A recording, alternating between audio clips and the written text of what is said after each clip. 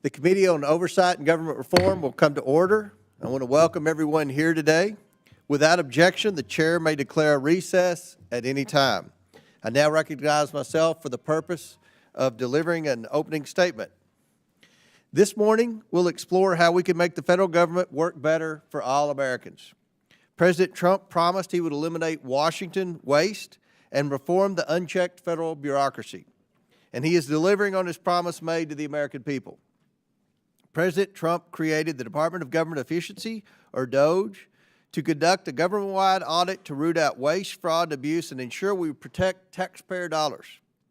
At the helm of President Trump's effort is Elon Musk, one of the most successful entrepreneurs ever.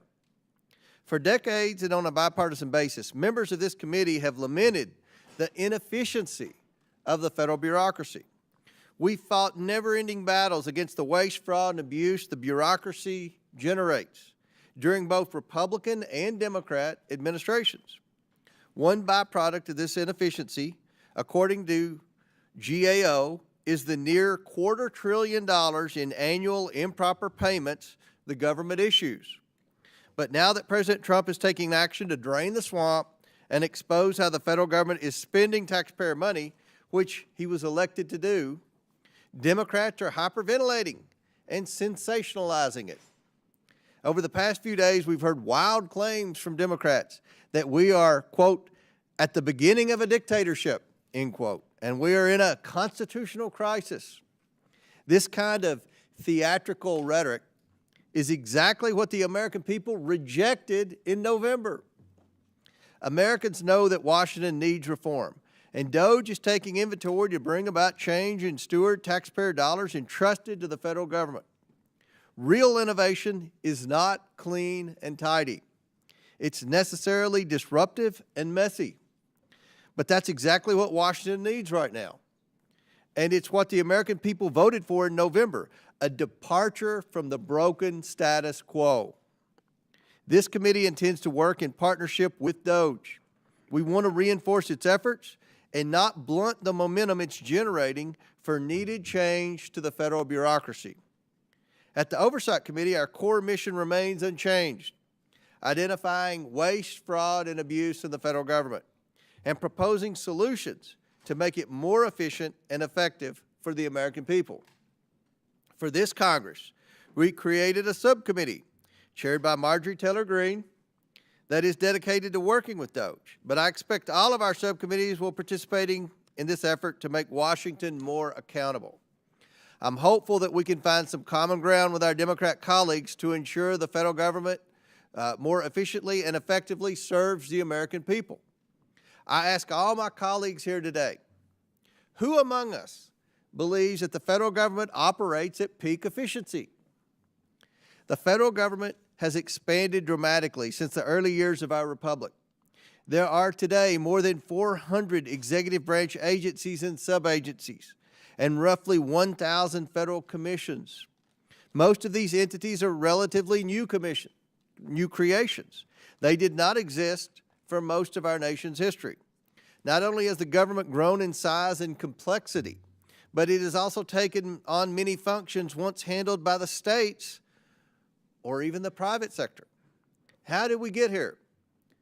Tom Schatz, the president of the Citizens Against Government Waste, and one of our witnesses today, notes that Congress tends to respond to each new problem that arises by creating a new program or agency.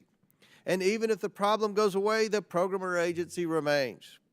Congressional authorizing committees tend to generate these new programs and entities all too often without sufficient regard to similar federal activities occurring outside of their jurisdiction. Over time, the expansion of entities and programs has yielded an increasingly complex bureaucracy with a massive amount of overlap and duplication. For instance, the Government Accountability Office, the GAO, recently found 43 job training programs scattered across 9 different federal agencies. That's just one of dozens of areas of wasteful duplication the GAO has identified across a range of federal activities. I hope we can learn today from Governor Kim Reynolds, who proposed her own wide-ranging reorganization in Iowa, which the state legislature enacted. For example, she will detail how Iowa consolidated a host of state-level job training programs. Iowa's reorganization also eliminated or consolidated a slew of state agencies, commissions, and vacant job positions. Iowa's example shows that the chief executive of any unit of government, federal, state, or local, is well positioned to propose ways to streamline that government. After all, they're the ones who run it on a day-to-day basis. At the federal level, the president has considerable authority within existing law to reorganize certain government offices and functions. That's the case, for instance, with respect to USAID. But some reorganizations do require changes in law. Throughout our nation's history, such reorganization legislation typically originated from the White House. That's in part because for much of the 20th century, presidential reorganization proposals requiring changes in law were granted special consideration by Congress. I think renewing that special authority, requiring Congress to take an up or down vote on reorganizations proposed by the president, would help facilitate needed improvements in government operations. In the meantime, I look forward to learning more about keys to successful reforms from our witnesses during today's hearing. I now yield to Ranking Member Conley for his opening statement. Thank you, Mr. Chairman. Our government was designed to be by, of, and for the American people. It's made up of civil servants who take an oath to serve the American people and to support and defend the Constitution. More than 1 in 3 federal workers is employed by either the Postal Service, ensuring every American can get mail, or the Department of Veterans Affairs, providing care to our veterans in VA hospitals, clinics, and nursing homes. Almost 1 in 3 federal workers is a veteran, and more than 85% live outside the D.C. metropolitan area across every state and serving every community in America. 1 in 3 Americans and half of all American children are enrolled in a government program. Our government provides the support these Americans are counting on, including Social Security, Medicare, Medicaid, SNAP, Head Start, the National School Lunch Program. We depend on our government to safeguard our food supply and to ensure life-saving medication is safe to consume. We depend on our government to provide alerts about extreme weather through the National Weather Service, which you know all too well from the tornado that devastated your community, Mr. Chairman, a few years ago, and to provide disaster relief to communities where it's needed, such as in Los Angeles and the devastating fires of the last few weeks. This is the so-called deep state that President Trump and his acolytes continue to demonize, and these are the programs and services sitting on Elon Musk's chopping block right now. Their efforts to, quote, right-size government serve no one but themselves and fellow oligarchs who want to destroy, deregulate, and privatize, leaving everyday Americans to foot the bill with not only their paychecks, but even potentially their well-being and their lives. Just last week, the country watched in horror as a commercial aircraft and a U.S. Army Black Hawk helicopter collided over the Potomac River, killing 67 people, including several of my constituents, including young children. We know that disasters are more likely to happen when the agencies that ensure our safety are unsupported and under-resourced. Our nation's air traffic control facilities were already operating below recommended staffing levels. But one day before the horrific crash, the Trump administration sent an email to more than 2 million federal employees offering them a purported financial incentive to immediately quit their jobs. Can you imagine what might yet happen if our air traffic controllers accept this offer to quit en masse? This is just the tip of the iceberg. In its first 2 weeks, the Trump administration has ordered a hiring freeze on all federal civilian positions, ordered all federal employees back to the office full-time, unless, of course, you take their early retirement offer, and then you don't have to come to work for 8 months. Paved the way to purge more than 100,000 nonpartisan career civil servants and replace them with political loyalists, and wage war on our nation's commitment to civil rights by eviscerating diversity, equity, and inclusion programs.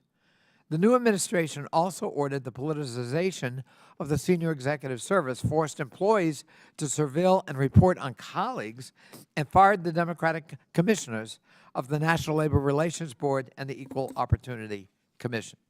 They administered loyalty tests to career civil servants at the National Security Council, granted security clearances to incoming White House officials without vetting, reportedly violated cybersecurity procurement and privacy laws by recklessly handing federal systems and data, and attempted a late-night purge of 17 nonpartisan inspectors general, a brazenly illegal act that will only provide cover for the corruption that inevitably will ensue. The Trump administration also ordered a freeze of federal grants, loans, and other financial assistance programs immediately after the funding freeze was issued. Medicaid and Head Start reported disruptions, and some of FEMA's online portals were cut off. Although the freeze was halted by a judge and then rescinded by the administration, we saw in only 48 hours how willing this administration is to threaten the health, safety, and security of Americans in service of its unlawful and partisan agenda. If these initiatives sound familiar, it's because so many of them are ripped right out of the Project 2025 playbook. Remember that deeply unpopular tone that President Trump, as candidate Trump, desperately tried to distance himself from during the campaign. Many of these executive orders mirror Project 2025 proposals, and at least 4 prominent 2025 authors now have top positions in the administration. Trump's disavowal of Project 2025 was just part of the con. President Trump and Elon Musk are using a wrecking ball to systematically dismember the government piece by piece. The American people deserve better, and we in Congress have a constitutional duty to uphold the laws that we created. We must protect the government, workers, programs, and services that the future of this country depends on, and stop an unconstitutional assault on the government. Mr. Chairman, you correctly cited the role of Elon Musk. It's a puzzling role for many people, certainly on this side of the aisle, and I think for some on yours. Who is this unelected billionaire that he can attempt to dismantle federal agencies, fire people, transfer them, offer them early retirement, and have sweeping changes to agencies without any congressional review, oversight, or concurrence? Therefore, Mr. Chairman, given his prominence and his importance, I move that the committee subpoena Elon Musk to come before it as a witness at the earliest possible moment. And I so move.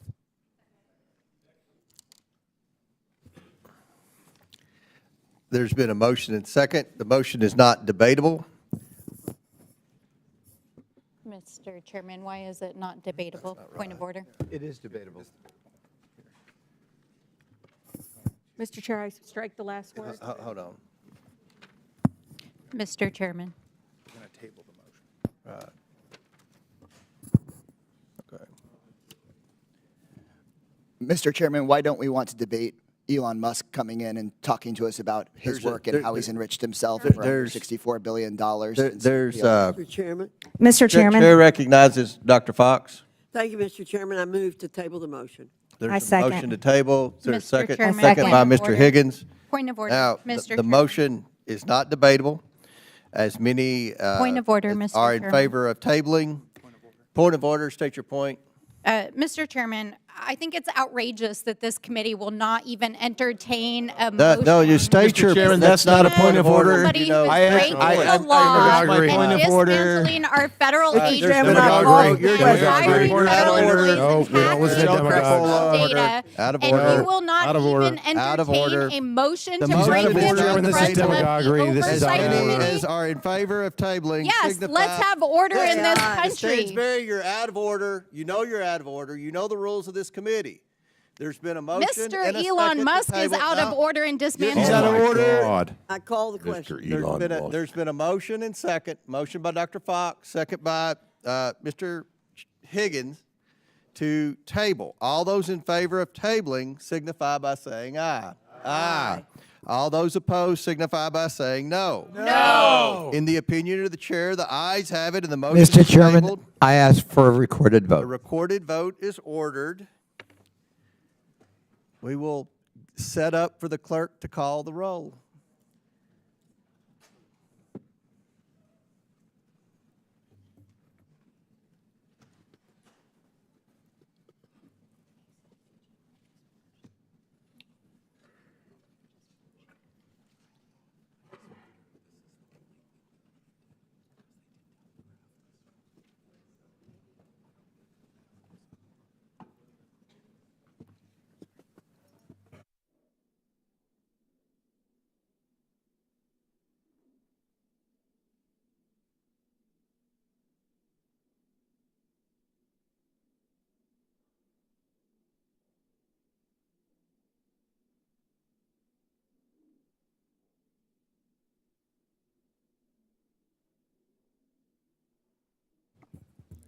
We'll stand at ease when we get the staff ready to go for this.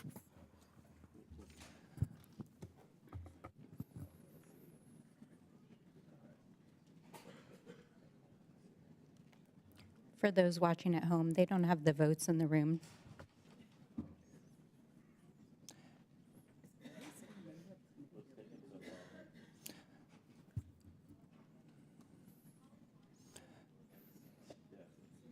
Mr. Chairman, speaking of efficiency of our time, since we're just sitting here, I would love to hear from someone why we don't want to have Mr. Musk come testify. Gentleman's not recognized. This is a committee hearing about eliminating wage fraud and abuse. You've pulled a parliamentary move, which you have the right to do. This wasn't expected. It wasn't in the agenda. We're trying to print everything and get it ready to have the roll call vote. Well, speaking of abuse, we have someone who Mr. is Chairman, he's shutting out of down order. federal You're out of programs order. You're out of order. benefiting billions Chairman, of dollars. he's out of for order. This is himself. just a Right. mock. Mr. Chairman. Agree again. Can you control the other side? They're out of control. I'm trying. Hashtag irony.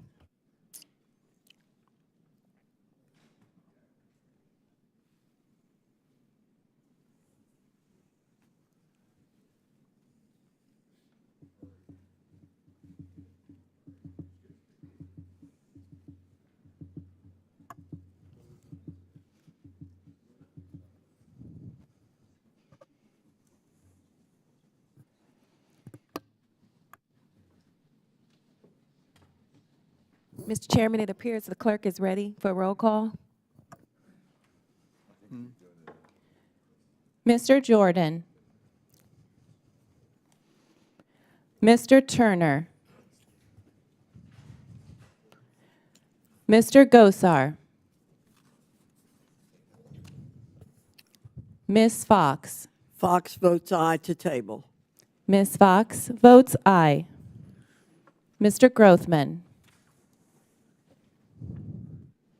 Mr. Cloud.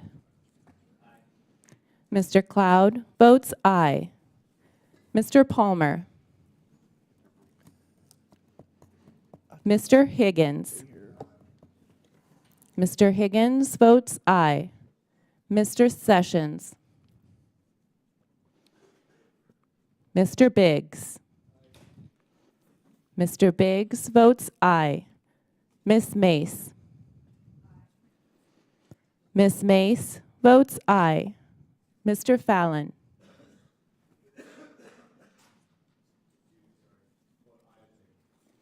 Mr. Fallon votes aye. Mr. Donalds. Mr. Perry. Mr. Timmons.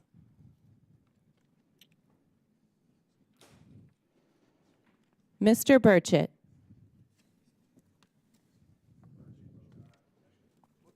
Mr. Burchett votes aye. Ms. Green. Ms. Green votes aye. Ms. Boebert. Ms. Luna. Mr. Langworthy. Mr. Burleson. Mr. Crane. Mr. Crane votes aye. Mr. Jack. Mr. McGuire. Mr. McGuire votes aye. Mr. Gill. Mr. Gill votes aye. Mr. Connolly. Nay. Mr. Connolly votes nay. Ms. Norton. No. Ms. Norton votes no. Mr. Lynch. Mr. Lynch votes no. Mr. Krishnamurthy. Mr. Krishnamurthy votes no. Mr. Khanna. Mr. Mfume. Ms. Brown. Brown votes no. I'm sorry. Yes. Yeah. Yes, voting no to table. Ms. Brown votes no. Ms. Stansbury. I vote no to a motion that would table a subpoena for Elon Musk. More demagoguery. It's out of order to discuss what the motion is? Okay, guys. It's out of order. All right, order. All right, let's go. Keep Ms. Stansbury votes no. Mr. Garcia. Mr. Garcia votes no. Mr. Frost. Mr. Frost votes no. Ms. Lee. Ms. Lee votes no. Mr. Kassar. No on the motion to table our motion to have Elon Musk at this committee. Mr. Kassar votes no. Ms. Crockett. No on giving the American people the transparency that they deserve by bringing this Demagoguery oligarch again. before More of us. this. Nope. Ms. Crockett votes no. Ms. Randall. Ms. Randall votes no. Mr. Subramaniam. No. Mr. Subramaniam votes no. Ms. Ansari. No. Ms. Ansari votes no. Mr. Bell. No. Mr. Bell votes no. Ms. Simon. No. Ms. Simon votes no. Mr. Min. Min is a hard no. Mr. Min votes no. Ms. Presley. Yeah. Ms. Presley votes no. Ms. Tlaib. I decided to put my residents before Elon Musk, and I'm voting no. Ms. Tlaib votes no. Mr. Chairman. I vote yes, and Mr. Chairman votes yes. Mr. Chairman, how am I recorded? yeah. Who recognized? Mr. Chairman, how am I recorded? Oh, has Mr. Timmons been recorded? Mr. Timmons is not recorded. Aye. Mr. Timmons votes aye. Mr. Chairman, how am I recorded? Representative Perry? Mr. Perry is not recorded. Representative Perry votes aye. Mr. Chairman, how is Mr. Boebert? Perry votes aye. Mr. Chairman, how is Boebert recorded? Ms. Boebert is not recorded. Boebert votes aye. Ms. Boebert votes aye. Mr. Chairman, how is Burleson recorded? Mr. Burleson is not recorded. Votes aye. Mr. Burleson votes aye. How is Mr. Grothman recorded? Mr. Grothman is not recorded. I'll vote aye. Mr. Grothman votes aye. Mr. Chairman, how is Mr. Gosar recorded? Mr. Gosar is not recorded. Aye. Mr. Gosar votes aye. Mr. Chairman, how is Mr. Donalds recorded? Mr. Donalds is not recorded. Aye. Mr. Donalds votes aye.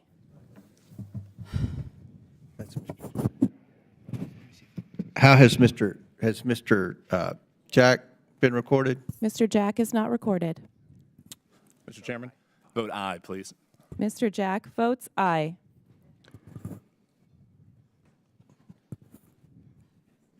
Are there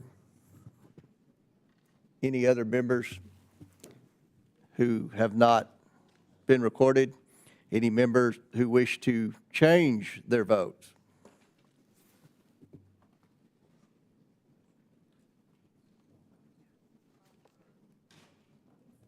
Do we have a member en route? Point.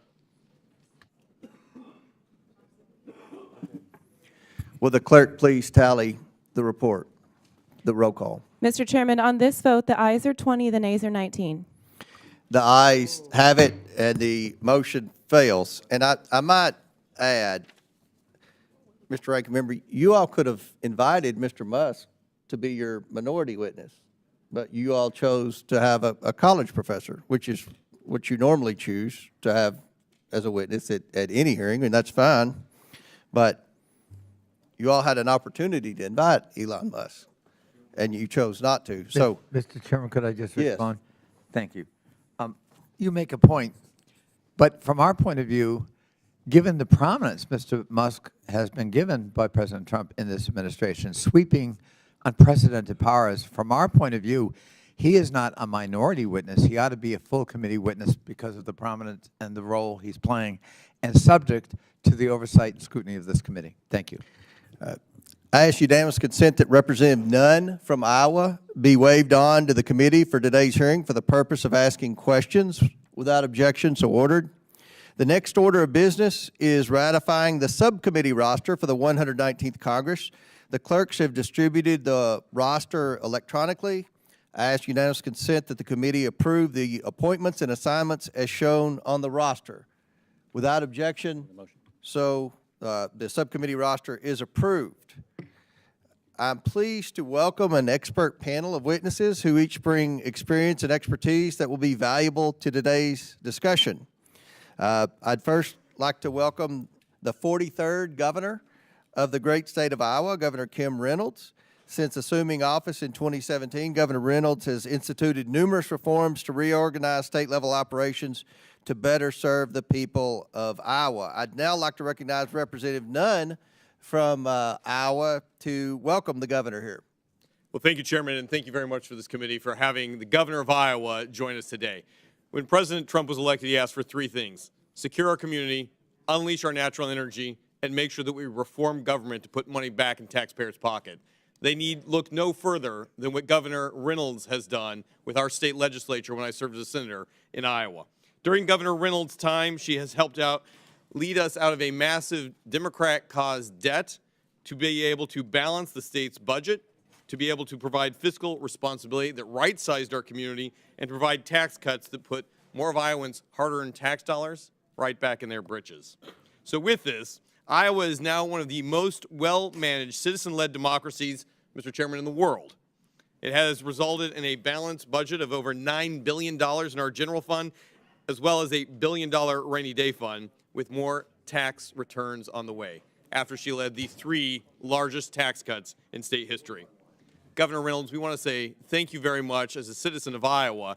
Not only are you a great governor, but your examples help us lead to real solutions that could address a $36 trillion debt right here at the national level. All it takes is one hero from the heartland to be able to come here and show Washington how business can get done. So with that, Governor Reynolds, thank you for making government efficient again in Iowa. It's a best practice we can take in a playbook right here in D.C. We welcome you to the committee. Very good. Next, we have Tom Schatz, president of the Citizens Against Government Waste. Tom has spent over 36 years at Citizens Against Government Waste, identifying areas of waste, fraud, abuse, and mismanagement in government, and has helped save taxpayers hundreds of billions of dollars. Finally, we have William G. Resch, who is an associate professor at the University of Southern California. Saul Price School of Public Policy. Has been a member of the USC faculty since 2014. I want to thank each of the witnesses for being here today, and I'll look forward to your all's testimony. Pursuant to Committee Rule 9G, the witnesses will please stand and raise their right hand. Do you solemnly swear or affirm that the testimony you are about to give is the truth, the whole truth, and nothing but the truth, so help you God? Let the record show that the witness has answered in the affirmative. Thank you all. You may take a seat. We appreciate you all being here today and look forward to your testimony. Let me remind the witnesses that we have read your written statement and it will appear in full in the hearing record. Please limit your oral statement to 5 minutes. As a reminder, please press the button on the microphone in front of you so that it is on and the members can hear you. When you begin to speak, the light in front of you will turn green. After 4 minutes, the light will turn yellow. When the red light comes on, your 5 minutes have expired, and we would ask that you please wrap up. I now recognize Governor Reynolds for her opening statement. First, let me thank Congressman Nunn for your kind words, and thank you for your service. Chairman Comer, Ranking Member Conley, members of the committee, thank you for giving me the opportunity to testify today. Since this hearing is about government efficiency, I'll get right to the point. Iowa was doing Doge before Doge was a thing. When I was elected to office in 2018, our tax structure was uncompetitive. Our top income tax rate was 8.98%, one of the highest in the nation, as was our 12% corporate rate. Antiquated state policies made our tax code complex and hard to reform. Soon after President Trump signed TCJA into law, I signed legislation that eliminated federal deductibility, cut rates across the board, provided for additional reductions in future years, and reduced the number of income tax brackets. After 4 more historic reforms, Iowa taxpayers today pay a flat income tax rate of 3.8%. Our corporate rate is moving to a 5.5%, and we've eliminated tax on retirement and inheritance income. Over 10 years, Iowans will save an estimated $24 billion in a state with an annual budget of about $10 billion. But it's not enough just to cut taxes. You have to make sure that they're sustainable, especially if you want to keep reducing them.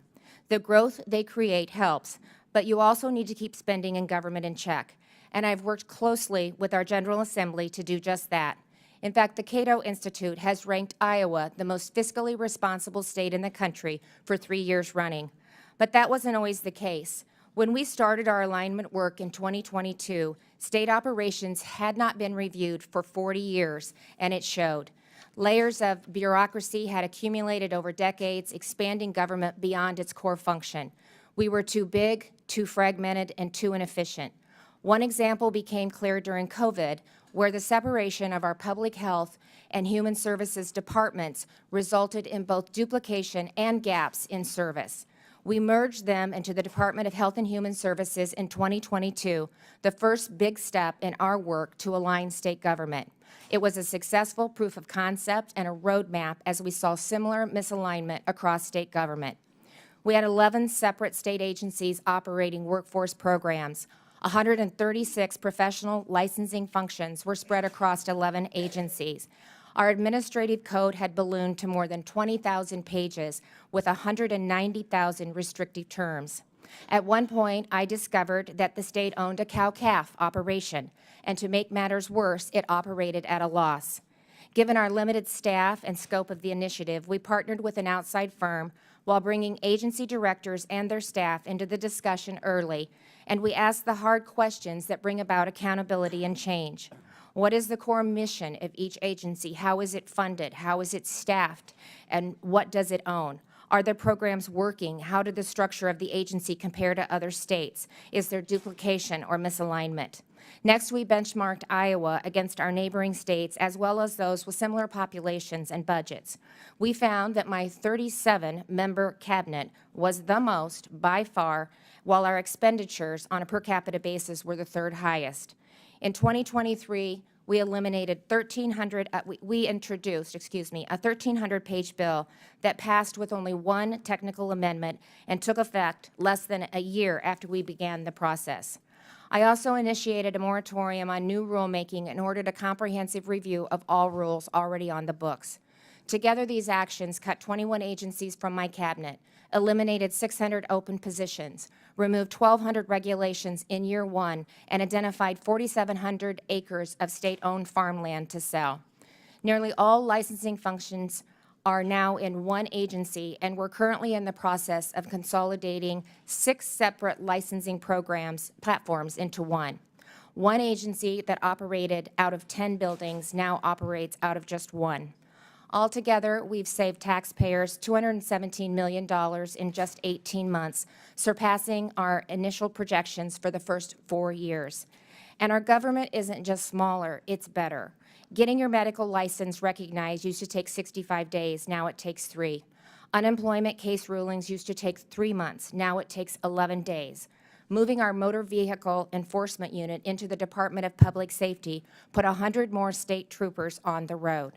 After aligning agencies, we then streamlined our system of boards and commissions cutting 83 boards, about a third of the boards and commissions. We also brought IT systems spread across 20 different agencies into one department. And last year, we consolidated 32 substance use and mental health regions into 7 unified behavioral health regions, resulting in greater investment on the ground and treatment delivered to Iowans when and where they need it. And now we're taking yet another step.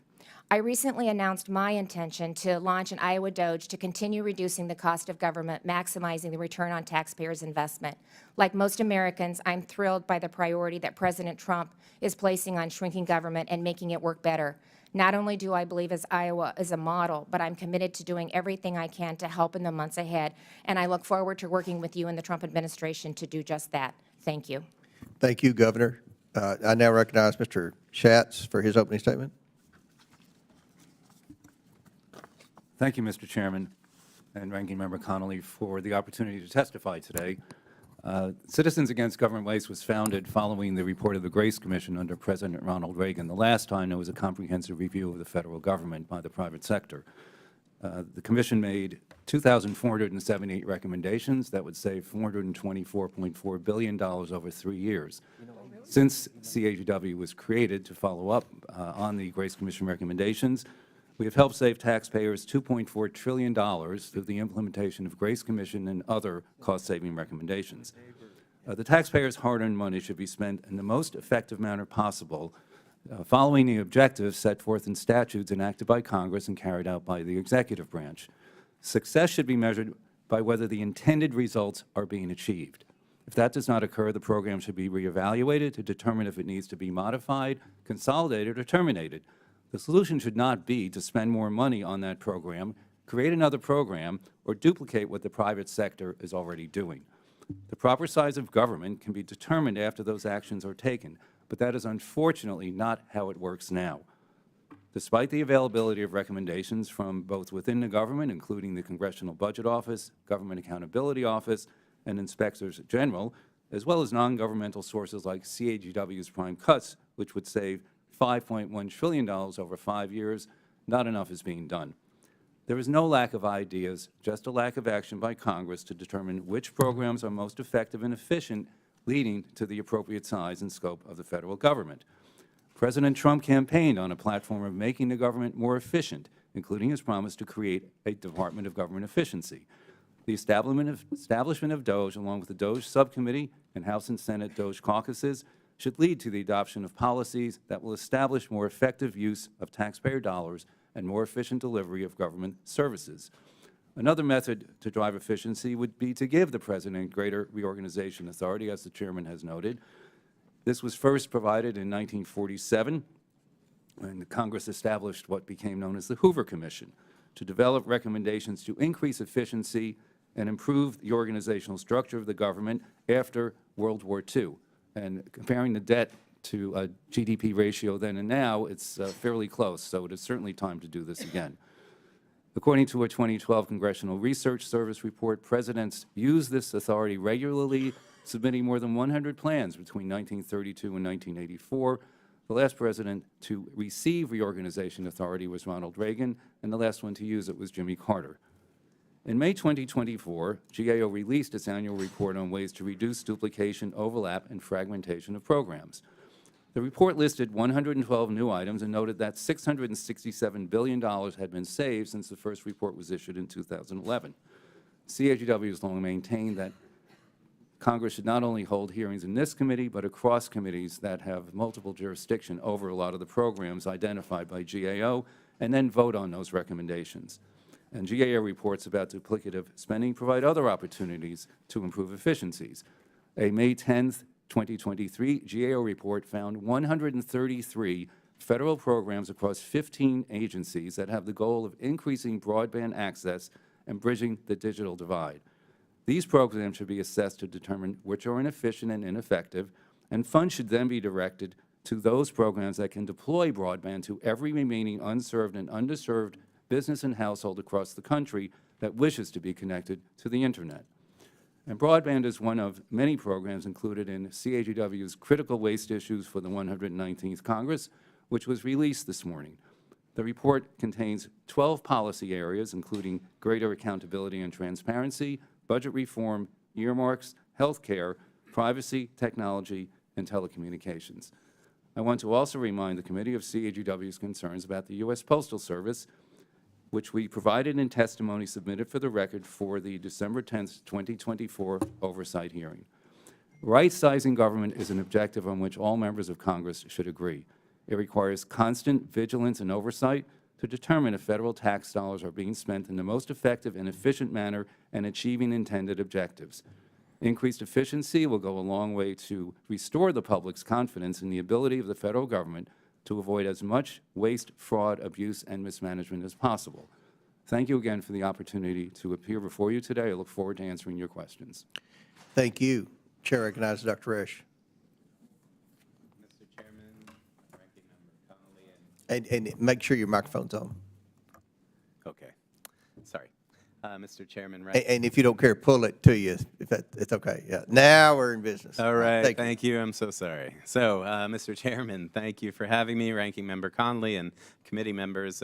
Thanks for the opportunity to address you today on the critical issue of right-sizing government that takes place amongst recent administrative actions that I find somewhat troubling, not just myself, but according to the literature, the scholarship, and observations through history that show that these types of actions threaten integrity, effectiveness, and stability of our federal workforce. For decades, debates over the size of government have focused too narrowly on a head count of civilian employees, which obscures a more pressing concern, the growing misalignment between federal responsibilities and the government's capacity to manage them. While the number of civilian federal employees has remained stable at around 2.4 million, not including postal workers, federal spending has increased five-fold since the 1960s. More than $759 billion was spent on contracts in 2023 alone, and this is relatively small in comparison to the last year of the first Trump administration, where estimates were as high as $1.2 trillion in contracts, meaning that much of what government does today is carried through private firms rather than through career civil servants. Some estimate that there is as many as 3 to 4 contract employees for every federal civil servant, and this shift has weakened oversight, increased inefficiencies, and created accountability gaps, leaving taxpayers footing the bill for cost overruns on contracts, delays, and policy failures that come not from incompetence of the civil service, but from incapacity. At the same time, civil servants are underpaid relevant to their private sector counterparts, earning on average 23% less than similarly qualified professionals in the private sector.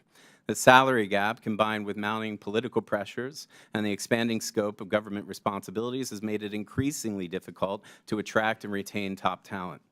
This is particularly concerning given that 70% of federal employees work in national security roles, 80% serve outside of Washington, providing vital services to the communities across the country.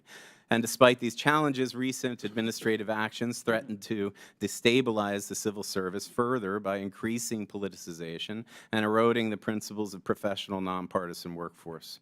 The so-called policy/career reclassification would strip job protections from tens of thousands of career civil servants, allowing them to be dismissed and replaced with political appointees at will. And this risks creating a climate of fear and self-censorship, where professionals hesitate to provide objective, evidence-based advice for fear out of political retaliation. History and research are clear. Governments that rely on merit-based civil service systems perform better.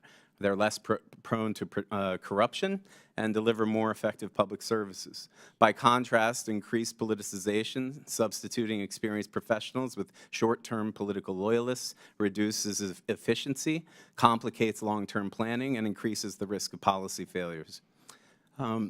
Beyond inefficiency, politicization weakens the very mechanisms that ensure accountability and integrity in government.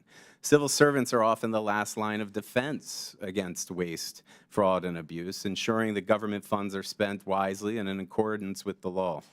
When experienced professionals are replaced by individuals selected for political loyalty rather than expertise, government oversight erodes and leads to costly mismanagement and a decline in public trust.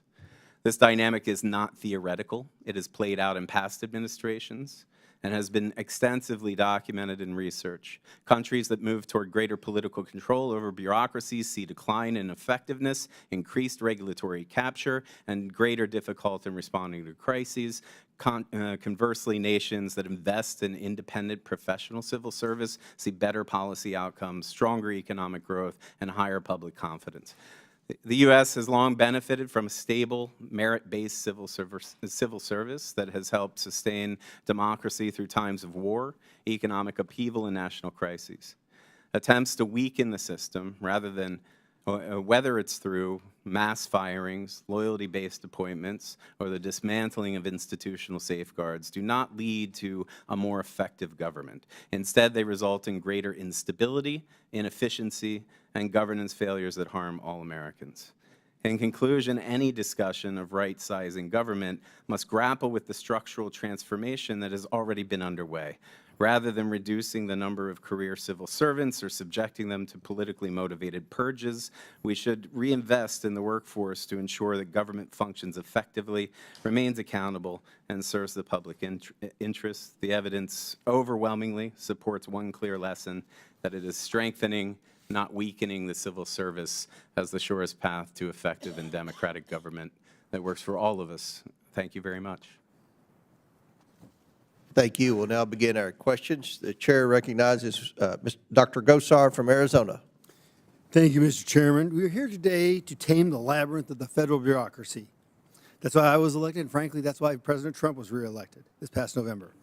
More responsible government spending means less need for taxation on the American people. My colleagues on the other side of the aisle have claimed cuts to waste, fraud, and abuse will include cuts to Social Security and Medicare. However, promoting efficiency and cutting wasteful spending actually protects Social Security and Medicare by ensuring available and continued funding. And if they have any more doubts, I would invite them to sign on to my LASSO Act that actually puts these decisions out of the public harm and into the public's domain. When Elon Musk acquired Twitter, now X, in 2022, he fired about 6,000 employees, or nearly 80% of his workforce. But there was no lapses in X's management. Well, perhaps only less community notes and less removal of unlawful lawful political speech. Elon Musk trimmed the fat on X, and we have the opportunity to do the same here in Washington. Governor Reynolds, not only did you lead a successful state-level government reorganization, but you did it twice. Congratulations. My question to you is, how did you identify waste, and were members of the state legislature empowered to also identify those areas with you? Well, thank you for the question. It was definitely a collaborative effort. It started with the tax cuts, so we did comprehensive reform there, and as a manner to sustain it, then we needed to look at the overall government. When you coupled COVID on top of that and the inefficiencies that I saw in our response to COVID, it led us to start looking at processes in the state government. And so, you know, we brought, and they were common sense changes too. When we were looking at licensing, when we were looking at IT spread across 20 different agencies. I mean, the list went on and on.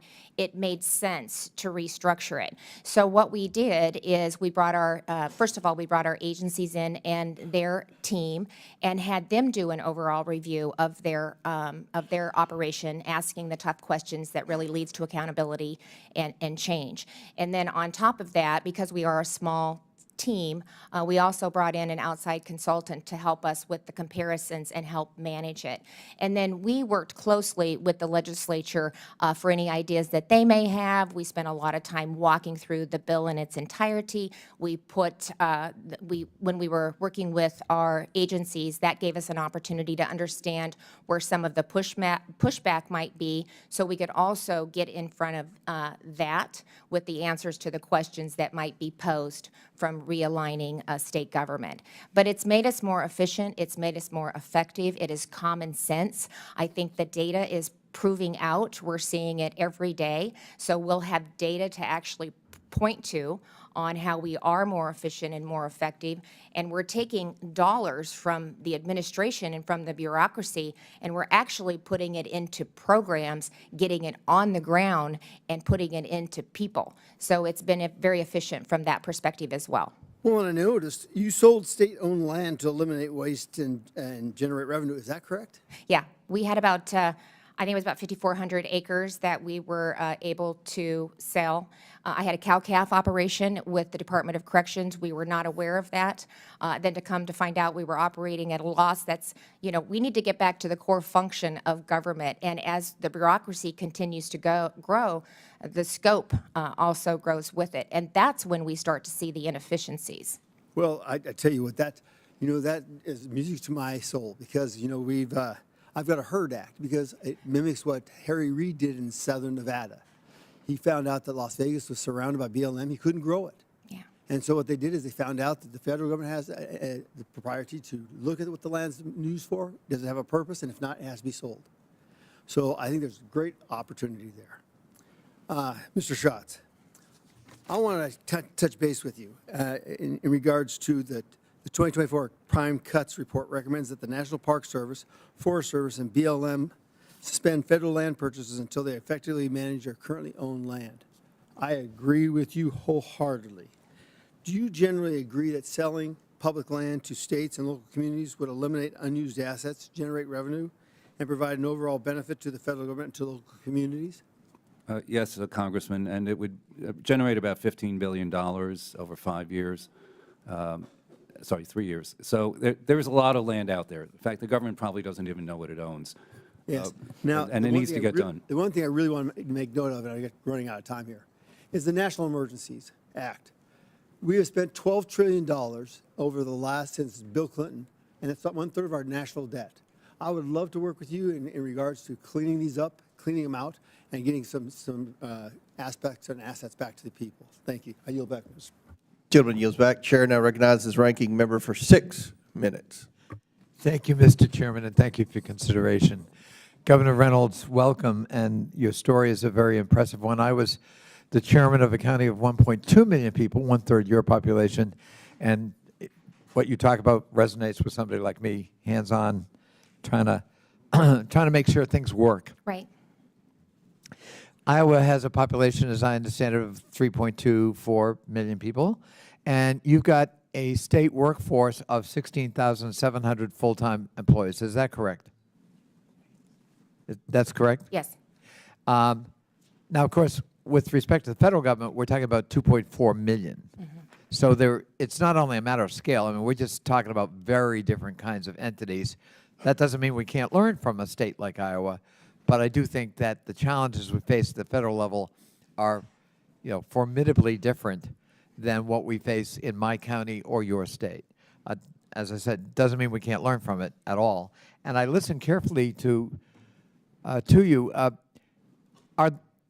Is my understanding correct that in order to effectuate the reforms you proudly championed today, you put on the payroll your wealthiest donor who came in and decided what agencies to abolish, which cabinet members were to go, how many people were to be fired, and other kinds of decision-making that was imbued with him or her. Is that how you did it in Iowa? Your No. wealthiest donor took that No, lead? that's a complete misstatement. And first of all, we did it without any layoffs whatsoever. We made that commitment when we moved into our No realignment. layoffs. Absolutely no layoffs. Well, I was able to eliminate 600 open positions that had been open for over a year. But through the transition process and what we've been able to accomplish, we did that right now without laying off any state employees. Excuse me, because my time is limited, Governor, I don't mean to be interrupting you, but so the idea that your wealthiest donor kind of shepherded all of this is false. That is false. That's false. And you didn't lay off people. You tried, in fact, to move people around, or No, we made that commitment at the beginning you of made the a process. commitment to that. Because first of all, these were common sense changes. It was a realignment. It was Got it. highlighting the cabinet members that I thought should be in the cabinet, I think and that- making government operate more efficiently, I think reducing that's the amount of a time. very Iowan concept, too, common sense. Yes. And I like it. It's a non-ideological approach to governance. Professor Resch, would it be fair to say that what you've heard from Governor Reynolds is distinctly different from what we are experiencing in the first 15 days of the Trump administration with Elon Musk allegedly at the helm? And please speak loudly into that microphone so we can hear you. Yes. Yes. Quite simply, yes. Very different. It seems different, yes. And would you say that it is unprecedented, unusual, and maybe even of dubious legality that so much authority and power has been vested in one individual who is a outside billionaire with no government experience other than benefiting from government contracts to wield this kind of power and influence and be firing people, laying off people, threatening to dismantle whole agencies, something that apparently Governor Reynolds actually actively tried to avoid to get political buy-in and to try to create a spirit of cooperation? It seems to me that the actions that are being promulgated by DOJ lack legal authority. I am not a legal scholar. I am a scholar of executive politics and public management. But from what I can tell, this violates several legal authorities that are granted by Congress, not unilaterally by the President. Governor Reynolds made a point of saying she worked with the legislature to effectuate the reforms, which always sounds to me like a pretty good idea. You want to work with your legislators. Here in Washington, there are laws on the books. You know, for example, you may want to dismantle the Agency for International Development, but Congress created AID, that agency, in the Foreign Assistance Act of 1961, and it seems to me that if you want to dismantle it or fold it into another agency, you got to come back to Congress and amend that act. Do you think that's a fair statement? I think that's a fair statement. And likewise, when it comes to freezing funding for federal agencies, you know, the Empowerment Control Act of 1974 governs impoundment, and the Supreme Court ruling during the Nixon years made it very clear that the power of the purse is exclusively vested in the legislative branch of Congress under the Constitution of the United States. Is that a fair statement? It's a fair statement, and it's the standing position of the I'm court. sorry? I said it's a fair statement, and it's the standing position of the courts. Thank you. I yield back, Mr. Chairman. Thank you. Gentleman yields back. Chair recognizes Ms. Mace from South Carolina for 5 minutes. Thank you, Mr. Chairman. There's been a lot of pearl clutching over the last several days from my colleagues across the aisle on Donald Trump, Secretary Rubio, the Department of Government Efficiency's plan to reorganize the U.S. Agency for International Development, or as we all now know, USAID. They're screaming about Elon Musk over there, but hey, George Soros and his boy are okay. You know, they scream that we're all a threat to democracy when they've been systematically dismantling democracy before our eyes. They've been caught with their hand in the cookie jar, and there's no going back. So I would tell my colleagues across the other side of the aisle, take your salty tears and sit right back down. USAID has long strayed from its mission to effectively and efficiently administer aid to advance American interests. USAID has become rotten to its core, sacrificing the prudent use of taxpayer dollars at the altar of advancing radical, sinister social and political agendas abroad. From discriminatory DEI initiatives to extreme gender ideology to marginalize real bona fide biological women. For decades, while homeless veterans sleep on our streets, our communities rebuild from natural disasters, and American families struggle to get by, USAID has pillaged and plundered the American treasury, essentially lighting American taxpayer dollars on fire, funding some of the dumbest, I mean stupidest, just dumbest initiatives imaginable, all supported by the left, and that's why their party is crumbling. Today I'm going to expose some of the initiatives USAID has funded over the years and ask each of you a yes or no question. If you believe these expenditures of American taxpayer dollars put America first. So it'll be yes or no. USAID awarded $2 million to strengthen trans-led organizations to deliver gender-affirming health care in Guatemala. So to each of you this morning, does this advance the interests of American citizens paying for trannies in Guatemala to the tune of $2 million? Yes or no? Governor? I have no position. Of course you don't. Okay, USAID awarded over $750,000 to fund alleviating loneliness among migrant garment workers in India. Does this advance America's interests, Governor? No. No. I have no position. USAID awarded $1.5 million for providing a gender-sensitive response to migration at the Venezuelan border. Does this advance America's interests, Governor? No. No. I have no position. Does this advance the interest? Okay, so USAID awarded $4.3 million on October 1st, 2023 to a group to fund comprehensive health services for men having sex with other men in South Africa. Does this advance the interests of American citizens, Governor? No. No. I have no position. I bet you don't. Okay.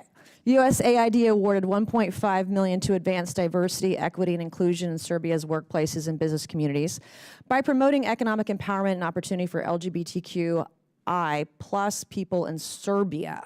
Does this advance America's interests? No. No. Nope. You have no idea, right? Okay. USAID awarded over $70,000 to a group to deliver a live musical event to promote the U.S. and Irish shared values of diversity, equity, inclusion, and accessibility. Does this advance the interests of America? No. No. No position. No position or no clue. Okay, USAID awarded $1.5 million to fund strengthening community support structures to upscale LGBT rights advocacy in Jamaica. Does this advance our interests? No. No. No position. USAID awarded $28 million to a group to facilitate the economic insertion of Venezuelan migrants and refugees in Peru and Ecuador. Does this advance our interests? No. No. No position. Okay, USAID awarded $17.5 million to fund voluntary medical male circumcision overseas. Does this advance America's interests? No. No. No position. I don't know what circumcision overseas has to do with America First either.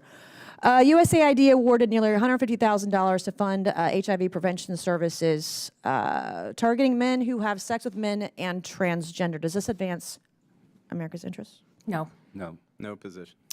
Yeah, unfortunately, I'm limited to 5 minutes, but these are the programs Democrats are so desperate to save. Our foreign assistance system is badly broken, and this ends now. Thank you, Mr. Chairman, and I yield back.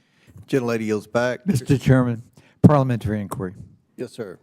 The gentlelady has used a phrase that is considered a slur in the LGBTQ community and the transgender community. And let me please finish without interruption. And Tranny. I don't really care. You want penises in women's bathrooms, and Chairman. I'm not going to have it. Okay. No, thank you. Let It's disgusting. let the gentleman state his parliamentary inquiry. to me, a slur is a slur. And here in the committee, a level of decorum requires us to try consciously to avoid slurs. You just heard the gentlelady actually actively, robustly repeat it.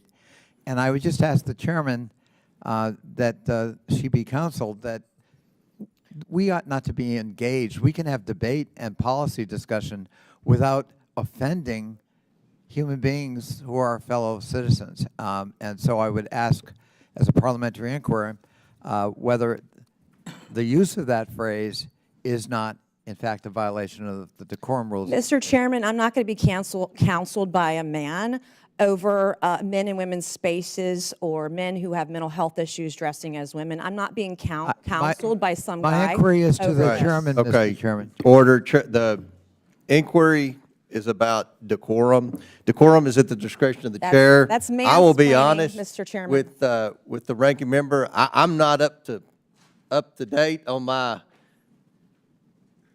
politically correct LGBTQ terminology. We'll look into that and get back with you on that. I don't know what's offensive and what's not. I don't know much about pronouns or I appreciate that, offensive Mr. Chairman. terms. Mr. Chairman, we don't have to anymore. So I thank the chair for his willingness to further engage in this matter. All right. Chair now recognizes Ms. Norton from Washington, D.C. for 5 minutes. Thank you, Mr. Chairman. This is only the second oversight hearing this Congress. The first one was about denigrating federal employees. This one is about denigrating federal employees, too. The Trump administration, including the Trump shadow government, seems intent on dismantling much of the federal government in violation of the Constitution, statutes, and regulations. The administration has relentlessly attacked federal employees, subjecting them to chaos and fear. The administration has imposed a hiring freeze, offered deferred resignation, fired employees, put employees on leave, effectively established Schedule F, and ended telework and remote work.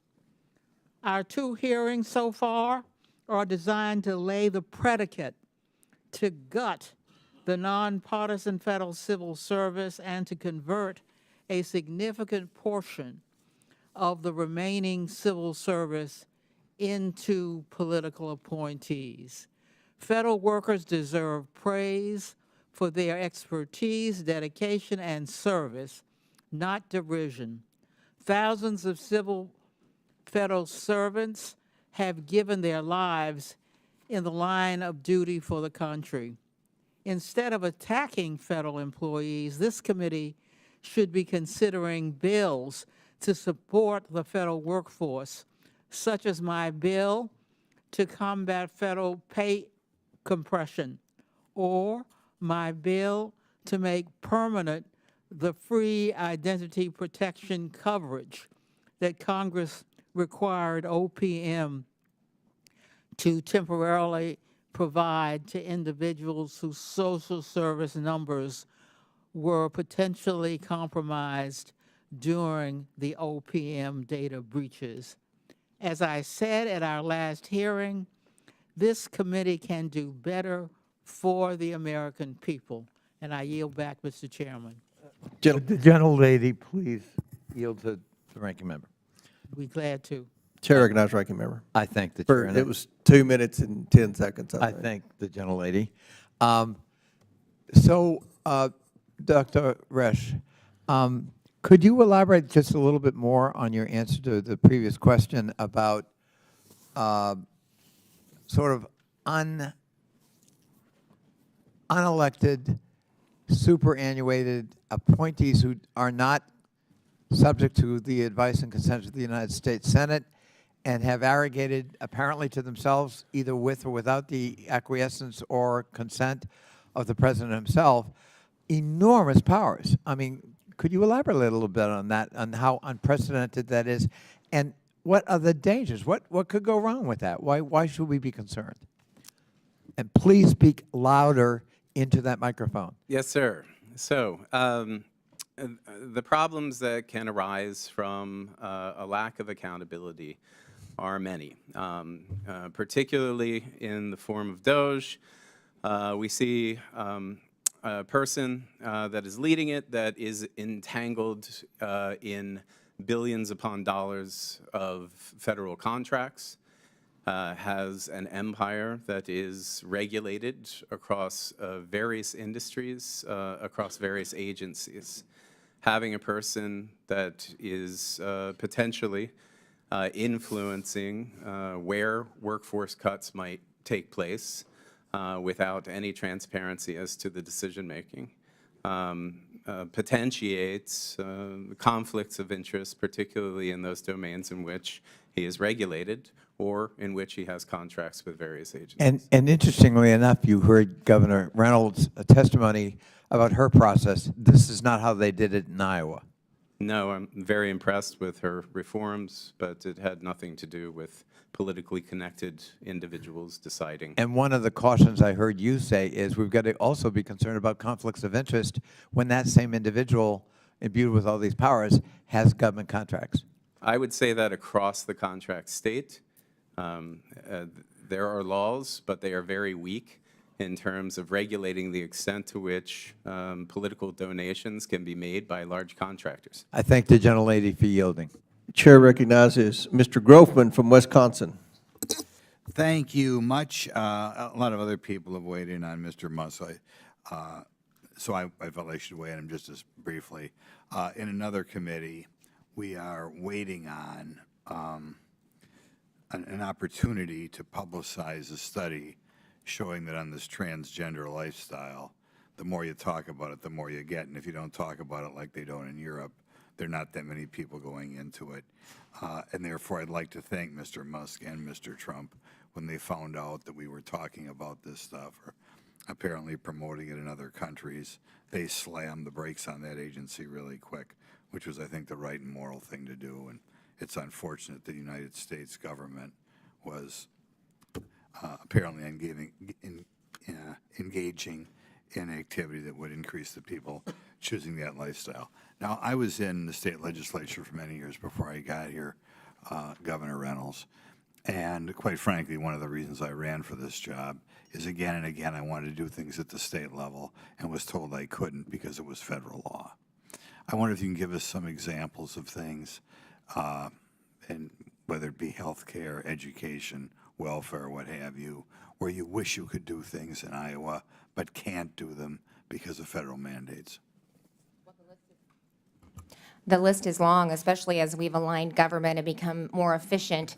I would say the lack of accountability was what I saw in the incomplete review that we did. We reviewed over 800 agency programs in which there was not one KPI, there was not one metric, there was not one accountability measure tied to any of it whatsoever with the existing programs. And so nothing comes before me now from my agency, my cabinet, without a KPI and a metric tied to it if they want to continue the program or if they want to add to it. But I can talk about a couple different things. SNAP would be one example. We have an antiquated system, as does a lot of the governments, especially the federal government. And right now we have about 500 workers that are doing eligibility manually, validating it from a dozen different points. And we have, of course, have a fairly high error rate, of which there are fines attached to a delay, a timeliness and error rate. I have asked FNS for just the opportunity to issue an RFP so I can get a system that would allow me to use technology to collect all of the different data points, reduce the timeline and the error rate and the fines that my state is being charged. And I have been waiting for over a year to get an approval just on an RFP to go out and select a vendor to be able to offer that. And then it has to go back to them for a sign-off on that. CMS is another nightmare. We've waited up to 3 years to get managed care rate approvals. I have a Thrive platform that I'm trying to put in place, which is a public-private partnership, which would allow faith-based organizations and nonprofits to help Iowans in need to partner with what we're doing at the government, at the state level. And we have, again, waited over a year just to simply get them to sign off on the RFP so that I can implement technology and serve my constituents, especially those in need, in a better manner. And, we see this time and time again, especially with CMS, just the delay in getting the answers. There's a cost of money in that, and we're not able to effectively serve the citizens in our reflective states. If you could, are there ways you change these programs that you feel would reduce dependency, reduce the number of people on the programs, but can't because of federal law? Well, because I can't even move forward. I mean, when I'm getting fined because I can't aggregate the data. We collect a lot of data at the state level, but we can't aggregate it.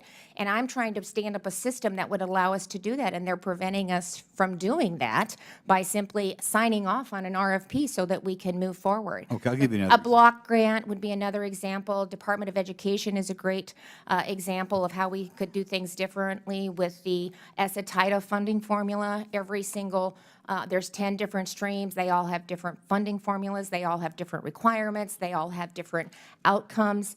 And if we could streamline those into one formula with consistency across it and block grant that back to the states and give us the flexibility to be innovative and to really meet the various needs in our states, they're all different. Do you think you we get could people do out that. of the special education system quicker if you had more Yeah. flexibility? So that's another example. We could tie the two together, and it could be based on the state plan.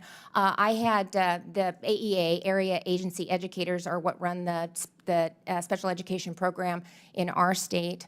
It's about $530 million with state and federal funding. Not one person that I talked to, not a school board, not a teacher, not anybody in the AEA system, could tell me the cost of providing a service. You know, I mean, so when you continue to grow government, those types of questions, those types of analysis aren't even taking place. They just need more money, or they want to know if they've spent all of it. There's never an evaluation that's done. There's never an accountability. There's no transparency, and that's why we're getting the results that we're getting. Our scores are horrible. And when I tried to bring some accountability to the system, shut down. I mean, so it's happening at the state and federal level, but if we can work collectively together, I think we can get the results that we're looking for. Thank you very much. A big mistake whenever we do anything on a federal level. Chair now recognizes Mr. Lynch from Massachusetts. Thank you, Mr. Chairman. As former chairman of the Subcommittee on National Security on this committee many years ago, and as a member for many years as well, we had the opportunity to work extensively with members on both sides of the aisle, Mr. Grothman and others, to conduct oversight of our federal security clearance process. We had a very bad instance in the 2018 timeframe where our security clearance process that was conducted at OPM was hacked by the Chinese. And so they were able to get the identities of anybody who had appeared to try to get security clearance. It was a major intelligence failure. So in 2020, members on this committee and others, especially the Intelligence Committee, made an agreement that we shifted that responsibility over to DOD. And so since then, since 2020, the Department of Defense, it's called the Counterintelligence and Security Agency, DCSA, has been conducting those security clearance applications. And they've been doing very, very well compared to what was going on before. The problem is this, that on day one of his new term, President Trump took an end run around our entire national security apparatus by allowing White House counsel to grant new White House officials immediate security clearance at the top secret and sensitive compartmental information level, even though many of those individuals were not treated with the traditional vetting by the FBI. So top secret SCI security clearance allows individuals to access classified intelligence sources and methods. So these are some of our nation's most sensitive pieces of information, which could cause exceptionally grave damage to U.S. national security and to our intelligence personnel and others who cooperate with them if it was exposed. Dr. Resch, to make matters worse, Mr. Trump has now given Elon Musk and his so-called Doge team unfettered access to Treasury Department and Office of Personnel Management and other federal agencies and systems that manage personnel files, confidential payment systems, and highly classified information. What are the risks? What are the risks of sidestepping the existing security clearance process run by DOD that has worked very, very well to protect our intelligence personnel? I think some of the risks are substantial, particularly given the extent to which this data could be used in training foundational models that Mr. Musk and his team could use to do this data analysis. I have no idea, actually no one has any idea exactly what servers are being used with the access to this data. There is privileged information that the DOJ team could use to position themselves or their private interests as players in government contracts for satellite deployment, defense technology, even orbital logistics.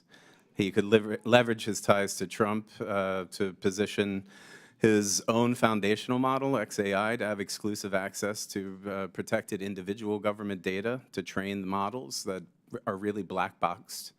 Could wield the advantage to undercut competition, shape the AI landscape in fairly frightening ways if this private individual information and government-protected data is being used to train those models.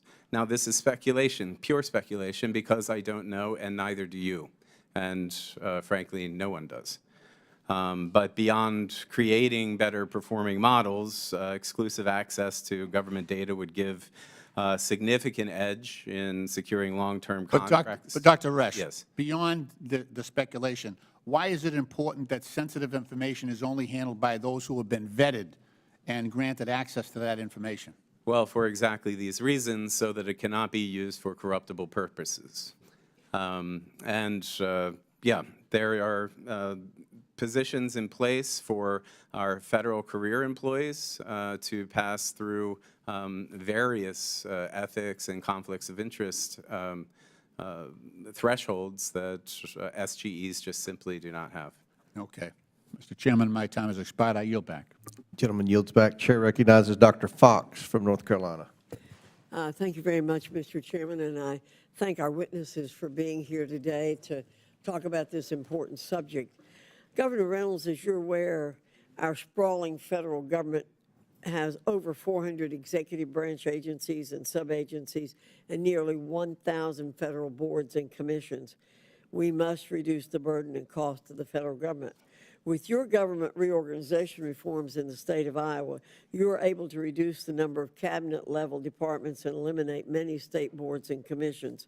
What was the impact of your reorganization effort? Well, thank you for that question. I appreciate it very much. Actually, just the efficiencies and just the culture in state government. I now have a cabinet that communicate, that work together, that come up with innovative ideas on their own. And you know, I would have with a 37-member cabinet, I wouldn't know the people that were in the room, and it's just not manageable. 37 direct reports is not manageable, and so to be able to streamline the cabinet and to lay out a vision and get them excited about the direction that we're taking the state, and whether it's the time that it takes to get a physician's license, it went from 65 days to 1. Whether it talks about when you're getting a building permit, you used to have to go to 3 different agencies, now you go to 1. To be able to have IT all in one department, when that cyber attack hit with CrowdStrike, because we had all of our IT in one agency, we were able to get the state of Iowa back up and going shortly after lunch, and some of the states were out for weeks in businesses. So we're more responsive, we're more effective, we're serving citizens better, and again, not only are we returning taxpayer dollars back to our citizens and continuing to reduce the tax burden on them, but we're also utilizing those dollars in a better manner. We're reducing the administrative cost when you add federal administrative cost, and then when you have 3 different agencies that you're running through, each one of them are taking an administrative cost off of the top. And so by consolidating and realigning, that puts that money back into the programs, back into the ground, and back into serving Iowans. And so, and it also gives me the visibility now that I have into the various agencies because of the reduction. We can continue to get better, and we're continuing to make changes. And we will, and a lot of those are coming directly from the cabinet. Let me follow up a little bit. Given your successful reorganization, what advice do you have for the Trump administration to reduce the cost and size of the government? And what advice do you have for Congress to work with the Trump administration to do this? Well, don't buy into the fact that you can't do it. You can do it, and it needs to be done. There's just so much waste at all levels of government, at the federal, at the state, and at the local levels, and we're all serving the same constituency. We need to do it better. Every time there's a duplication, that's a cost to the taxpayer. So we need to think about it holistically, and we need to think about how we can streamline the way in which we're providing these services. I'm a big advocate for block grants back to the states. Again, I think that, reduces a lot of the overhead, a lot of the bureaucracy. It streamlines. It takes an army of people to manage the federal programs that are coming in, especially with the Department of Education, and then the school districts also have to take people off their line of sight on really educating our students, and they're doing compliance instead of working on instruction. So it makes us all better. Thank you, Governor, for being a shining light for us. Mr. Schatz, the Grace Commission created by President Reagan in 1982 claimed that if its recommendations were followed, the national debt would have been $1.9 trillion by the year 2000. Its recommendations were not followed. Instead, the debt reached $5.6 trillion in 2000 and skyrocketed to over $36 trillion today. How can President Trump, DOJ, and Congress ensure that today's government reorganization and reform efforts actually get implemented and start reducing our massive debt? Thank you, Representative Fox. The Grace Commission did save money. President Reagan had $100 billion immediately by executive action. In 10 years, $240 billion, and again, over time, $2.4 trillion from the Grace Commission and other cost-saving recommendations by CIGW. It takes Congress and the executive branch working together. 400 agencies, 1,000 commissions, that's far too much. The budget has only been balanced 5 times in the last 50 years. Think about that. If you're a family and you only balance your budget 5 times in 50 years, you're pretty much broke. And whatever and however it gets done, something needs to be done. And it may not be comfortable for a lot of people, but it really is time to move forward quickly, because if we don't, it's our children and grandchildren that will suffer. Social Security is already spending more than it takes in. So a lot of examples of what needs to be fixed, and quickly. Thank you, Mr. Schatz. Thank you, Mr. Chairman. I yield back. Gentlelady yields back. Chair recognizes Mr. Krishnamurti from Illinois. Thank you, Mr. Chair. Good morning, Mr. Schatz. On the campaign trail, Donald Trump said on August 15, 2024, grocery prices have skyrocketed. When I win, I will immediately bring down prices starting on day one. You don't dispute that, right? That was a statement, yes. Unfortunately, the price of groceries and eggs have only risen since Donald Trump took office. According to the USDA, the wholesale cost of a dozen eggs has increased from $6.59 on Inauguration Day until now it's $7.53, a 14% increase. Again, you don't dispute that, right? No. I assume you're not happy with this particular increase either, right? Oh, I wish the bird flu wasn't around, but it is. So well, I'm glad you brought that up. According to PBS and Axios, some of the reasons for high grocery prices and high egg prices are avian flu and recalls related to salmonella and listeria. You don't dispute that, right? Correct. My staff went back and checked the hundreds of executive orders that have been issued by Donald Trump, and yet not a single one has mentioned the words avian flu. You don't dispute that, right? As far as I know, that's correct. And not one has mentioned shutting down salmonella, right? I don't know if you can shut down a salmonella, but Or I guess combating salmonella? Again, if you say And not so. one has mentioned listeria? Again, if you say so. Well, I don't see a single executive order that will do anything to address high grocery prices or egg prices. This hearing is about right-sizing the federal workforce. I think we should right-size the cost of eggs, Mr. Schatz. Governor Reynolds, in your testimony, you said that the state of Iowa hired an, quote, outside firm to assist you with your efforts to modernize Iowa state government, right? Yes. Of course, at no time did you allow this outside firm to ever control Iowa's state payment systems, right? Correct.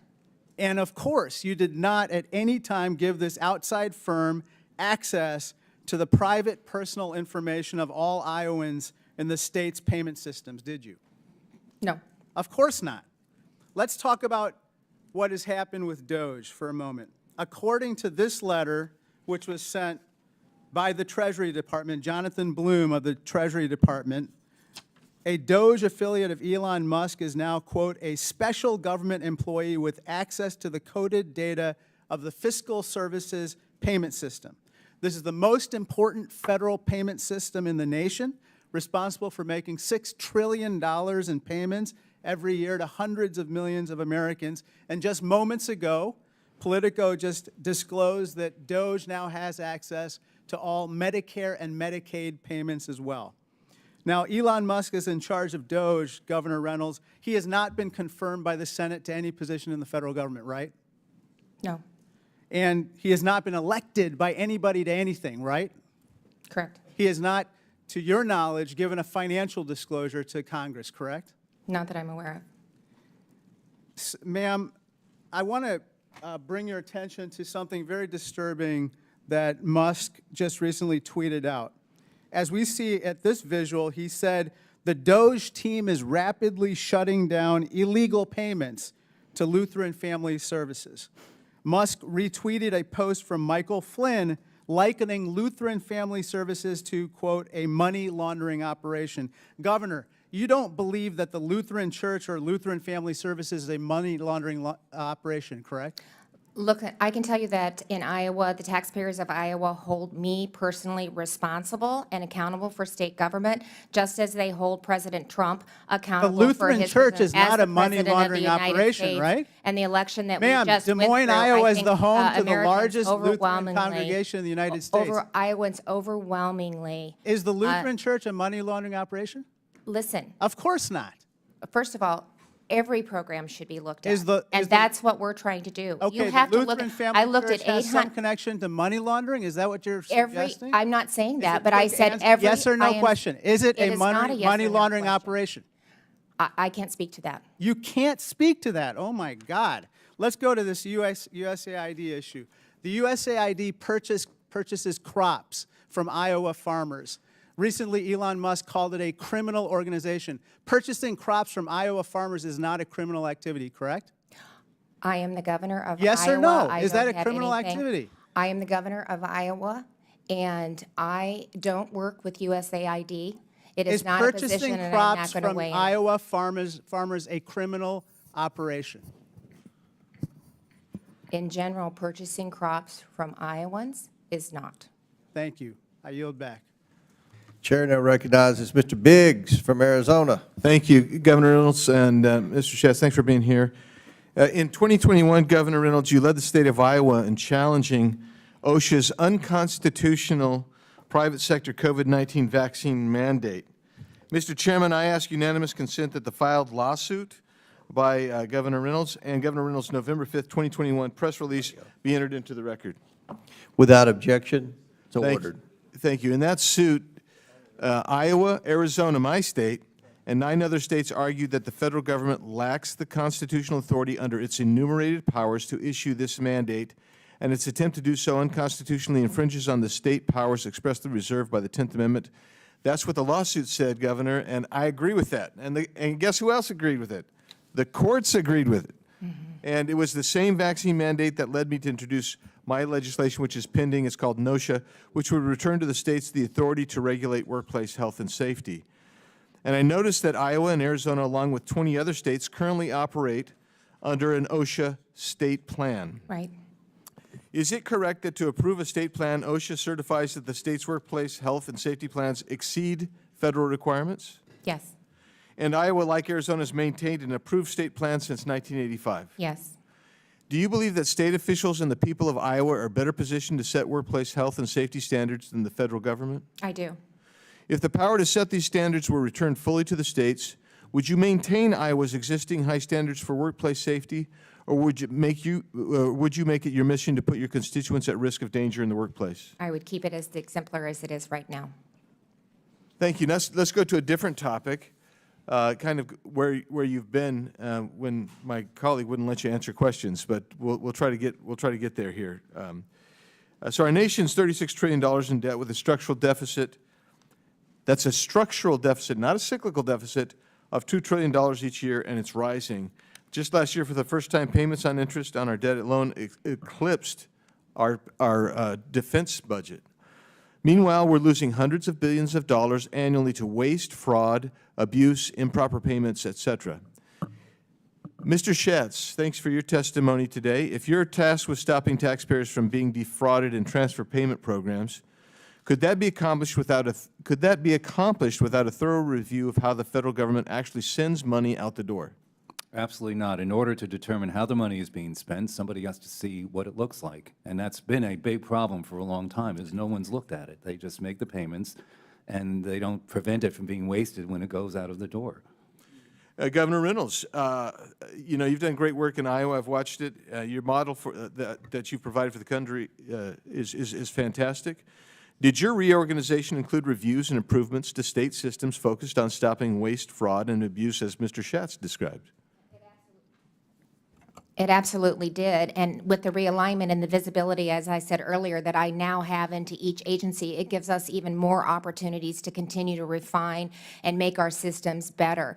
You know, it's not a matter of, there's money in the system, we're just not using it efficiently and effectively, and there's no accountability, there's no transparency, and this has allowed us to bring that to the forefront. Right, and so I'm going to ask you, Governor Reynolds, and then you, Mr. Schatz, to respond to this. When you get an opportunity to look at line-by-line budgeting, where the expenses go, that allows you to make adjustments to what is really critical on fraud, waste, duplicative programs, et cetera. Yeah, especially the duplicate and the fraud. It allows us to review them line by line and make decisions accordingly. Yeah. Mr. Schatz. That's correct. In fact, the federal government does not have anything online where taxpayers can see exactly how every penny is being spent. Ohio has an Ohio checkbook. You can look it up online. There are so many things that are not done here the way they're done, not just in the private sector, but along the states. And I know there have been efforts to modernize technology with 80% of the IT being legacy systems. Government is far behind in providing the transparency taxpayers need. That's part of what they're trying to do. Yeah, so I'm actually baffled that instead of cheering the administration's efforts to conduct a thorough and necessary review of the systems, they're receiving, you know, these doomsday scenarios, these statements that they want to stop it. And I don't know why you want to stop it. I mean, in my home state of Arizona, we actually do the same thing. You can go online and you can see a line by line. I asked for a line by line, one single agency. I just wanted one agency. Can you give me a line by line budget to look at? They brought me 2 books like this, and none of them were line by line. They didn't cover every program within that agency, and they didn't describe everything that was there. This is what we have to correct if we're going to get out of our structural deficit hole. And I'll yield back, Mr. Chairman. Thank you, witnesses. Gentleman yields back. Chair recognizes Mr. Khanna from California. Thank you, Mr. Chair. Mr. Schatz, you have said that you believe that the Department of Education should not exist, that you grew up without the Department of Education, had a good education, and you believe it should go to the states and local government. Is that an accurate representation of your position? Yes. I just want to understand clearly where you stand. So that would mean that you oppose any Title I funding that helps many public schools. It's about $18 billion, 2.8 million American students are impacted. Yes or no, would you be for cutting that $18 billion? I didn't say to eliminate the programs within the Department of Education. I said the department itself should be eliminated. So, that money but should be where would you stand on the Title I funding? Well, that money should be assessed to determine whether it's being used effectively. Governor Reynolds mentioned how many different ways that money is being spent. For right now, would you want that money paused, or do you think the money should be dispersed, the $18 billion? I think it's something that Congress needs to determine, and the administration The Congress, needs to determine not the... Both. Both. Look. No, but it's a simple question. Do you think the $18 billion that Congress has appropriated and authorized should be dispersed? At the moment, it should be dispersed because that's been the law to disperse it. And you're for examining it and then possibly cutting it? If there's a more effective way to look, the spending has gone up. Test scores have gone like this or down. Do you understand the difference between correlation and causation? What's happened is that spending has gone higher. Education is not improved. Yeah, but there also That's the state budget, because I don't want to get into the difference between correlation and causation, but just a simple question on Title I. So you would be for examining it, but possibly cutting it. And that's your. That's possible. Everything in the federal government needs to be Okay, re-examined. Pell Grants, 7,395 of the neediest low-income students annually get these grants. It has helped about 6.7 million students. Would you be for cutting Pell Grants? I think, again, it needs to be looked at and examined to determine So if it's possibly effective. cutting them? Anything is possible. Okay, but those, what but that's a different category. That's an entitlement. That's not discretionary. So you do believe they should be dispersed today? One of the problems with programs like Pell Grants are that they're not examined as much as they should be. Do you agree, though, that Elon Musk, I've just been going back and forth with him on Twitter. He said, don't be a dick. I said, make sure you follow the Constitution. But do you agree that he has no authority to stop payments on anything that Congress has authorized and appropriated? I think that's being tested, but I think generally that should be correct. If he were asking you, would you advise him to not stop payments that have been authorized and appropriated by Congress? Well, my statement said that Congress has appropriated money or provided money, and there should be an examination of the results of how that money is being spent. That's what I think should be done. I missed the earlier procedural vote. I just want to make clear, I think that Mr. Musk should come and testify before this committee to explain that he is not going to stop payments at all for money that Congress has authorized and appropriated. Now, the IDEA program, that's about $14.2 billion. Would you stop the funding or cut the funding for the IDEA program that helps kids with disabilities? Again, something that Congress needs to review to determine if it's achieving its mission. That's the whole point of everything that we've been talking you realize that a lot of local and state governments complain because the IDEA program was supposed to be funded at 40%. Jared Huffman, my colleague, has a bill to do that. We only fund it at 15%. The school districts complain that they have an unfunded mandate, and you're saying maybe we should cut even more than the 15%? I didn't say cut. I said it should be examined to determine if it's being effective and whether the money should Do go you back believe to it's the being states effective? entirely. Look, I think the Department of Education has proven that it has not provided the results Let me that just, because we Congress got 1 wants to minute. provide. Just, do you believe in these three things? Title I funding, Pell Grants, and IDEA. Tell me if you think they have been effective or have not been effective. IDEA grants. I am honestly not familiar with that program as much as some of the others. Okay, I mean that's. But one of that's the also biggest an answer to participants. but that's Pell also Grants. an answer that Pell Grants. Pell Grants have provided support, but again, everything needs to be re-examined. Title I funding. Again, the same thing. Look, we've got a $36 trillion debt. We have Well, $2 trillion Department of deficit, Education so is a that's very all small combined in percent there. of the funding. It's the Defense Department spending that is the big part. But it's concern. I appreciate you're at least telling Musk that he shouldn't stop these payments that have been authorized by Congress. I hope Elon will come in and explain that. He won't do that. But I am concerned that you want to cut programs like the IDEA Act, possibly, that are helping kids with disabilities across America. I didn't say that, Congressman. What I that did you're say open is to that everything, look, part of the problem is everybody says this is only a small percentage of spending, and then you get a $36 trillion debt. Yeah, because the big items are defense and the tax breaks for the wealthy. Okay. Gentleman's time's expired. Chair recognizes Mr. Higgins from Louisiana. Thank you, Mr. Chairman. I have a lot to cover and not a lot of time to do it in. I'd like to enter for the record, please, a letter from the Associated Builders and Contractors of America regarding merit-based hiring, Mr. Chairman. Without objection to order. Thank you, Mr. Chairman. My brothers and sisters across the aisle, on both sides of the aisle, we have a historical trend in our nation. We have an opportunity to address legitimately from both liberal and conservative perspectives. I think it should be embraced because, generally speaking, we started losing our country about 40 years ago regarding the accelerated accumulation of debt. And this coincides, of course, with the massive growth of the federal government. And this coincides, of course, with the ongoing increasing infringement upon individual liberties, rights, and freedoms, and movement away from the sovereignty of our states regarding their ability to handle their business, reflective of the 10th Amendment, might I add, which reserves to the states all authorities not specifically enumerated to the federal government or prohibited to the states by Congress or the Constitution. So, I mean, ladies and gentlemen, President Clinton, when you have a unified government, when you have either party in majority control in the House, the Senate, and the White House, that's opportunity to really address the trajectory that we're on in our country. President Clinton wasn't going to reduce the size and scope of the federal government. President Bush wasn't going to reduce the size and scope of the federal government. President Obama wasn't going to do that.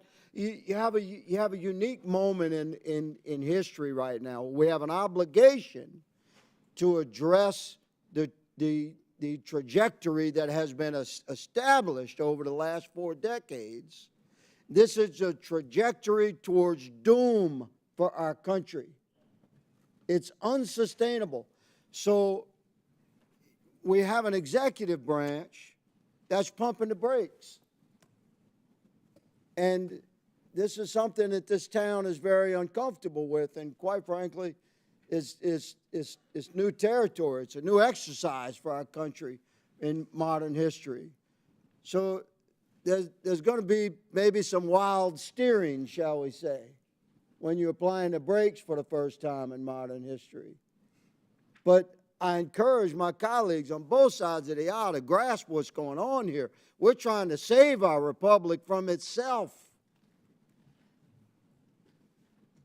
Governor Reynolds, I would like to ask you about your role, your beautiful work, reducing your own executive branch from 37 cabinet-level departments to 16. It's exactly the kind of thing we're trying to do.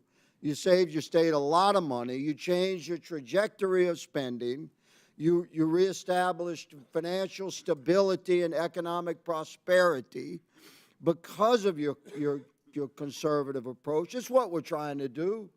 And the President Trump and Mr. Musk is as an ambassador of common sense for President Trump to look hard at the practices of our executive branches and to reduce their size and scope. Governor Reynolds, I have a formula essentially that transitions federal service back to the sovereign states. We can save a lot of money doing this. What are your thoughts on shifting federal responsibilities away from the massive federal government to the sovereign states? Generally speaking, agencies like EPA, FEMA, Bureau of Prisons, how would that work in your state, ma'am?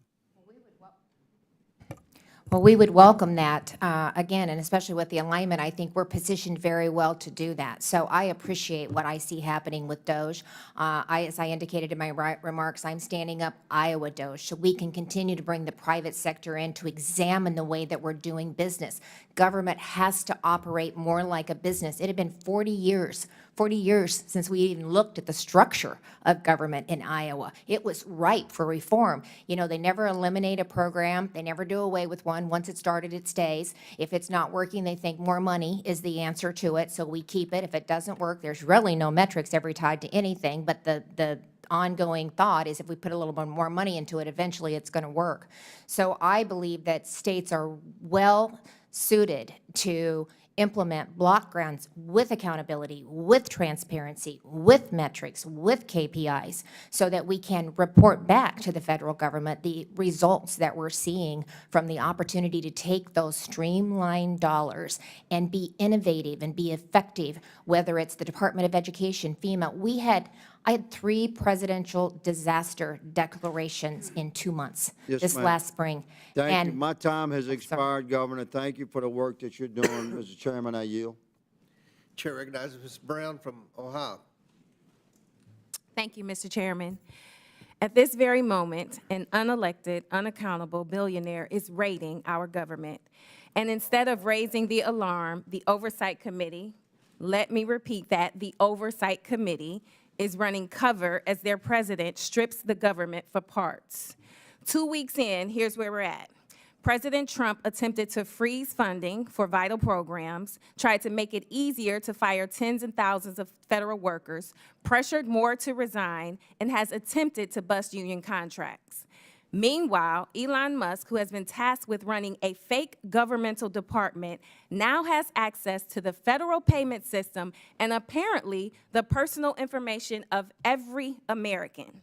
And none of this is happening with congressional approval. And apparently, my colleagues, the Republicans on this committee, also want it to happen without any congressional oversight.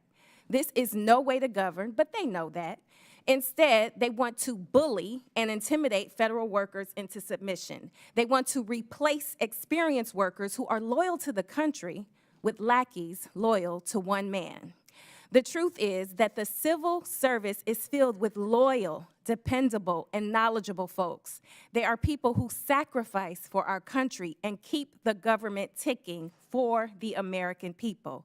They ensure Social Security payments arrive on time, inspect our food and water to keep it safe, care for our veterans, crack down on corporate fraud, and track deadly outbreaks like the bird flu. Cutting these jobs doesn't make government leaner. It makes America weaker, and it makes life harder for everyday people. Look at what happens when the government is stripped down to the bone. In Ohio, Social Security field offices are on the verge of collapse. Recently, a field office in my district had to close its doors due to severe staffing shortages. The Social Security workforce has shrunk in the last 2 decades, but at the same time, its workload has increased by 25%. We have asked Social Security workers to do more with less, and they have somehow managed. Because public servants aren't the enemy. They're the people keeping this country running, and this assault on them is an assault on all of us. So, Governor Reynolds, thank you for joining us today. I want to ask you a series of yes or no questions. In 2023, did you sign a bill to gut the state auditor's ability to hold you and the state government accountable? Yes or no? A bill was signed to restrict the, I'll take address that this. as a yes. Yes. Iowa law has a provision to hold lawbreakers in government accountable for sexual harassment, but your administration has paid out millions of dollars in settlements for harassment. This has cost the taxpayers in your state. Is that right-sized government, yes or no? Changes have been made to address that, but previous, that Reclaiming wasn't my time. previous. Mr. Chair, I seek to ask unanimous consent to enter into the record this Iowa Public Radio article entitled, "Iowa Will Pay $4.15 million in Finance Authority Sex Harassment Settlements" into the record. Without objection, it's ordered. Now, during my colleague's question line, you stated that every program should be looked at. However, you signed a school voucher bill that sends $100 million of taxpayer dollars intended for public schools to private schools without any independent oversight of how this money is spent. Yes or no? Is this protecting against waste, fraud, and abuse? I'll They take are that held as a no. accountable. They are Last held question. accountable. Iowa has 10,000 federal workers. Which federal jobs do you think are redundant? Is it the staff providing care to veterans at the VA facilities in Des Moines and Iowa City? The USDA experts supporting your state's farmers? Or the Social Security staff ensuring payments reach seniors? Let's be clear about what's happening here. This isn't about right-sizing the federal government. It's about gutting it. And it's about weakening our government's ability to serve the American people. You want shorter wait times for Social Security, faster disaster responses, safer food and medicine? Then why attack the very workers who make it happen? The House Democrats are fighting to protect and modernize the federal workforce, hire and retain talent, and give federal workers the resources they need to serve the American people. That's what we are doing. And with that, Mr. Chairman, I thank you and I yield back. Chair recognizes Mr. Palmer from Alabama. Thank you, Mr. Chairman, and thank the witnesses for being here. And I want to get to a more constructive dialogue. First of all, in regard to DOJ, as I've pointed out to some of my colleagues, this is not the first time that the federal government has engaged in an effort like this. One time in particular was during the Clinton administration. It was called the National Partnership for Reinventing Government, and it was led by Al Gore. I ran a think tank at the time, was invited to come to Washington to meet with some of the folks working on this. But after 7 years of this effort, they reduced the civilian employee population by over 426,000. They closed 250 federal offices. They reduced the Federal Registry by 700,000 pages and about 16,000 pages of regulations. And I understand, Governor Reynolds, that Iowa has launched a reorganization effort. Is the objective there to make government more efficient, more effective, and more responsive to the people of Iowa? More efficient, more effective, more responsive, more accountable. It's brought transparency to the process. We're better at what we're doing. I would say that, the employees appreciate the environment that we're working in today. They appreciate the culture of innovation that we're creating in the state, and they love being a part of it. Now, did you bring in any outside experts, as the Clinton administration did, in that effort for reinventing government back in the 90s? I brought in one consultant to help really do the comparisons in other states so we could see where we were an outliner, where did we align, what had we maybe missed. So we used the consultant from that perspective and just to help us with some of the administration, but otherwise we did it all internally. When I worked for a couple of international engineering companies, and one of the companies I worked for went through a process like this, and they brought in outside consultants because people on the outside can see things that those of us on the inside miss. Yeah. So it's important that you bring in really the best that you can. In that regard, I really think that we're in another reinventing government phase, and in particular with education. There's a big debate right now going on about the number of H-1B visas that we need to have, because we're having to import so many technically trained workers. I don't know if Iowa is experiencing some of this, but you probably have some folks who are educated overseas that are now working in engineering technically trained jobs. Would that be correct? Yes. I think the fact that we're having, Mr. Chairman, to bring so many people in who are engineers and scientists is an indictment of the current education system. We're not able to produce the number of technically trained people that we need to be competitive in our economy, but also in regard to our national security, because we're in a arms race in artificial intelligence with China, and we're going to have a technically trained workforce. So one of the things that I've suggested in this effort in regard to the Department of Education is that we not completely dismantle it, Governor Reynolds, but maybe reimagine it as the Department of Workforce Development and block grant the money to the states with a heavy emphasis on STEM. Would you like to respond to that? I would be very much in favor of that. In fact, we put a proposal together that we'll be submitting to the Department of Education. It gives states the flexibility. We already have a waiver process in place that we could utilize until they could actually get some of that realignment done. But like I said, hold us accountable. We'll meet those expectations, and we can do it at a lower cost. We're going through, I think, an historic phase. There's an historic opportunity here. And I think about disruptive innovation. And I was talking to some folks today about this, and some of you may not be old enough to remember this, when Toyota introduced the Corolla into the automobile market in the United States in the 70s. It forced U.S. automobile manufacturers not only to rethink what they were producing, but they literally retooled to do that. I think we're in that phase now where we're rethinking how government is run, and a lot of the innovation is coming from the state level, such as from Iowa. But I think that we're going to have to go through this phase, and it's disruptive, there's no question about it, but it's for our own good long term, and we need to be thinking 25, 30, 40 years down the road about how we do this, because we are at a point in competition with China that if we don't do this right, we're going to be in a really bad place. Mr. Schatz, you've been very involved in evaluating the complexity and size of government. How would you respond to that we're in this disruptive innovation phase? Well, I think it's essential. What has been going on has not been working. That's why we have a $36 trillion debt, haven't balanced the budget more than 5 times in 50 years. So the changes that need to be made quickly before it gets worse. And thoughtfully. So, yeah, and thoughtfully. And the impact, by the way, all the discussion about individual agencies, what about the impact on taxpayers of this massive debt and the future of this country when the deficit goes up $2 trillion a year, every year for the next 10 years, and the interest on the debt doubles, and it's already bigger than the defense budget and everything else except Social Security. No organization can survive like that. So each discussion really should be discussed with that overall view. Well, I thank the witnesses for the questions. Mr. Chairman, I yield back. Gentleman yields back. Chair now recognizes Ms. Stansberry from New Mexico. Thank you, Mr. Chairman, Ranking Member, Governor, welcome to our witnesses. Thank you for being here today. I've really appreciated your commentary. It's been real, it's been substantive, and I support much of the efficiency work that's being done at the states.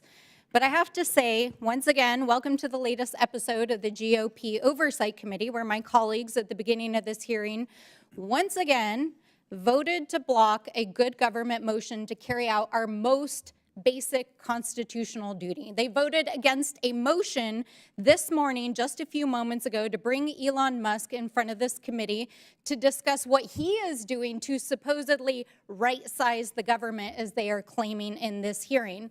And I have to say to my colleagues, with all due respect, why are you shielding Elon Musk from coming in front of this committee if that is what your intent is with this hearing and the work that you want to do?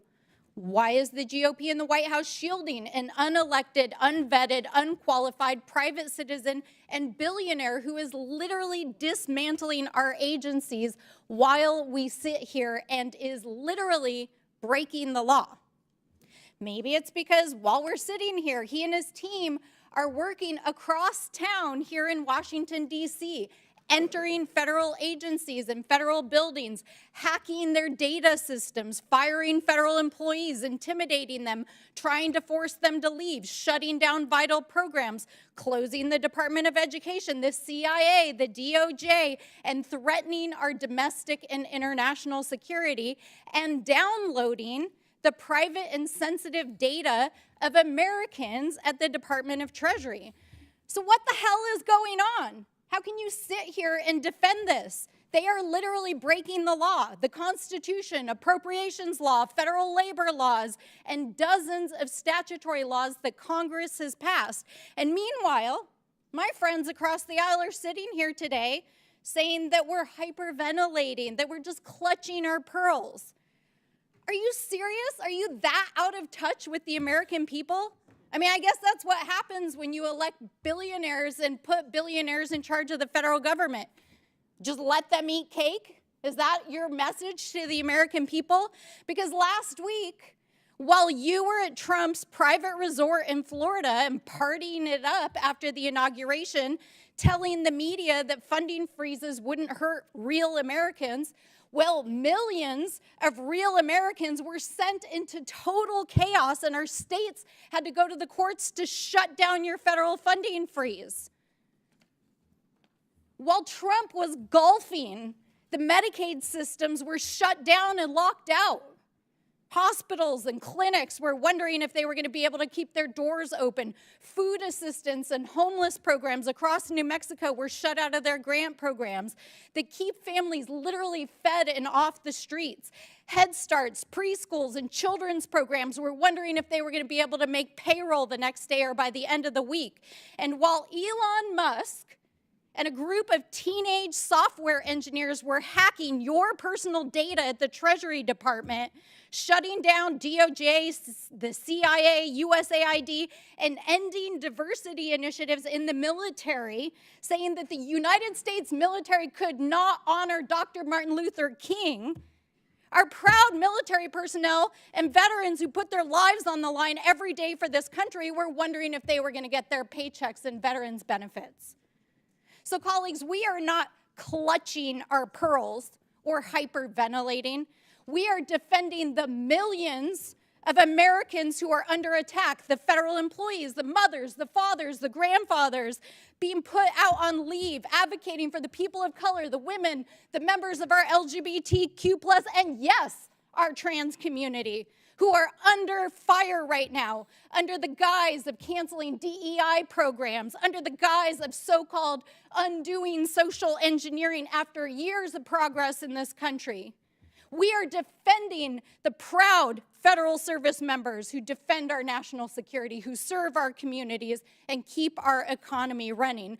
Because I want to tell you something, the American people are terrified, and if you are that out of touch with your people, then you should talk to your constituents. We had a town hall 2 days ago, and 12,000 New Mexicans got on our call because the people are terrified in this country, and that is why we are fighting back. That is why we are trying to bring Elon Musk to this committee, and that is why we are fighting against this agenda.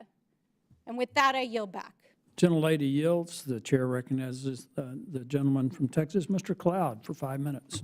Thank you, Chairman, and thank you, witnesses, for being here. And I apologize that you have to sit here and listen to the same sort of ideological rants that lost our friends across the aisle the election in a public survey just a couple months ago, where the hearts and minds of the American people spoke very loud and clearly for what they wanted.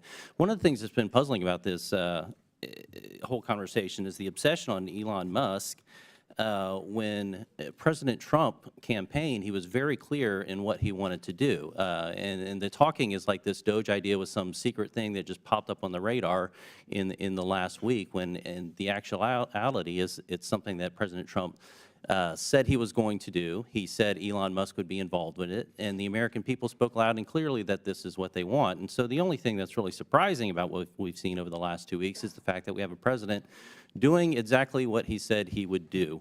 And, you know, the need to bring in and to rein in our federal agencies could not be clearer than it has been. We've always known and have known quite for some time that the federal bureaucracy has a tendency to grow.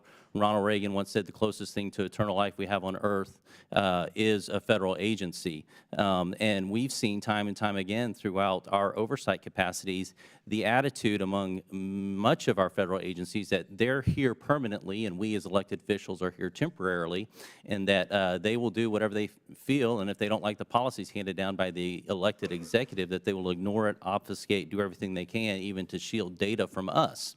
And so it's been refreshing that many of the suspicions we've seen have become quite transparent as we brought transparency tools to the table over the last several weeks. But you know, there's this idea in Washington that anytime we have an agency who's underperforming, they'll come before us, and the thing that they'll always ask for is more money, more power to fix the problem, oftentimes that they created.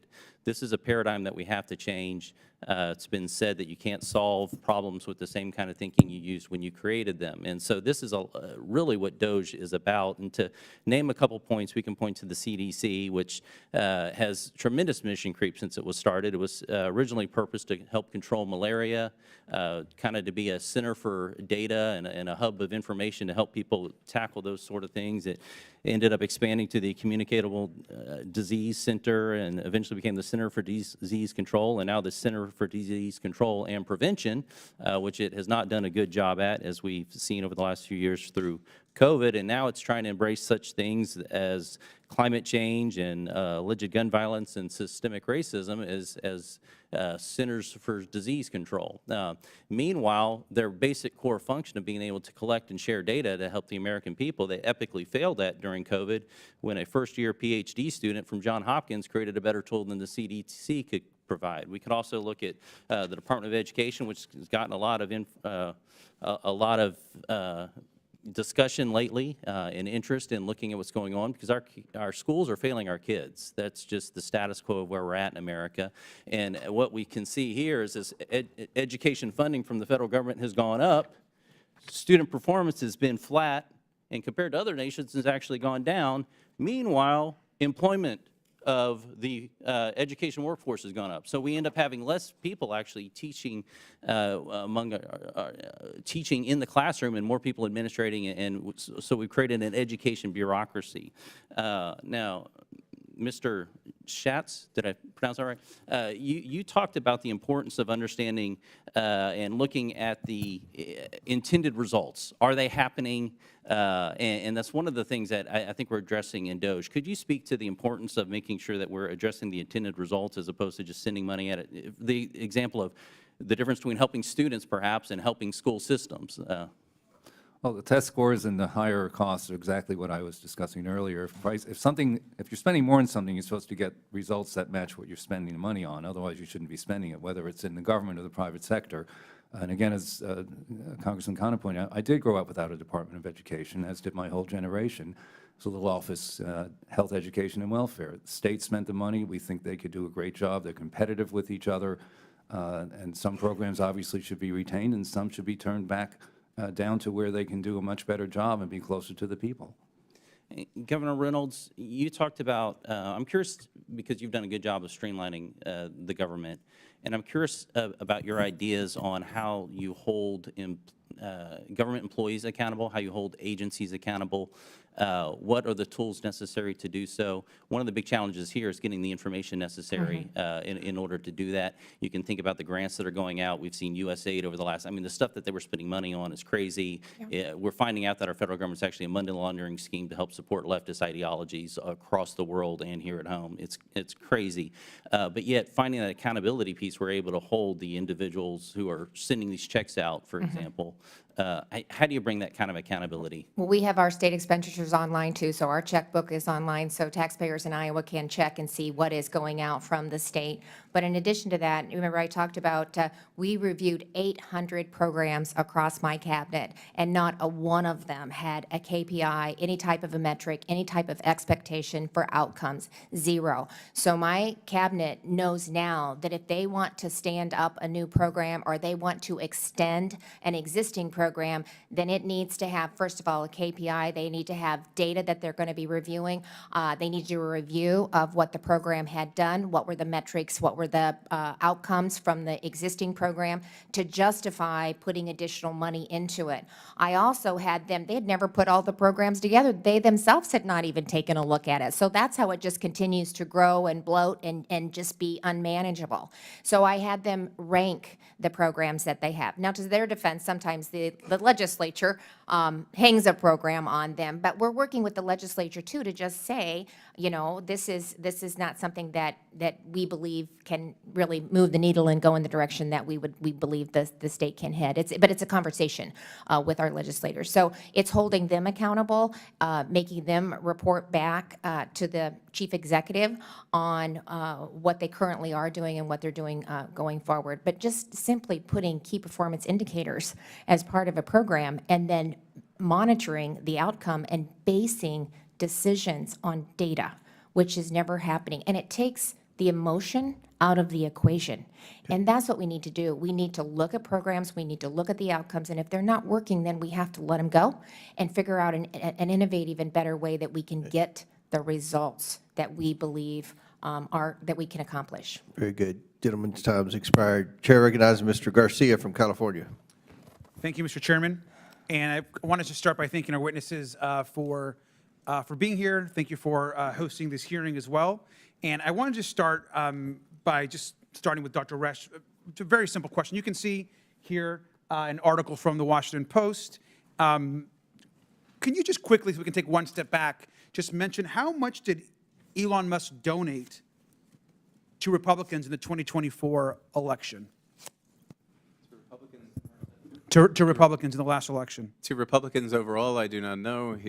Well over $250 million to the Trump campaign. Right, almost $300 million. And in fact, Mr. Musk was the single largest donor in the last cycle. I'm not sure if you knew that or not in this last election. And here's actually the article in the headline from the Washington Post. Elon Musk puts $277 million into the election. He's $200 billion richer this year. $200 billion richer this year. Now, we also know that just in the month after the election, Elon Musk's wealth increased by $170 billion. It should also not be a surprise to anyone that Elon Musk himself holds $20 billion in contracts with the federal government. Now, the truth is that DOGE isn't really about efficiency or reform. What Donald Trump and Elon Musk are actually engineering is the single largest wealth transfer in history. And to pay for the enormous tax cut that's about to come to this Congress in the months ahead, they need to slash spending by trillions of dollars. In fact, Elon Musk himself has said that he wants to slash $2 trillion, $1 trillion from the actual budget. Now, in Trump's first term, we know that he already had a huge tax cut for the richest Americans and corporations. Now he wants to slash it by 1/3 more. But here's the truth.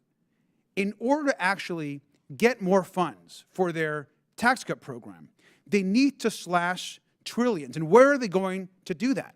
Well, they've started. The Department of Education, the Department of Labor, Veterans Benefits, USAID, and eventually Social Security, Medicare, and Medicaid. Right now, as we know, Elon Musk, the richest man on the planet, is trying to destroy USAID with his Doge team. Now, this is the agency we know that distributes foreign aid, but that's just step one of their plan. Now, of course, we know they're going after the Department of Education. And here's an article from the Washington Post as well. Trump preps order to dismantle the Department of Education as Doge probes data. Now, let me just begin by saying that their mission is to destroy federal agencies like the Department of Ed, to then save money and then transfer that wealth to Elon Musk, his companies, and their billionaire friends through a massive tax cut. Eliminating the Department of Ed would be catastrophic for children all over this country. I'm a longtime educator. I spent 10 years in the classroom teaching and as an administrator. The funding provided by the Department of Ed is critical to children with disabilities, student loans for colleges, and ensuring that students are protected across this country. The Department of Ed has $160 billion to help kids pay for college, $18 billion for low-income kids at K-12 schools, $15 billion for kids with disabilities, and in most cases, most schools are reliant on the Department of Ed to ensure that students with disabilities or that have additional needs get the education that they deserve. And now all of that is on the line because billionaires and corporations in this country need and want a larger tax cut. So let's be crystal clear about what Elon Musk is actually doing right now. It's a wealth transfer to himself and his billionaire friends.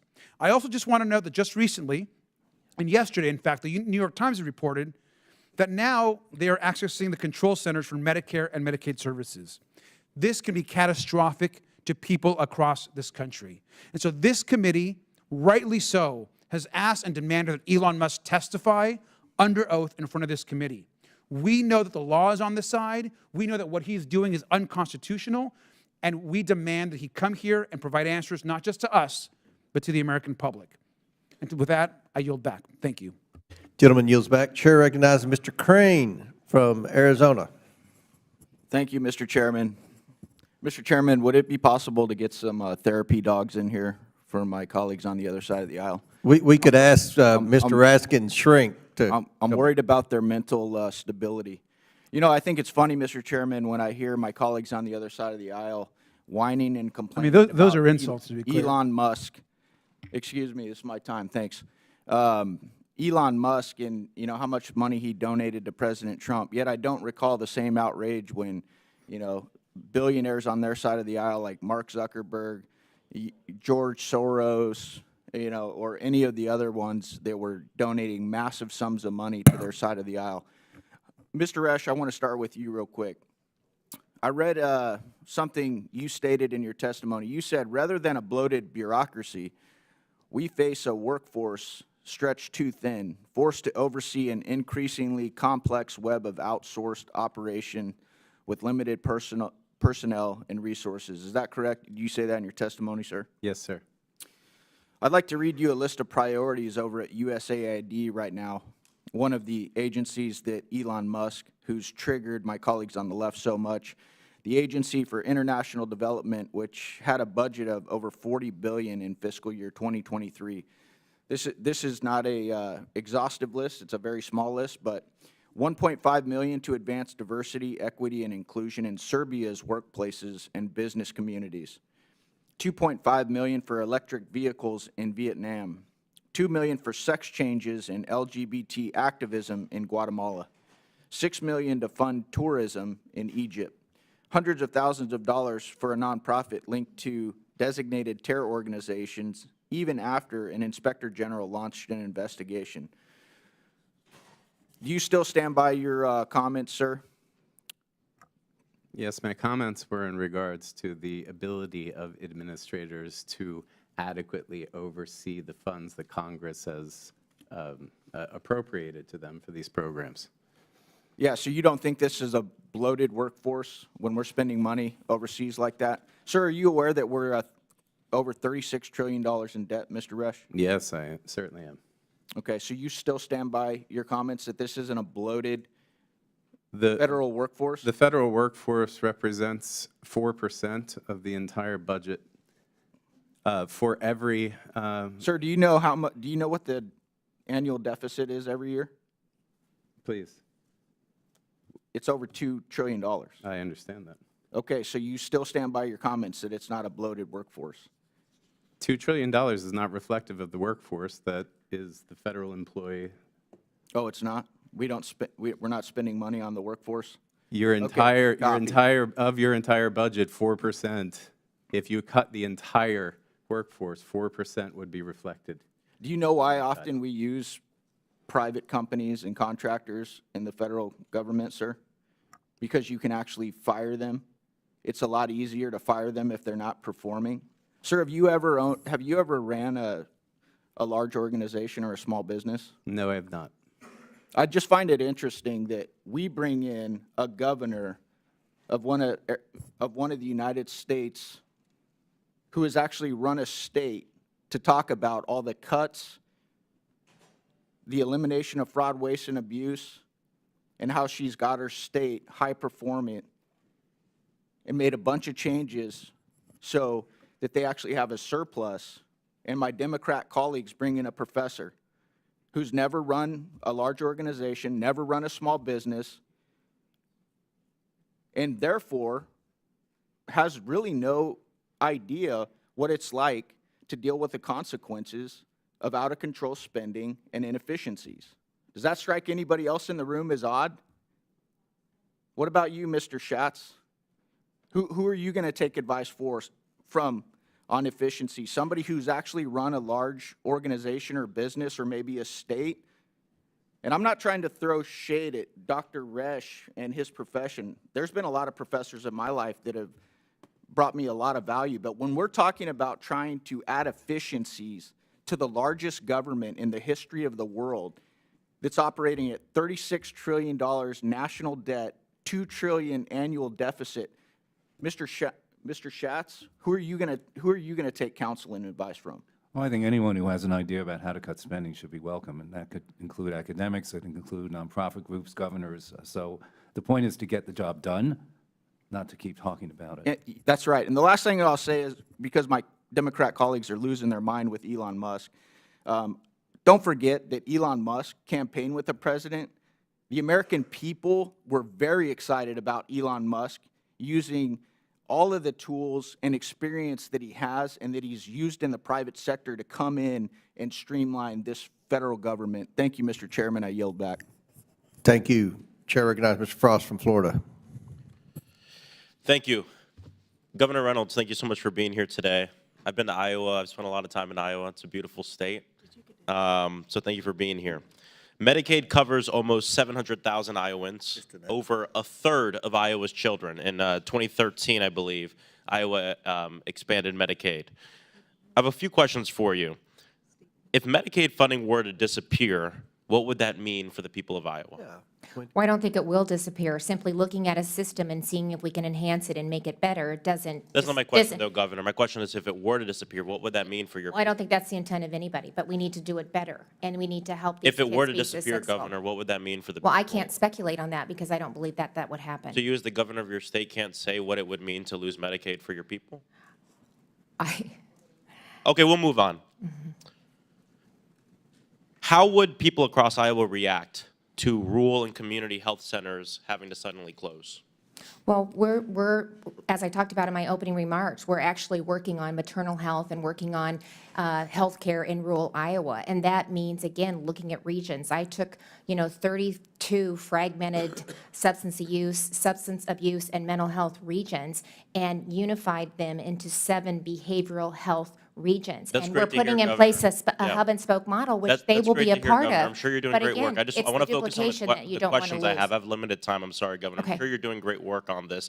My question is about rural and community health centers. Yep. Community health centers that receive a huge amount of federal funding, including programs that help Iowans afford medication and prescription drugs. What would that mean for And rural they're a part of our solution, and we're taking that to account. But we don't That's want good to hear. duplication Community health we centers don't are want part of the duplication of solution. services so That's that we good to can hear. get I'm those going to move on, dollars on Governor. the I'm going to move ground. on. That's Yep. good to hear.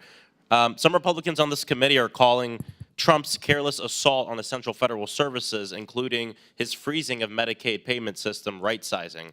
What is the right size for health care? Well, that's going to vary from state to state. So, I mean, Would you be okay with Elon Musk or Trump right-sizing Medicaid in Iowa? I don't think we should be afraid of having the private sector step in and take a look at how we're providing these services. We can No one's learn just from them. taking a look, Governor. It's both. Decisions are being made. Well, they're looking at the system and making recommendations, freezing and the we Medicaid shouldn't be. payment system? We shouldn't be afraid of that. So I think that No one, Governor, no one is afraid. we Governor, had to sorry, I'm going to look at- reclaim my time. Okay, thank No one is afraid of opening, taking a look at what's going on. But what we are afraid of is our services, the things that people depend on being ripped away from us. I'm worried about Iowans losing the Medicaid that they voted to expand. 700,000 Iowans are on Medicaid.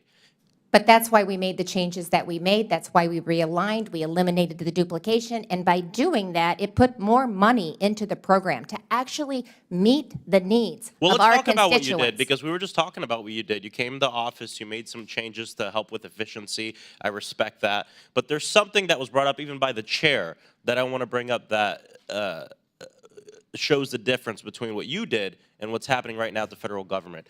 You worked with the legislature and passed legislation in your state legislature to make the broadest changes you wanted to make.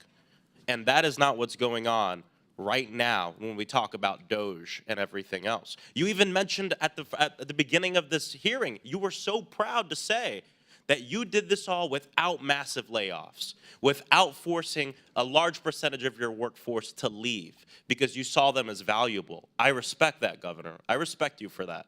That's not what's going on here at the federal level. But let's move on to FEMA really quickly. Okay. Trump has said that he wants FEMA to go away. He would like to see the states take care of the disasters on their own. I come from Florida. We work very closely with FEMA. Do you think most Iowans would agree with President Trump that FEMA should suddenly stop existing? I don't think he's eliminating, and I think that what I had understood was he was thinking that maybe it should go back to the states, which that's something I think we should take a look Sorry, at. Governor, a reclaim. The president was very clear in this. He believes that the agency, FEMA, should be completely eliminated. Do you agree with that, or do you not agree with that? I mean, it's okay to disagree sometimes with, Well, I'm not afraid to disagree. I'm just thinking, do you disagree with FEMA, with his assessment of FEMA? It's bureaucratic. It's a nightmare to work with. They can only do one thing at a time. I have impacted individuals. There are huge. But do you agree with him that we should we could eliminate have a whole it? nother hearing Governor, on sorry, that. I'm going to reclaim my comment. Do you agree with him that we should eliminate FEMA? Yes or no? I think we need to take a look at it and how those services are delivered. But you don't think we should eliminate it? I think we should take a look at it and see how those services are delivered. Okay, but it sounds like you don't think we should we shouldn't get rid of it, which I agree with. In the past 10 years, your state has been granted FEMA support 10 times. President Trump in 2018 denied you a claim after flooding and horrible weather patterns that happened in Iowa. You said you were extremely disappointed and that the people of Iowa needed FEMA's help. That was your quote. And so, thank you. I'm glad you're here to talk about the things you did in Iowa. I hope President Trump can look at the way you did things and working with your legislature the way it's supposed to work to make the changes instead of letting a wealthy billionaire donor go in and make the changes himself. I yield back. Chair recognizes Chairwoman Green from the state of Georgia. Thank you, Mr. Chairman. My Democrat colleagues are reacting with manufactured outrage over Elon Musk and the DOJ team going in and cleaning up the federal government. They're saying the American people did not vote for this, but I would like to correct that record. On July 13th, when President Trump was shot in Butler, Pennsylvania, Elon Musk got behind President Trump and he endorsed him. And then on August 19th of 2024, this is before the election, Elon Musk posted on his own account, "I am willing to serve," and that right there says Doge. This was not something that was created after the election. It is no surprise to the American people. As a matter of fact, the Department of Government Efficiency was a key part of President Trump's campaign, and President Trump campaigned over and over again on Doge and Elon Musk helping him. As a matter of fact, right here on Rolling Stones, which is very far left, by the way, Trump says he would give Elon Musk a top role in his administration. Again, this was on August 20th, 2024, well before the election. This was no surprise to the American people. The American people love Doge so much. They love the concept of saving the federal government, saving Americans, and putting America first, cutting the waste and the spending, cutting down the size of the federal government. They love it so much, they voted for President Trump and elected him with an overwhelming victory. He won the popular vote, 312 electoral college votes. It's the Democrats that are the ones that are still lost on their message, and their message is a failure, and the American people spoke out about it. As the national debt approaches $36.5 trillion, our children and our grandchildren's futures are being sacrificed at the altar of wasteful government spending and corruption. With my new subcommittee on Doge this Congress, we are going to dig deep on the wasteful spending and corrupt bureaucracies that have plagued our nation for far too long. We will make recommendations to address these problems, and we will make sure the American people know exactly what is being done with their hard-earned tax dollars. After all, this is what they voted for. Governor Reynolds. In Iowa, the state legislature passed a bill in 2023 that lowered the number of cabinet-level departments from 37 down to just 16. So I'd like to ask you, did this make the Iowa government more efficient or less efficient? More efficient. I'm not surprised. Is the Iowa government still able to provide all the services your constituents require of you? We're actually doing a better job of it and putting more money into the programs or returning it back to the taxpayers. Amazing. It sounds like Doge has already worked in Iowa. Has your state lost money or saved money since reorganizing its government? $217 million, surpassing our 4-year projection in the first 18 months, and that's conservative. We're going to continue to see savings, and that's how I'm going to continue to reduce the tax burden on our taxpayers. That is incredible. That's what all of America wants. So how do you think the federal government can translate what Iowa has done to the national level? You've already achieved it in your state. How can we replicate that? You're doing it by bringing the private sector in, having them take a look at the inefficiencies in government, look at the systems, look at the duplication, look at the unaccountability. There's no transparency. There's no metrics. There's no data that they can point to. We're standing up Iowa Doge. We want to be a partner in that because I think it's really important that the federal government and the state government and the local governments work together to really implement transformational change. This is an incredible opportunity. I have so much respect for President Trump to put this initiative forward.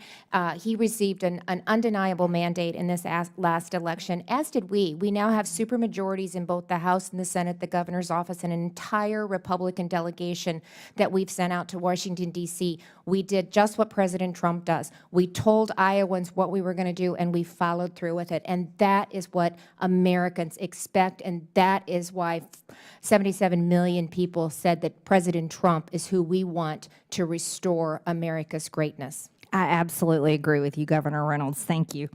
Mr. Schatz, in all your years at your organization, can you give some of the most egregious examples of government spending you've seen?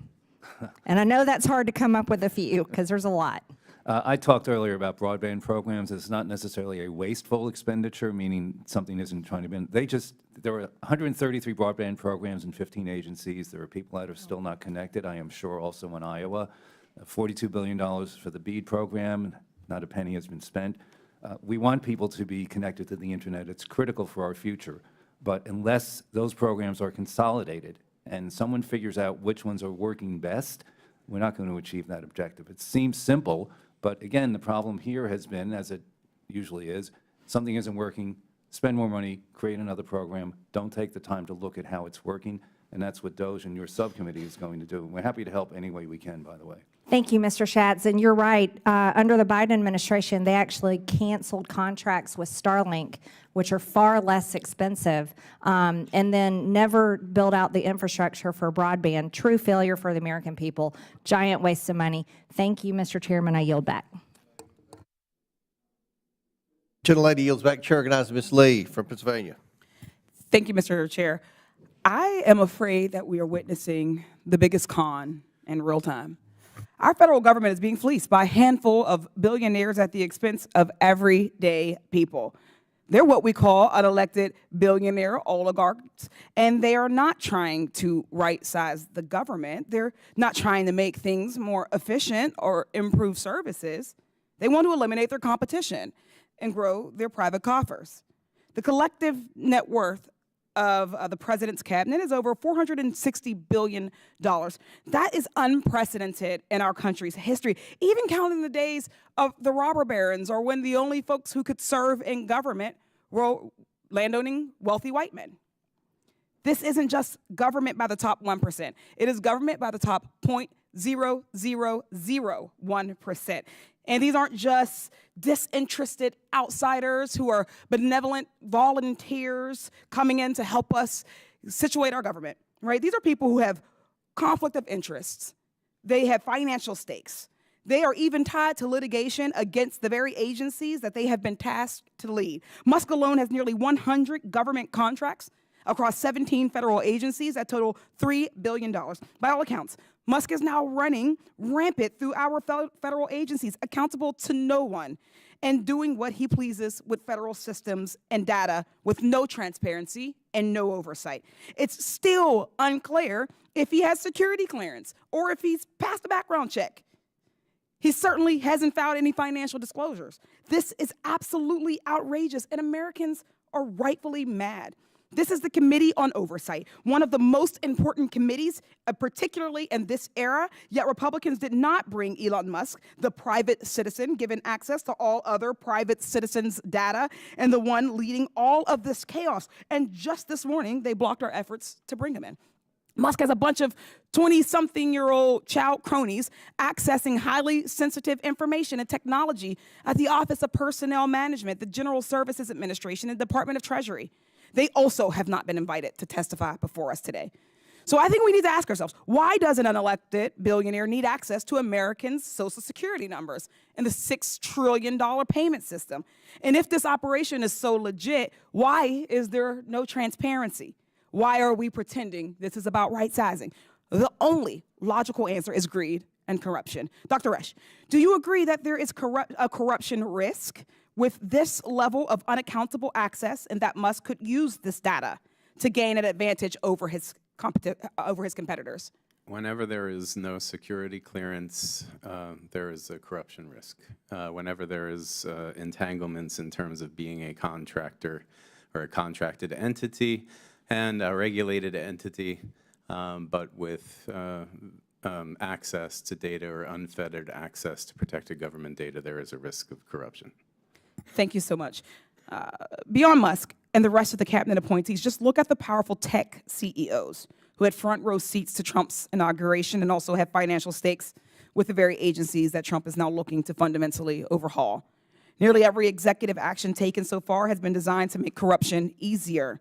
In the first week alone, Trump fired 17 inspectors general across 18 agencies. These are nonpartisan watchdogs, and this includes the one from the Treasury Department, who could have served as a guardrail against Musk's efforts. The hiring freeze, stopping federal spending, and trying to strong-arm federal workers to leave their jobs are all actions designed to make our government fail and move things over to the private sector, further fattening the bank accounts of these billionaires, these unelected billionaires. They'll consistently tell you that private is better, but meanwhile, the poverty gap keeps growing, and they keep laying off people. While Americans' wages remain low, their multi-million-dollar bonuses keep getting bigger. Republicans are pushing these cost cuts so they can pay for their tax cuts. Working class Americans will not be benefiting from those tax cuts. But Musk, these tech billionaires, and Trump's wealthy cabinet officials, they certainly will. Meanwhile, working class Americans will be paying the price in jobs, in lack of regulations, and in the loss of government services like Medicare and Social Security. Instead of a federal government designed to serve all the people, Trump is doing everything he can to turn the government into a tool to serve just one group, the rich oligarchs he calls his friends. Thank you for your time. I thank you. Thanks to the panel, and I yield back. Gentlelady yields back. Chair recognizes Mr. Timmons from South Carolina. Thank you, Mr. Chairman. And I want to thank the witnesses for being here today. I do my best to work across the aisle whenever possible. And I think that that is how this place is supposed to work. I try to earn the respect and the trust of all of my colleagues. I am sickened by the way that the left is categorizing and lying about what Elon Musk is doing in the federal government. I'm going to say what's true, and then I'm going to debunk their ridiculous lies. Number one, President Trump hired Elon Musk. He's a federal employee. He does not make enough to trigger financial disclosures. Those are the rules. If you don't like them, file a bill to change them. He has hired people to seek out waste, fraud, and abuse throughout all government agencies. He leads a team within the administration that has smaller teams across all of government. Their job is to bring sanity to this process. They don't have to be Senate confirmed because they don't make enough money and they're not in positions of control. They are in advisory positions. Their objective is to give a menu of options to the President, to the Secretary of Treasury, to the Secretary of Defense, to all the different agency heads who are Senate confirmed, of ways to conserve taxpayer dollars. That's what this election was about. We got $36 trillion in debt. We run a $2 trillion annual deficit. This is unsustainable, and the American people have spoken. So what is he and what are his teams doing? They're creating systems to track sources and uses. We haven't done that. When a government agency goes to the Treasury and says, we want this money, there's no system through which they actually can say, all right, Congress appropriated, authorized it, and what are you going to use it for, and then track all that. So what are they doing? They're creating systems to make sure that the money is going where it's supposed to go. And guess what? The Democrats are losing their mind. He's also creating systems to ensure accountability. All of this is going to be public. All of this is going to be public. And he's proven that he can turn around businesses that are failing, and he has offered his time to try to save this country.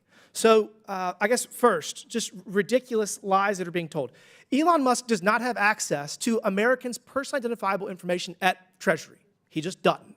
You have career bureaucrats that are mad that they're losing their jobs because they're no longer useful in the future of this government because they've gotten us in this situation. I had dinner with Treasury Secretary Bessent, and he assured us that all that the DOJ employees at Treasury were doing was checking sources and uses to make sure that money authorized and appropriated by Congress is being spent on what it's supposed to be spent on. The fact that we haven't done that yet in 2025 is insane.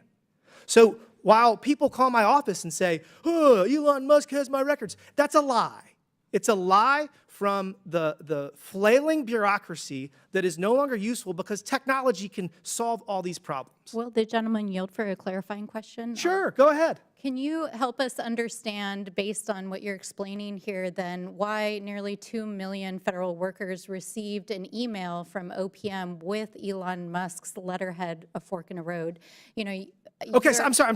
I'm debunking the fact that people are calling my office saying that he has access to, that he has access to their tax records, which he does not. The Treasury Secretary said that you do not know better than the Treasury Secretary, and angry bureaucrats don't know better than the Treasury Secretary. That's our system of government. We won the election. Elon Musk is the politically appointed and Senate-confirmed Treasury Secretary says you're wrong. So until you get actual data. Elon Musk is bragging about it on his Twitter, y'all. Go on his so Twitter. I have an article here in Politico. Elon Musk's Twitter, you guys. I'm reclaiming my time. Thank you. this is an article in Politico that was written after the dinner that we had Monday night with the Treasury Secretary, where he confirmed to the House Financial Services Committee that Elon Musk does not have access to American taxpayers' personal data. So I'm going to say it one more time. Everybody that's calling my office, everybody's flipping out the media that's lying about this. The DOJ employees do not have access to American citizens' personally identifiable information. Their only goal is to track sources and uses and make sure that the money that we're spending is going where it says it's supposed to go. This is shocking. It hasn't been done yet, but they're doing it now, and this is just the beginning. Again, I'd say buckle up, because this is going to keep going, and we're going to save this country, and we're going to get out of this ridiculous financial situation we're in. With that, Mr. Chairman, I yield back. Gentleman yields back. Chair recognizes Ms. Crockett. Thank you so much, Mr. Chair. It's the faux outrage for me. It's as faux news that I'm hearing, because somehow you guys, and when I say you guys, I am referring to my Republican colleagues, pretend as if you are the heroes of the story. But let me remind you who set the House on fire. It was y'all. So let me go ahead and handle these receipts, because I know that I always have to have proof, even though I guess our education system is failing us, because it seems like facts don't seem to faze people that vote for y'all. But I'm going to do it anyway. So when we talk about debt, I'd ask for unanimous consent to enter into a record this article that says Donald Trump built a national debt so big, even before the pandemic, that it'll weigh down the economy for years. Without objection, so ordered. Thank you so much. In fact, it talked about the fact that he ran up our debt almost $8 trillion. It was estimated to be $7.8 trillion at that time. And this is it's actually the third biggest increase ever under any presidential administration. So I don't understand how y'all gonna play the heroes. I also want to just kind of be clear about some basic level setting of civics, because it seems like civics is evading us. And listen, Governor, I actually appreciate you. I know that in today's times, for whatever reason, if you got a D or an R in front of your name, it has to be all hostile. Listen, I am a former business owner. If I was not sitting in this seat, I would still have my law firm, but we have rules, right? So I'm not allowed to practice law. I'm not allowed to do a lot of other things, because ethics decides that that's not really a good thing, to make sure that the American people can trust that I don't have any divided interest. In fact, we do that for people that run our treasury typically. So I'm curious to know if you have an elected treasurer in your state. And you do, actually. We do. I know you do, because I looked him up. And I'm curious to know. So it's my guess that he's the one that actually controls all of the treasury systems that you have, correct? Some of the investments. He controls some of the investments, but also monies that need to be disseminated by the state, that's done by him, correct? Department of Management in the Treasurer's Office. Okay. In the Treasurer's Office. Two separate agencies. Okay. But you have an agency that does that, correct? Yes. Okay. And as you are having this agency do that, these are people that have some sort of ethics that they have to follow, I'm sure. I'm going out on a limb, because I don't know how anything works in Iowa. I'm just being honest with you. Yes. Okay. Here is the deal. I want the American people to understand that Democrats are not against efficiency. In fact, the last time that this country actually ran to the extent that there was a balanced budget and actually there was a surplus, it was a Democrat in the White House. His name was President Clinton. So we are not against this. What we are against is this idea that we will evade the Constitution, or we will evade our own constitutional, in fact, it's not even an invasion. At this point, it feels as if y'all have just decided that y'all are going to castrate your constitutional duty and hand it over to someone who is unelected. It doesn't matter how many cheerleaders he had on the fields campaigning for him. That doesn't mean that he gets to go in and sit atop any of our agencies. And the fact that we had a vote today and we asked to bring him in because we have a constitutional duty, we all took our oath, and maybe some of y'all just don't take it seriously. But I take it seriously when I take an oath to do a job, and my job is to look out and make sure that we don't have any kings or queens in this country. But it seems like y'all have decided that it's going to be Mr. King and his queen, and y'all can pick which one is which. But either way, I want to also talk about, Governor, I'm curious to know if you know the answers to these questions. Which party controls the White House? Republican. Which party controls the Senate? Republican. Which party controls the House? Republican. Is that about what the makeup is in Iowa? Yes. And that has allowed you to be able to get your agenda across, correct?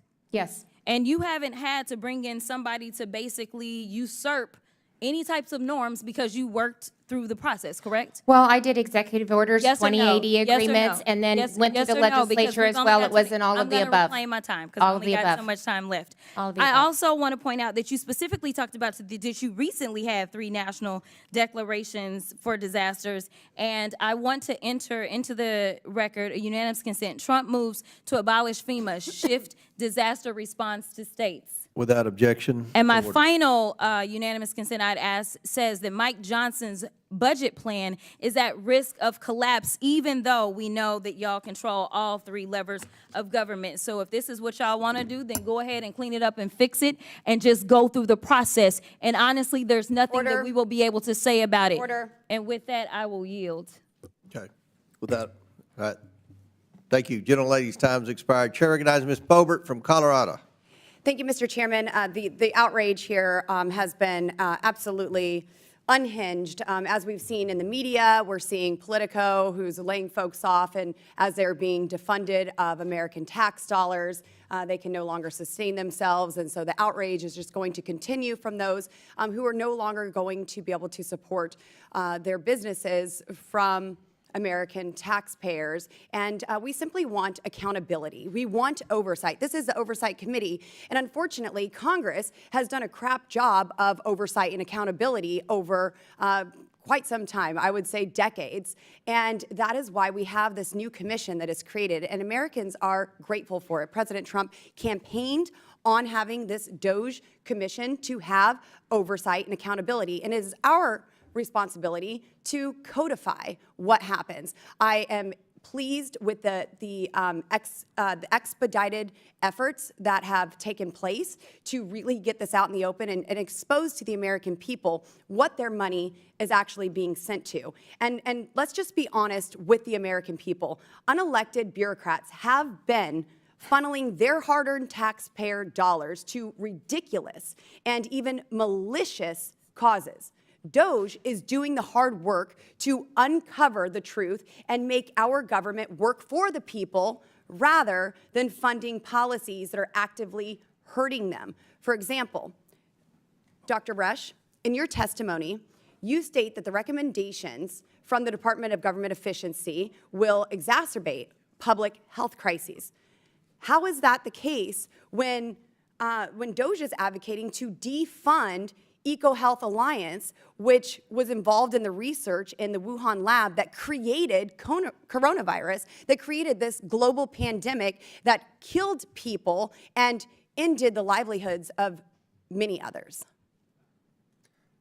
My statement was in reference to across-the-board firings without specific I think government employees have been given the option. They can have an And those that will be given the option will be more competitive on a private market basis than those that stay. So then you'll be losing your best public employees. were our best public employees at the Wuhan lab of virology?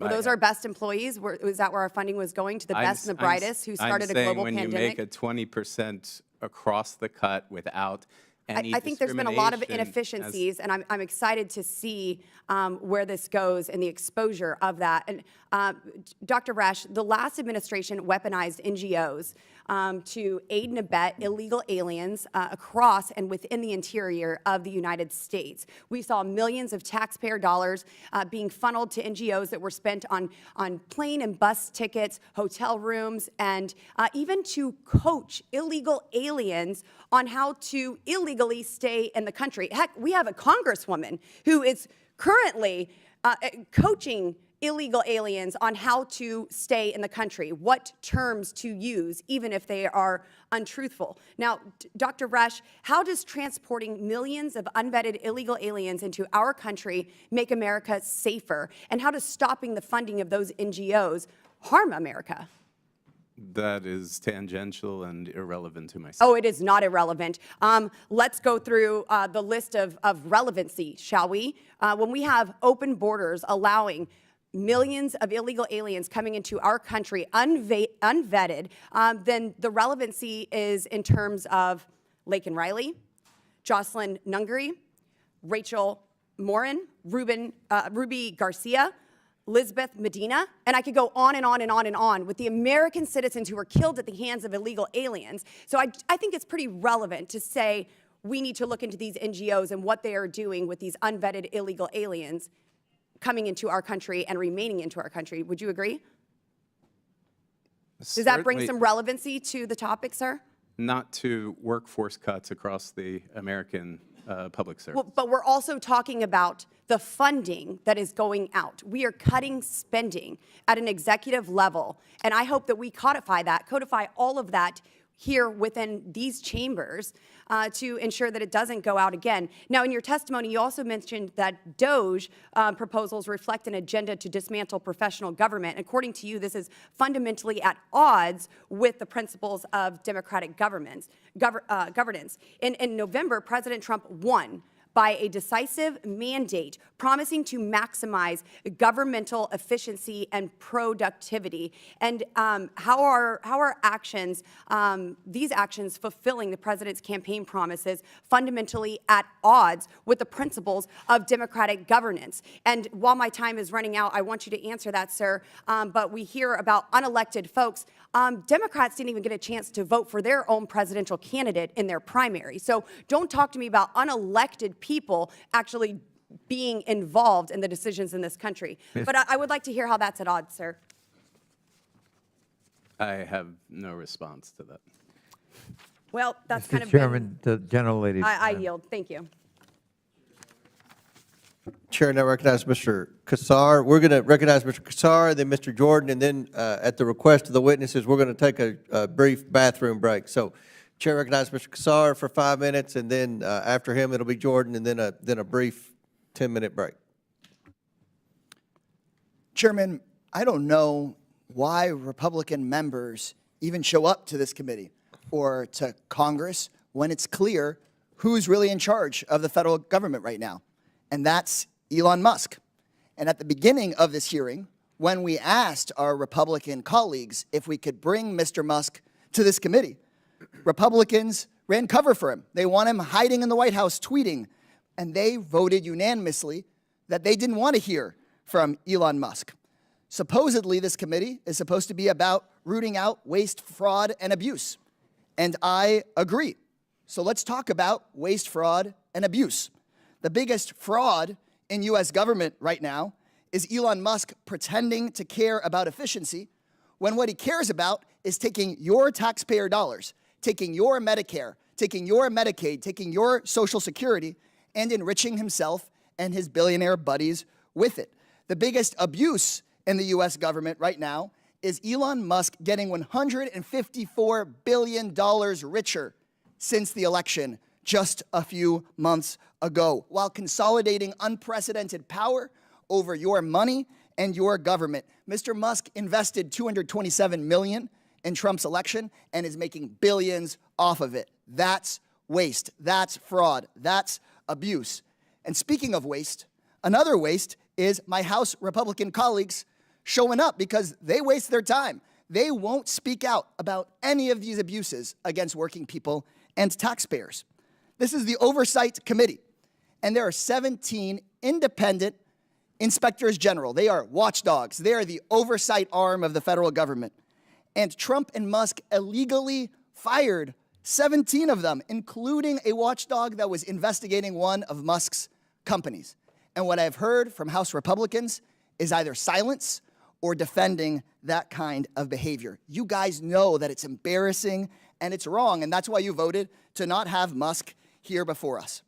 Elon Musk is not doing anything to make government more efficient for working people. He's using his position to more efficiently raid your taxpayer dollars to enrich himself and his friends. I'm told that this hearing is about right-sizing government. So I propose that we start right-sizing our federal government by firing the most dangerous man in it, and that's Elon Musk. To protect our taxpayers, we should fire Elon Musk. To keep American Social Security numbers private, fire Elon Musk. To protect Medicare and Medicaid, fire Elon Musk. To save schools and our jobs, fire Elon Musk. And to protect the idea that American people have a government for the people and by the people, and not for the ultra-rich and by the ultra-rich, we must fire Elon Musk. Attacking working families is nothing new for him. Mr. Musk's biggest factory sits in my district, and the first thing I did after I was elected to Congress was to call for an OSHA investigation into the injuries and deaths of workers building that very factory. Those are investigations to be launched by the Department of Labor, where later today we're hearing that Musk's minions are going to go and maybe start shutting down parts of that key agency that is built to oversee big corporations and defend the interests of workers. Musk's companies, like Tesla, have been sued and found liable for many labor violations. Screwing over working people is just part of the game for him. He has been found liable for improperly giving not safety training to construction workers and withholding wages. OSHA fined Tesla for exposing workers to hazardous chemicals without proper training and monitoring. OSHA opened up investigation into deaths of workers at the Tesla Gigafactory in 2024. SpaceX, another one of Musk's companies, was found responsible for the deaths of one of their workers, Lonnie LeBlanc, due to head trauma that he got on the job. So now Musk has seemingly unlimited power to take advantage not just of his own employees, not just of American consumers, but of all Americans. Unlimited power to Americans' data. Unlimited power to choke off funding meant for Americans and the programs that people count on. Enough is enough. But thankfully, our country isn't one of Musk's companies. Our country is ours.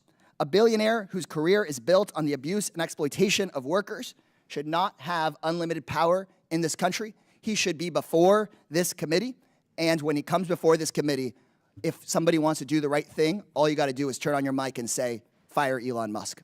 Thank you, Mr. Chairman. I yield back. Gentleman yields back. Before I recognize Mr. Jordan, Ms. Boebert, did you have a Yes, Mr. Chairman, I have a document I'd like to submit for the record. proceed? So this is a press release from the White House at USAID. Waste and abuse runs deep, and just some examples: $2.5 million for electric vehicles in Vietnam, $47,000 for a transgender opera in Colombia, $32,000 for transgender comic books in Peru, $2 million for sex changes and LGBT activism in Guatemala, $6 million to fund tourism in Egypt, and these are just some of the many, many examples. And I would like to submit that to the record. Without objection? Thank you. So ordered. Chair now recognizes the chairman of the House Judiciary Committee for 5 minutes. Thank you, Chairman. Mr. Schatz, is the federal government too big? Yes, the expenditures certainly are, which makes the entity itself too $7 big. trillion in annual spending, 400 agencies and sub-agencies, 1,000 boards and commissions. I think anyone, maybe even the people on the other side of the aisle, I think anyone would say, almost everyone would say, that's too big. And when you have big government, does big government have a tendency to spend taxpayer money on stupid things? That's part of the reason that we're here, and it's one of the things that Citizens Against Government Waste has been documenting for many, many years. You've been highlighting this for like 100 years. I mean, I've known you for a long time. God bless you for persisting. Organization, 41 years. I've been there 39. And when you spend money, when you're the person spending money on something stupid, you just assume, you would just kind of hope that people don't really notice that, right? If you're in the government and you're spending, what did Ms. Boebert just say, $32,000 for a transgender comic in Peru, $16 million in gender development offices, you're spending money on stuff like that, you just kind of hope that people probably don't notice that. Is that probably fair to say? That's kind of human nature, I would think. Well, that's part of the problem, is that the taxpayers don't know exactly how the money is being spent because there is not the transparency that, for example, Iowa, Ohio, Arizona, and other states have. You when should be able to push a button and find out how your tax dollars are being. And so it's understandable why everyone on the left, all the proponents of big government, all the supporters of big government, all the people getting the taxpayer money from big government, it's understandable why they are attacking Elon Musk, because he's pointing out the stupid things that government spends money on. Is that fair to say? Well, he's not making it up, and in fact, many of the recommendations he's making Great have been point. made He's for not years. making it up. He's citing every single thing. Right. Go on, I'm sorry. Yeah, no, it's there. I mean, look, the Department of Education has been something that was recommended by President Reagan to be eliminated, and many others since then. U.S. Digital Service, U.S. Doge Service. Digital Service was duplicating the private sector. Same with 18F at GSA. So he's already helped save money by doing that. So Democrats, instead of saying, yeah, we should probably not spend $32,000 for a transgender comic in Peru. Yeah, it's probably not a wise expenditure of taxpayer money to have Sesame Street played in Baghdad, Iraq. It's on all that list. Instead of saying we should figure out how we stop that, they're saying, no. We got to stop the guy who's pointing out the stupid things that government's spending money, taxpayer money, the money that people in the 4th District that I represent, their money on these kind of stupid things. Now it's being reported that there's something even maybe worse going on. It's been reported today that media outlets were paid millions of dollars by USAID. Now, the media outlets are saying this is for subscriptions to their publication, but I find that interesting. And one of the particulars that's pointed out, the FDA paid Politico $517,000 for 37 subscriptions. That seems kind of high to me. Does that seem that way to you, Mr. Schatz? Doing the math quickly, that seems excessive, yes. Yeah, that seems a lot for now. Maybe there's some explanation here. Maybe maybe Politico is so darn important that it costs that much and taxpayer money should be spent for. But I find that interesting, particularly $517,000 for 37 subscriptions when it's the press, the government paying the press. Does that in some way maybe jeopardize what the press, the free press that we're supposed to have in our great country? Well, it's certainly something that taxpayers probably didn't know until today. I didn't know that. Didn't know until today, and it's also government paying the press that kind of money. 37 subscriptions will give you $500,000. Might Politico write favorable things about the particular administration who's paying that money? I don't know. I'm not saying that happened, but you can sure look at some of the things that's been reported by some of the press, particularly Politico, and you can't help but ask that question. Governor Reynolds, I got like 50 seconds. You came all the way from the great state of Iowa. I'll give you a chance to comment on any of the things I raised there. But I do think this is amazing. The guy who's pointing out the stupid things the government spends money on, that's who gets attacked, versus no, let's fix the stupid things and not spend money on them.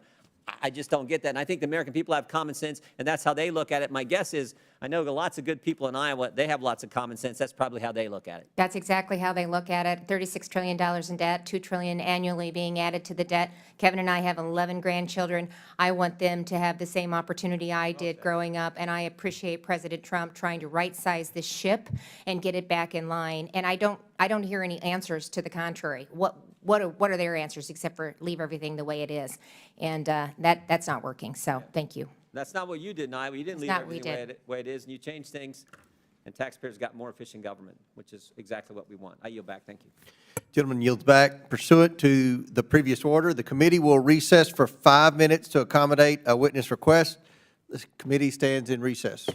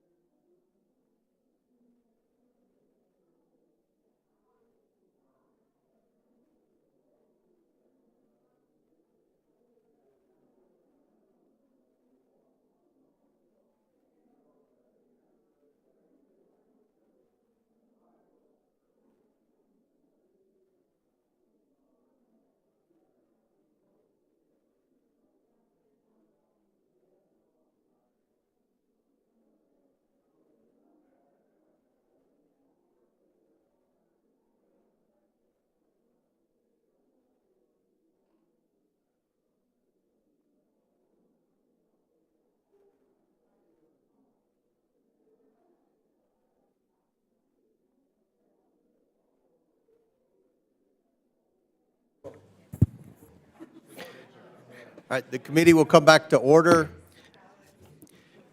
And Governor Reynolds has an unmovable conflict and must leave at 2 p.m. that's just arisen. Without objection, the witness will be excused at that time, and the committee will proceed. Without objection, so ordered. Chair now recognizes Mr. Burleson from Missouri. Is that right? For 5 minutes. Thank you, Mr. Chairman. You know, thank you for the witnesses for coming and for whoever is watching. But what you're witnessing is the dying scream of addicts who realize that tomorrow they're going into recovery.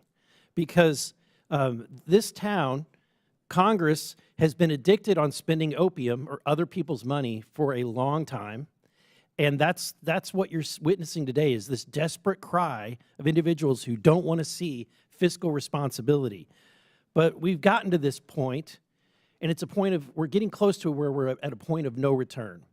And so a group called EPIC, which is the Economic Policy Innovation Center, said that we're nearing a fiscal cliff. We're nearing a point in which we're going to start going down a debt spiral. They say that will occur under current policies if we don't cut any spending in the next 15 years. It gets worse. 15 years seems like a long ways out, but you've got to slow this freight train of spending down to have any impact 15 years from now. In addition, the Social Security is going to go bankrupt in 8 years, right? And the Medicare has another ticking time bomb in just 10 short years. So look, the spending spree is over. We have got to return to some form of fiscal sanity, or we won't have a country. This is not a Republican problem or a Democratic problem. This is a math problem, period.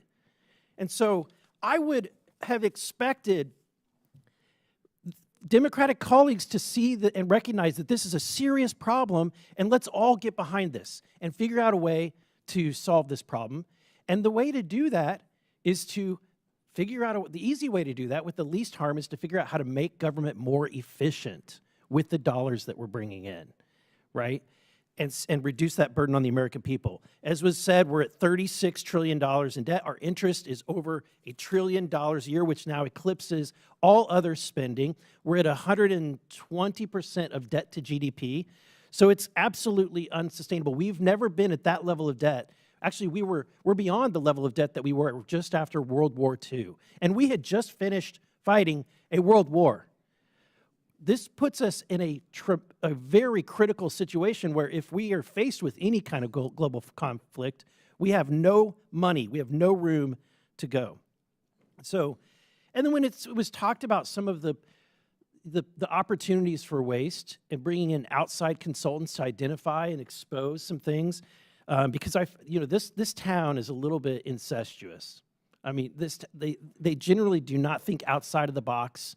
This town is really good at doing one thing, and that is saying why something can't be done, right? So it's good to have people outside of the box come in like Mr. Musk. And I want to ask Governor Reynolds, thank you for being here today. I understand in Iowa, you were Doge before Doge was cool, right? So in Iowa, you rely on outside expertise to come in, correct? Yes, we did. Because otherwise, I mean, when you're in it, you see it one way and you get accustomed to what you're doing. And I think it's beneficial to have somebody from the outside come in and take a look at some of the practices and some of the initiatives and how we're operating. So it was actually beneficial. We hired a consultant to do the alignment to help really manage it, but to also help us compare how we were doing business with other states. And we're standing up Iowa Doge, and we're bringing this private sector in again for that very reason, so they can look at some of the processes and how government operates and give us recommendations on what we could do different. Yeah, would you embrace if Elon Musk offered to you to come in with no pay, with a team of people with 200 level IQs Yeah. We would- All with no pay. Would you embrace that? I would welcome that, especially when we look at the legacy systems and the antiquated systems that government is working under. To have somebody from the private sector, that risk their own capital on an idea to come in and take a look at how we can make government better, I think would be a huge benefit for the taxpayers of Iowa. I think DOGE immediately, just in the hiring, probably raised the average IQ of federal workers, here. Let me ask last question of Mr. Schatz. I understand that the Citizens Against Government Waste publishes an annual report called Prime Cuts, which makes recommendations. Could you tell us about some of the latest versions of this report and what kind of savings taxpayers, might be able to find, what DOGE might be able to find? We have a Prime Cuts comes out annually. We're working on the report for 2024. But 2023 is $5.1 trillion over 5 years. It addresses things I've discussed already, technology, telecommunications, broadband consolidation, sale of federal property, which saves $15 billion over 5 years. Some of them make perfect sense, and a lot of them are common sense, and that's something that I think is also in short supply in Washington, D.C. Thank you. Thank you. My time has expired. Chair now recognizes Ms. Presley from Massachusetts. Thank you, Mr. Chair. By the hour, Donald Trump, Elon Musk, and his enablers advance their extremist, anti-equity, un-American agenda, dismantling decades of civil rights progress, upending livelihoods, incomes, and lives, and adversely affecting something they claim to care about, the GDP. Because all data supports that diversity, equity, and inclusion is actually good business. Governor Reynolds, my Republican colleagues invited you here today to promote what they see as a model of governance. Simply put, Republicans' vision of America is to be more like Iowa. Governor Reynolds, let's learn more about the state. Do you know what percentage of Iowans are white and what percentage are black? I don't know the exact percentages, no. We're by far a larger percentage of white population. That's correct. Iowa is 90% white and only 4.5% black. So that is drastically different from the national population. So when Republicans suggest Iowa should be a national model, they're advocating for a government that doesn't reflect our country. So let's talk about what this model of governance actually means in practice. In Iowa, you signed State Senate Bill 2385 to eliminate more than 80 state boards and commissions, including those representing Black Iowans, Latinos, women, people with disabilities, and Asian, Pacific Islanders, communities that are marginalized and vulnerable and have fought for decades to have a seat at the table. Now, Republicans call this fiscal responsibility. I just call it erasure. Governor Reynolds, the Iowa Legislative Services Agency conducted a nonpartisan analysis of that bill. Do you know how much money was saved when you eliminated those commissions? Actually, it was not about saving money. It was about putting more resources behind the Department of Human Rights so that we could actually provide them more resources for minority communities. Reclaiming my time. Let me help you with the math. Roughly $112,000 in your state budget was saved. So that is 0.001%, barely a rounding error. So honestly, given your current salary, Iowans would have saved more money just by eliminating your salary. Mr. Chair, I ask unanimous consent to enter the LSA fiscal note into the record. Without objection, it's ordered. In addition to cutting boards and commissions, Iowa started closing government agencies. Now, this is the same thing that Elon Musk and Donald Trump are trying to do at the national level. Now, Governor Reynolds, let's be clear. I have no problem with Iowans, but I do with your leadership. So let's look at the results, shall we? In Iowa, there have been skyrocketing maternal mortality rates. Mr. Chair, I ask unanimous consent to enter into the record this article titled, "Iowa's Maternal Death Rates Rise as Birthing Units Close." Without objection, it's ordered. In Iowa, students' test scores have been declining. Mr. Chair, I ask unanimous consent to enter into the record this article titled, "Iowa Scores in 50 State Education Rankings Decline from Years Past." Without objection, it's ordered.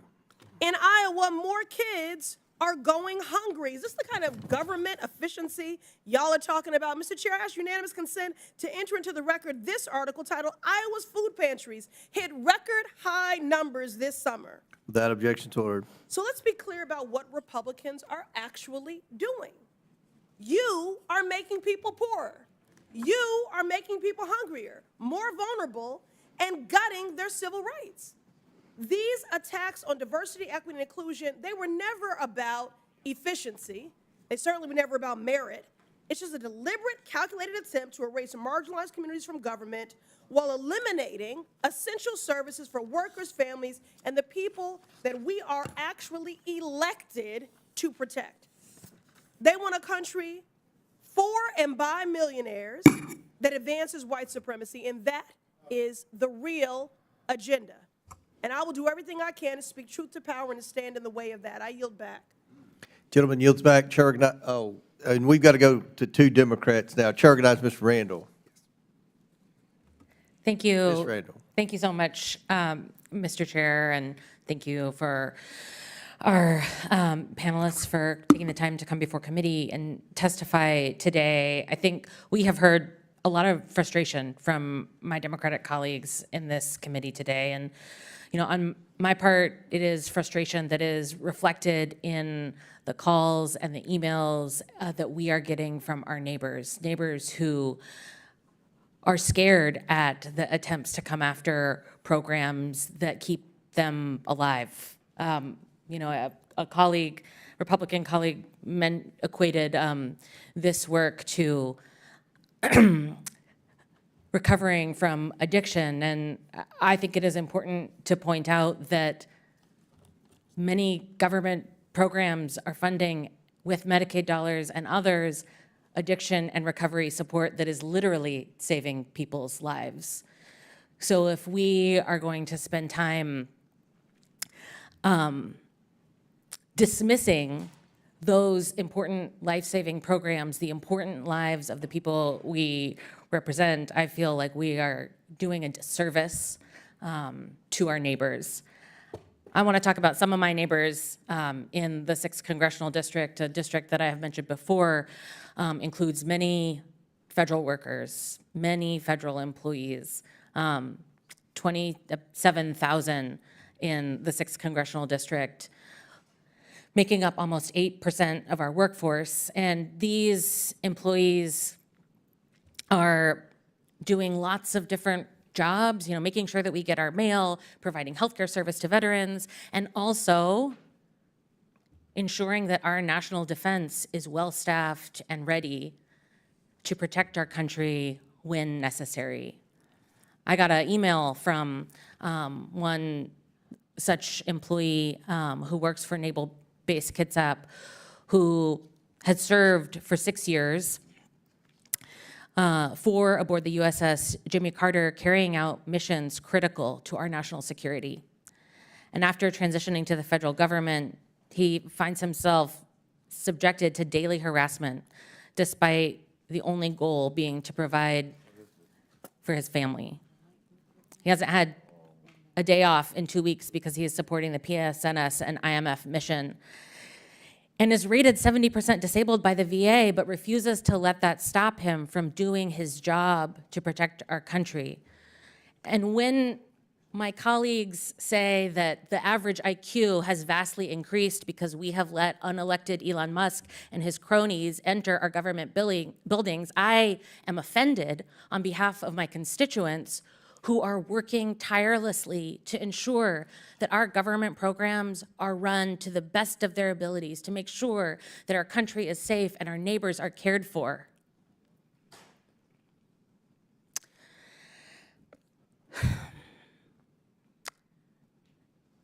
I believe in government accountability. I represented the people of Washington for 6 years in the state legislature, where we have one of the most transparent budgeting operations, and we have a AAA bond rating. We have good budgeting practices and good programs that invest in community. I believe that government can do both, can invest in our neighbors and be accountable. But we can't be accountable when we fire all of our inspector generals and take away that watchdog authority. Dr. Resch, our veterans have sacrificed so much for us, and a 2024 report by the VA Inspector General noted that 86% of Veterans Health Administration facilities reported severe occupational staff shortages for medical officers, 82% had shortages for nurses, and yet we are seeing an unelected billionaire striving to immediately decrease 5 to 10% across the board cuts to our government's workforce, including the VA. What would happen to agencies and departments like the VA if 5% of their employees suddenly left their jobs? Well, again, when you're making broad cuts indiscriminately, you're not choosing, per se, poor performers, you're just making blanket cuts. Again, it's going to create an environment of fear, an environment of uncertainty, and you're certainly not going to be attracting the best people to public service under those conditions. Okay. And so what I would say to you is that what it will do is diminish the very capacity that you're looking for in government. It's almost as if by losing the best people that work for you, being a corporation, firing your accountants and expecting profits. Chair Lake's time's expired. Chair recognizes Mr. Fallon from Texas. Thank you, Mr. Chairman. You know, you hear a lot of interesting things when you sit on the Oversight Committee. Doge. It's curious that it seems to me that that's like a dirty word for many Democrats. They recoil when they hear it. Doge.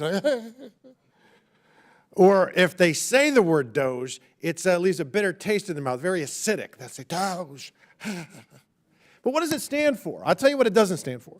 It doesn't stand for oligarch. It doesn't stand for billionaire. It doesn't stand for unelected billionaire. It doesn't stand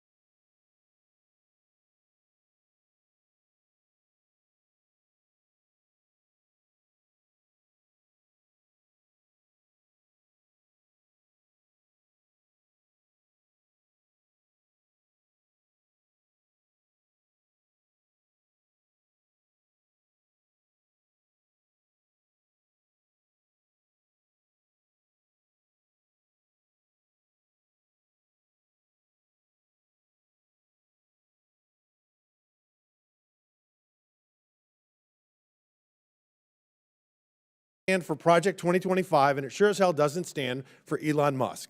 It's the Department of Government Efficiency. Who in their right mind would oppose our federal government operating with more, wait for it, efficiency?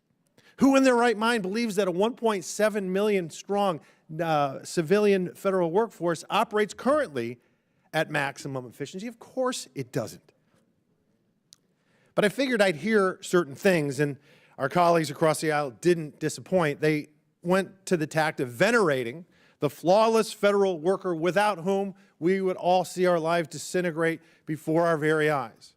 How dare we even question these benevolent public servants? In far too many instances, federal bureaucrats have become not the public servants, but they've evolved into public masters. Now, do some federal workers do a fabulous job? Absolutely. Do some federal agencies provide critical services for Americans? Of course, but not all. And where there isn't value being provided, we need to trim the excess, we need to eliminate waste, we need to expose the abuse, and we need to streamline efficiency. Take, for instance, the Department of Education. When you say you want to eliminate the Department of Education, liberals' heads will explode. But it was formed in 1979. And when you look at the proficiency in math and reading from 1979 to current day, it's stagnant. It's a rounding error. It goes up a little, goes down a little bit. But when you look at adjusted for inflation, the spending per pupil on education, it was $9,615 in 1979. It's now just under $20,000. So we spent double the money, but it's not reaching classroom performance. Block grants would be a far better way, rather than spending $79 billion on a Department of Education at the federal level. We went to the moon without a Department of Education. So the growth in the federal government has been staggering. If you look at just the last 100 years, in 1929, the federal government spent $3.6 billion. Adjusted for inflation, that's $66 billion. Today, that number is $7,300 billion, 110 times in 100 years, or 11,100% in a century. There are 400 executive branch agencies and sub-agencies and 1,000 federal boards and commissions. I think we should look to the states, and we have Governor Reynolds here. And Governor Reynolds, I commend you for taking the cabinet position numbers from 37 to 16 and eliminating 500 unfilled positions, and then eliminating 83 state boards and commissions. How much is it projected to save your taxpayers, Governor? In the first 18 months, it's saved $217 million, and that's exceeded what our original projections were for 4 years. So I will continue to see savings as we move forward, as we've really had visibility into the agencies and look for opportunities to continue to make us better. $217 million, and having been in a state legislature for 8 years, that's real money at the state level, particularly in a state the size of Iowa. What is the feedback you're receiving from, is it Iowans? Not Iowites, right? Iowans? Iowans, yeah. Iowans, okay. Yeah. What are Iowans telling you about this? Well, they appreciate it. First of all, I have an obligation to make government accountable to the taxpayers, and I want to continue to bring the taxpayer burden down on Iowans. And by keeping spending in check and making government more efficient, we're going to be able to do that. I started my comments today. When I took office, our individual income tax rate was 8.98%. Today, January 1st of 2025, it's 3.8%. So when we saw 9% inflation under the Biden administration, this was a way that I could help give back to Iowans some of their hardworking dollars so that they could offset some of the cost of gas and groceries that they were experiencing. And what, Governor, what advice would you give the federal government as we try to streamline our services for the American taxpayer? I think, it makes us, go for it. Everybody's going to tell you can't do it. I haven't heard any other suggestions on doing something different. In Iowa, it had been 40 years since we'd taken a look at the structure of government. That's ridiculous. It was bloated, it had grown, and we could do things better. And this has been an opportunity. It's changed the culture of our agencies, our cabinet, and most importantly, our employers. They feel like they're making a difference, and they're making a difference in how they're serving Iowans. Amen. Thank you. And coming from Texas and looking at the growth of Texas and Florida, people vote with their feet, and they're moving to the states like Iowa, Tennessee, Texas, Florida, because we're doing it the right way. And at the federal level, Mr. Chairman, we can and we must do better. And thank you, Governor, and thank you, Chairman. I yield back. Chair now recognizes Mr. Subramaniam from Virginia. Thank you, Mr. Chair. I've just been listening to the comments today during this hearing, and I hear these things like we want to trim the inefficiencies in government. We want to do the least amount of harm, is what someone said. We want to get rid of the low-performing employees, but that's not quite what's happening, is it, right? These are blanket cuts across the board that are indiscriminate. And let's be clear, this DOGE effort it can't be about just getting rid of waste, fraud, and abuse. Because if you look at our federal spending, civil servants are a drop in the bucket when it comes to our budget. The math doesn't work, actually. In fact, civil servants actually save us a lot of money down the road. They prevent food illnesses. They prevent a lot of bad things from happening that would cost us more money down the road. So, yes, there are inefficiencies in government. Let's fix them. That's bipartisan. I've done that work myself. But, if the kitchen cabinets in your house are broken, fix them. Don't burn the house down, right? And I don't think this is about waste, fraud, and abuse. I think this is about revenge over civil servants who may have slighted the president. I think this is about control over the federal agencies and federal government, ones who especially had actual oversight and did actual regulation of companies that were slighting consumers. And this is about stopping the protections of consumers. And it's about having civil servants with a certain ideology. And this is not legal, and this is not constitutional. And I wish we had the DOGE folks in here today, but we don't. So we just have the governor of Iowa. And so I'll just ask Governor Reynolds, when you made DOGE reforms in Iowa, did you freeze all spending while you were doing your review? No, we did not. And when you brought in those consultants, did you let those consultants take over your payment systems and give access to every person's personal health information to them? We did not. And do you think it's okay for outside consultants with no security clearance to handle classified documents? No. And do you think it's okay for outside consultants to handle sensitive data haphazardly that could cause cybersecurity breaches? I'm just curious. You know, that's not been our experience in Iowa. Yeah, you know, we don't know who the people are. At least you knew who your consultants were, right? We even tried to go into the Treasury building and meet with them. We tried to go into USAID and meet with them, and we were turned away, us, members of Congress. But the reason I know what's going on inside those buildings is because I have constituents who actually work in those buildings, and let me just tell you some of the stories I'm hearing. One at USDA said that they've frozen funding to control invasive species protections, which would cost us hundreds of millions of dollars if these pests get into our country and devastate crops and livestock in states like Iowa. Or at one agency, they actually just came in, one of the DOJ employees came in and said, just cut 50% of the employees indiscriminately. And then the DOJ employee actually started living inside the building. So our federal agencies are now Airbnbs, apparently. And now we have nuclear scientists that are resigning. We have PhDs. They're not dumb people. They may not have 200 IQs, but it doesn't seem like the DOJ people do either. But what they're doing is they're resigning because they don't want to put up with this anymore. And it's going to be hard to replace these folks. It's going to be a brain drain on our federal government. This is not the right sizing of government. This is the dumb sizing of government, and it has to stop. And Congress has oversight over this. This committee has oversight over this, but what are we doing about it? We're talking to the governor of Iowa, no offense. We're talking to think tanks. We're talking to folks that are not actually doing this work. Let's actually give the American people answers. Let's give our constituents answers, and let's actually use Congress's powers to fight this, or at least figure out how we can work together to fix what's wrong in government. I'm down to do that. I know both sides of the aisle want to fix what's wrong in government. The American people deserve to know, though, what's going on right now, why it's happening, and how to fix this. But what's happening right now is way overstepping the bounds of executive power. It's overstepping Congress's power. We're getting rid of agencies that Congress authorized. We're going way over the line here, and this is unprecedented and needs to stop. And so we're going to continue to ask questions. We're going to continue to ask for hearings, and we're going to continue to ask for the people who are actually doing this, because we want answers. I yield my time to the ranking member. And I would just ask the gentleman from Virginia, and we want to add to that, we want Elon Musk to come here since he's an unelected, unaccountable, major player in all of this, unlike the process in Iowa, which was transparent and accountable, in order to answer to this committee in our legitimate oversight functions. Is that not correct? Absolutely, that's correct. I thank the gentleman.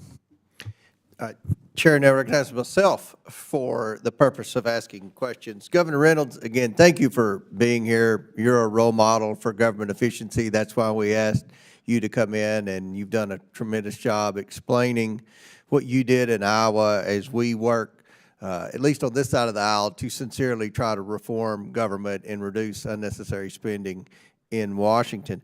I understand you were asked a question that mischaracterized a bill you signed a couple of years ago that addressed the Iowa State Auditor. Can you talk about why the legislature passed the bill?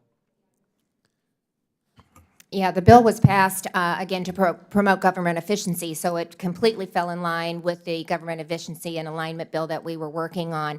And what it did is it required that two government agencies to mediate conflicts rather than going to the court and racking up legal bills that the taxpayers have to pay for. So it did not limit the auditor's access to necessary information. It was more about the process of when two agencies disagreed, that they could actually mediate their conflicts instead of taking it through the courts, racking up additional cost on taxpayers. Right.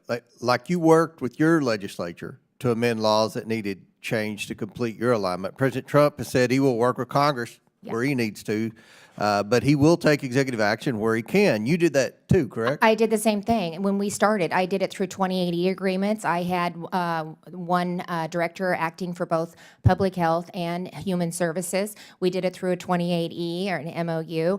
We did a proof of concept, and then we took it through the legislature. I also did executive orders with the rules moratorium. We put that, I initiated that with an executive order, and then when we took the next step, we actually took it through Congress when it needed a statute change to implement some of the ideas that we did, either through an executive order that I stood up or through a 28E. Then we brought in the Congress and utilized them to make the statute reflect what we were doing. Great. You eliminated a host of state agencies, commissions. It saved money and streamlined the state bureaucracy.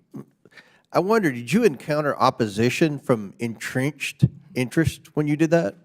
You know, we really didn't, but I will say we did a lot of the homework on the front end. And these were common sense changes, Right. as I talked about. You can't have different functions spread about across multiple agencies and expect to be efficient. So we brought in the directors early, we brought in the leaders, we brought in the chairs, we reached out to stakeholders, but no. And the few incidents where there were some concerns that were raised, it never came to bear. So it sounds like people in Iowa were serious about reforming government. I don't get that feeling in Washington, D.C., at least with half of the Congress. What sort of blowback did these proposals get when they were first announced? Well, again, I mean, we hadn't looked at the government structure for 40 years, so I don't think they were surprised. I had done a complete tax overhaul. Again, I started with the merger between public health and with human services, and so I had a great proof of concept. So as we worked with the directors, we were also able to anticipate what some of the arguments might be, what some of the opposition would be, so we could do the research on the front end to be able to provide the answers to the individuals about why we were doing what we did, and it was very, very effective. But it's hard to argue that it doesn't make sense to not have licensing spread across 11 agencies, or to put 100 troopers back on the road by putting your motor vehicle enforcement unit in with the Department of Public Safety. That's 100 troopers that we were able to put on the road. Well, did some say that your proposals would disrupt government services and lead to other problems? A lot of it was the existing, maybe some of the agencies that we were moving The off the agency, cabinet. It was the agencies, yes. not the individuals, not Iowans that had the most pushback. See, I think that's who's leading a It lot was of the the agencies. fear and the Yeah. criticism of Elon Musk. I think it's some of the federal agencies and federal employees who are about to be disrupted. Yeah, that saw their kind of their territory being uprooted. So were their fears proven to be overblown? Was there damage, if any? There was not damage, and we haven't had really any pushback whatsoever. And I keep saying this, but even the employees and the agencies, they love the culture that we're creating. There's actually more upward mobility within the agencies because we've broadened their scope on what they can impact. And they love that. They like being a part of that. Were people in Iowa ever allowed to work from home for years after COVID? No, not for years. See, that's part of the problem. I think that's what set the ball rolling of fear and opposition among a lot of the federal employees. There's so many in this town that are still working from home because of COVID years later. So they've been brought back to work, and now we're talking about bringing agencies in and letting them justify their existence, and cutting agencies and cutting wasteful spending and eliminating duplicative services and eliminating duplicative agencies. And it's just created all this fear and mass hysteria with my colleagues across the aisle. But we're committed to work with this administration to reduce and eliminate unnecessary spending and wasteful spending, and hopefully we'll be able to do that like you did in Iowa. But thank you, Governor. Thank you. I appreciate that. Chair now recognizes Ms. Ansari. Thank you, Mr. Chairman, and thank you to the witnesses for being here today. This is an unprecedented moment in our nation's history. Donald Trump and an unelected billionaire, Elon Musk, are illegally dismantling our government agency by agency and illegally stealing your data, your money, and your services. I would love for Mr. Musk to come here and testify before this committee so we can understand his qualifications to do this, because last I checked, running a social media platform does not qualify you for understanding how the U.S. government works and making sure that it can operate and serve the American people. One of my Republican colleagues just went after the IQ of federal workers. They want us to think that federal workers are faceless, nameless bureaucrats roaming the halls of Washington, D.C., when the reality is that over 85% of federal employees live outside of Washington, D.C., and they're your neighbors, your friends, and your families. More than 34,000 federal employees live in Arizona, and about 7,000 live in my district. They make sure that your highways are running smoothly and safely so we can get to work on time. They make sure your grandparents get their Social Security checks on time so that they can afford food.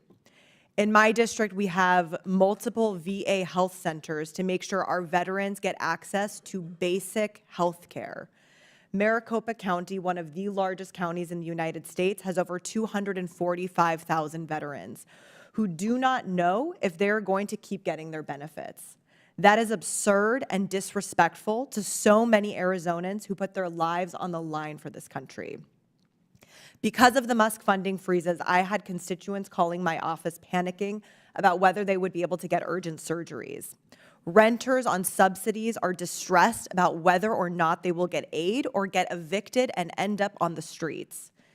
Even after Trump realized how disastrous his misguided freezes were and reversed some of them, there are healthcare clinics in my district that are laying off staff and cutting critical programs like STD prevention and substance abuse care because they were labeled as DEI.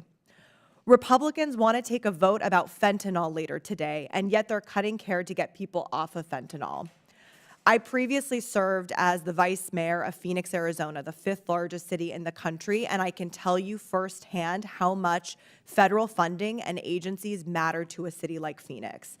It literally keeps your grandparents and your children fed, your streets safe, your public safety and police and fire running, make sure public transportation is operating, and that air conditioning is running during our extremely hot summers. While Trump and Musk are allegedly concerned about making our government more efficient, they want to lay off and dismantle the very people and departments who are keeping the country running. These loyal, dedicated employees are doing more and more with less and have been for decades. This graph shows the federal workforce. It has remained at nearly the same level for 50 years, while the U.S. population has grown by 100 million people. The bottom line is that Donald Trump and Elon Musk are lying to you, they're lying to the American people under the guise of efficiency. They are dismantling every department. That's not efficiency. They are breaking down the government illegally, from USAID, that's vital for national security, to the Department of Education, to the Department of Labor, to the Environmental Protection Agency. They are going after your healthcare, your schools, your safety, your data illegally and unvetted. And what is the ultimate aim for all of this? To distract the American people, to cut a little bit of money so that they can gift their billionaire buddies with massive tax cuts. Just watch them. Thank you. I yield back. Would you yield to the ranking member? I yield back to the ranking member. No, thank you.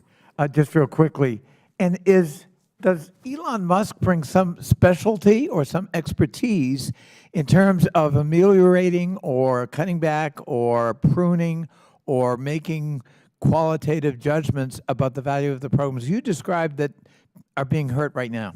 Does he bring some special expertise to that task? He does not. He has not shown any interest in the issues that affect Phoenix or any other city that I've heard of. And that would be quite different than the process that we saw unfold in the reform effort in Iowa, would it not? What I heard from the governor was very different than what I've seen thus far. There were no funding freezes. Programs were actually being evaluated. It sounds like what was happening in Iowa was actually about efficiency, where this is about illegally dismantling our government and taking away from the American people. I thank my colleague for yielding. Pursuant to the previous order, Governor Reynolds is excused. And Governor, thank you so much for appearing here today. Chair now recognizes Mr. McGuire. Ask the governor a question, but I understand you have to go, but I just can't tell you how much our country is grateful to what you've done in Iowa, and I'm so excited that you want to continue that type of efficiency and work with DOJ and with President Trump's administration. We have a great country, and it needs to make sense, and I love what you said. We need the best practices and the right people. Thank you. So my questions, I'll divert those questions a little bit, but first of all, I would say is that I don't think we can remind folks, especially folks on the other side, enough is that through the grace of God, President Trump won a mandate on November 5th. He won the popular vote, the Electoral College, and the American people have spoken. And I don't understand why every time he puts in an executive order or makes a decision, it surprises folks, because every decision I'm seeing is what he campaigned on, and that's what the American people voted for. I would tell you this, there is a war on common sense, and it's really an effort for all of us to bring our country back to common sense. We have to have a meritocracy. We have to have the right people in the right place, or people get killed. And we don't have time to go over all the examples. I would say, as a small business owner, if the government was a business, the government would be out of business. We are spending more per day than we bring in per day, and that is not sustainable. If the government were to build a car, first of all, it would be it would cost overruns. It would cost $1 million, and nobody in this room would buy it. It is amazing what the free market can do and how innovative it is. We probably saw Elon Musk created this rocket for 10 times cheaper what it would cost the government to do the same thing. And I heard some folks on the other side talk about these young people involved in what's going on with our data. But I want to remind them that young people are very capable. You ought to research the ages of our founding fathers, like Thomas Jefferson, when they created this amazing country. But if you look at young people saved the world during World War II on the Normandy beaches from Nazism. So young people are quite capable, and if you have the bright young minds, I don't care. I got to tell you, as a veteran, if you saved my life on the battlefield, I wouldn't care if you call yourself a Democrat, Republican, Independent. I don't care if you're young or old or pink or blue. We're all Americans, and we're in big trouble. And I think we're on the way to a sovereign debt crisis because we're spending so much. And I hear this talk, and we all know the government's not efficient.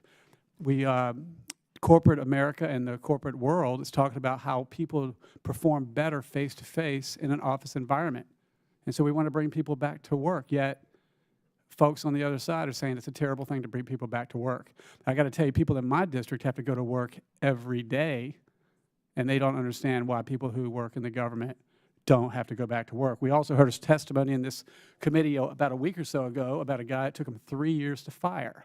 I talked to a very, very successful businessman on breakfast yesterday, and he said if we have a guy who's not performing, we get rid of him in 3 minutes. We need to make the right decision. So my first question, and I apologize if I pronounce your name wrong, Mr. Schatz. Yes, sir. So thank you for your work to find ways to make the government more efficient. But I wish I could have asked this to the governor, but she had 3 presidential disasters declared in her state.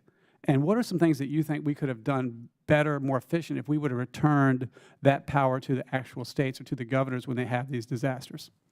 Well, I think President Trump initially talked about eliminating FEMA, but then he said he would like to allocate that money back to the states. The first line in any kind of disaster is local officials. FEMA comes in late, takes a while to get the money, there's a lot of red tape. I think it's an area that absolutely needs to be examined.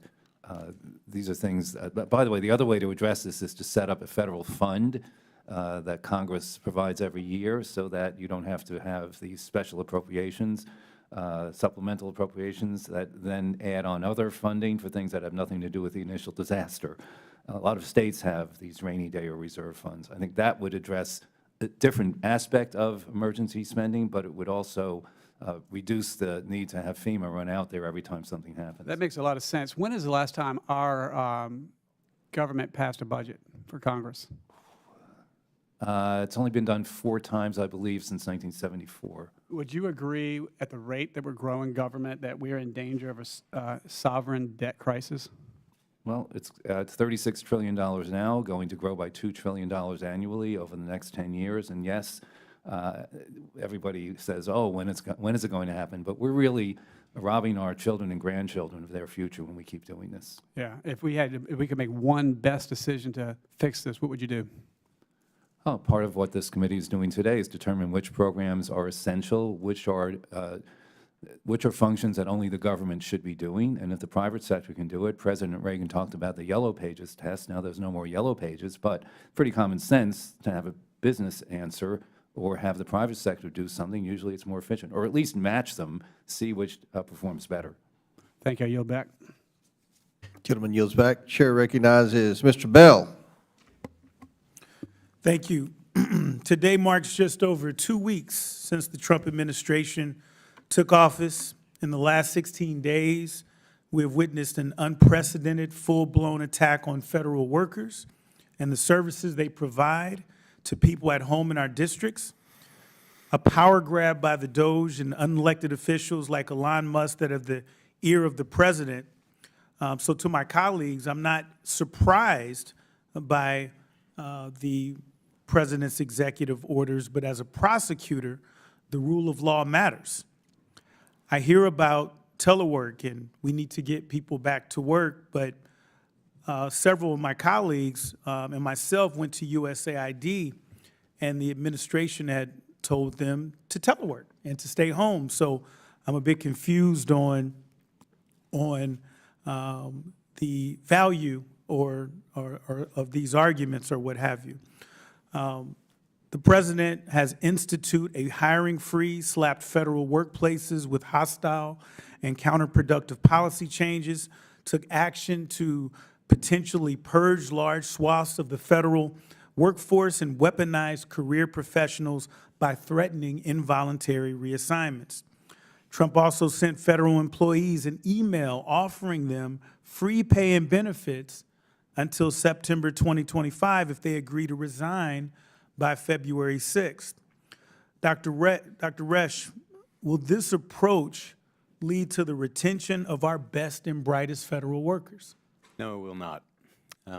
When they have blanket fires, again, the people who stay are likely to be the poorest performers. The ones that go under those conditions are likely to be those that are more competitive on an occupational job market. And so therefore, it will likely lead to brain drain as opposed to the retention of the best employees.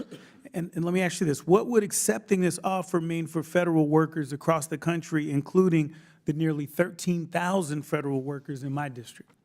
Well, first of all, I'm not sure that accepting it is legal in terms of saying that if you don't do it by February 6th, but if you do it, that you will be put on administrative leave and paid through September 30th. I believe the cap on any type of action like that is $20,000. That would not meet the several months that most employees are using. Trump also took the making. Sorry. That's okay. Trump also took the unprecedented and illegal move of freezing trillions of dollars in federal funding, throwing the entire country into chaos. I spoke with Dr. Kendra Holmes, head of Affinia Healthcare, who feared that this would impact their ability to provide essential and critical care at their community health centers.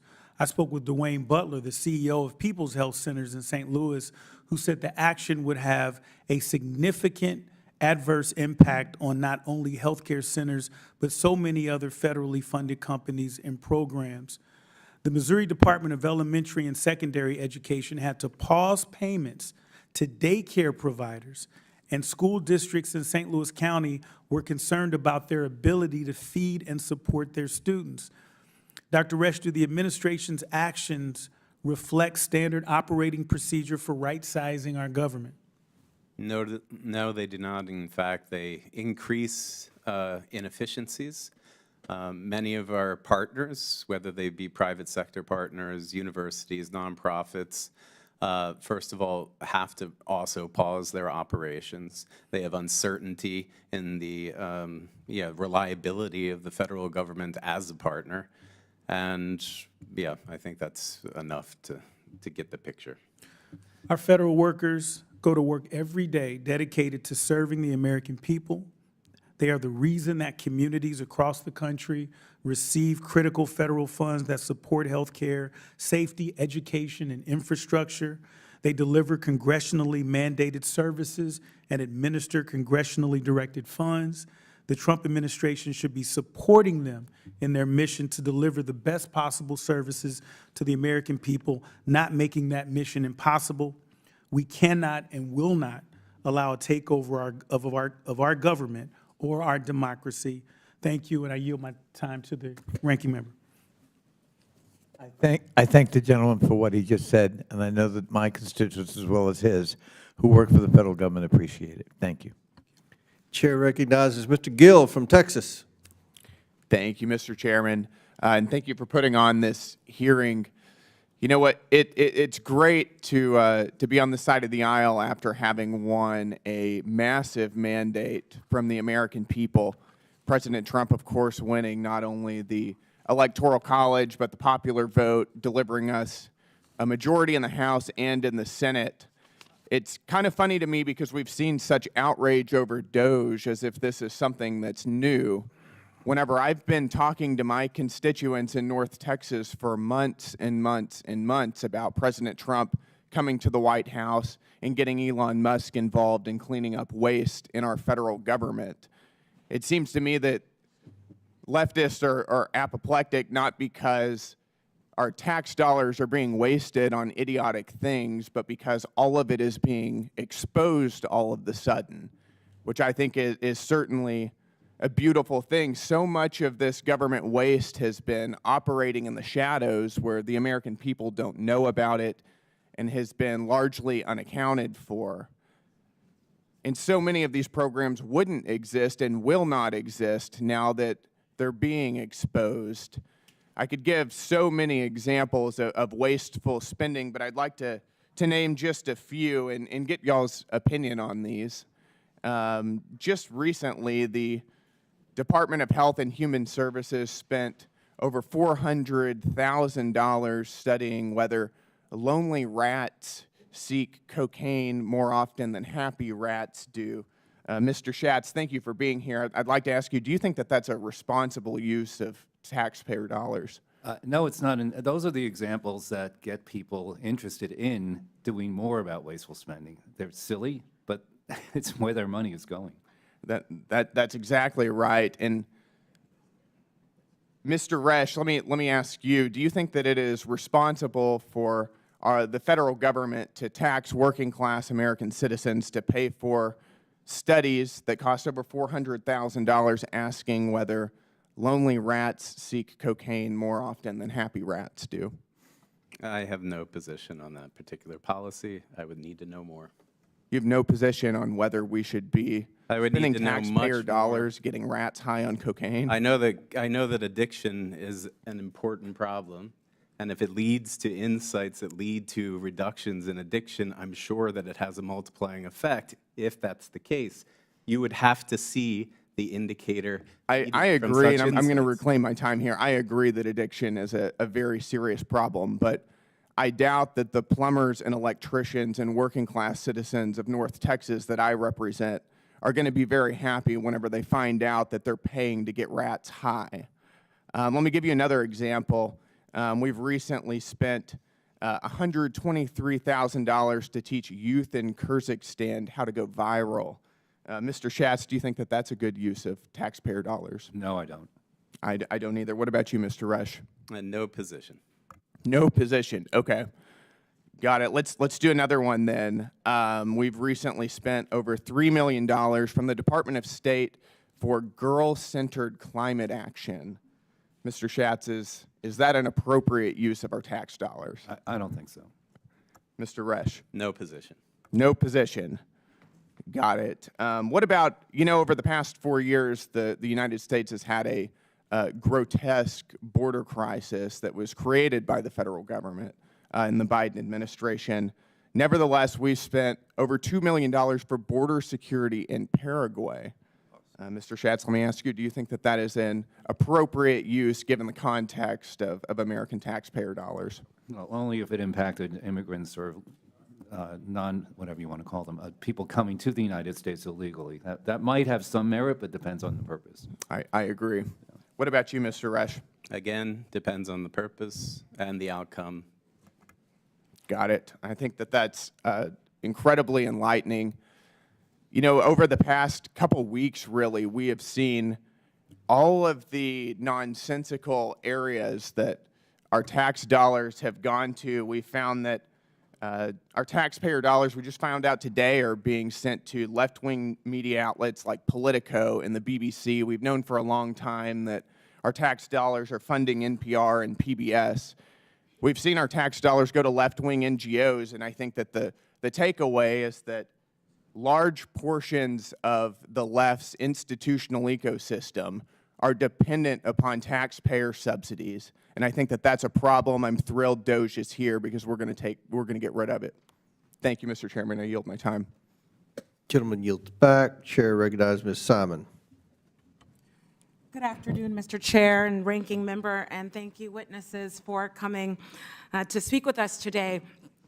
I really appreciate the conversation, and like much of the testimony and conversations I'm hoping to have and hear during my time in Oversight, I think that there are spaces where we should all agree government should be more efficient. Absolutely. As someone who went through college and had to bring my baby to childcare, I get it. I understand, and I remember when that childcare was shut down. I couldn't go to class. I couldn't go to my night job. I get it. I am right there with so much of the conversation.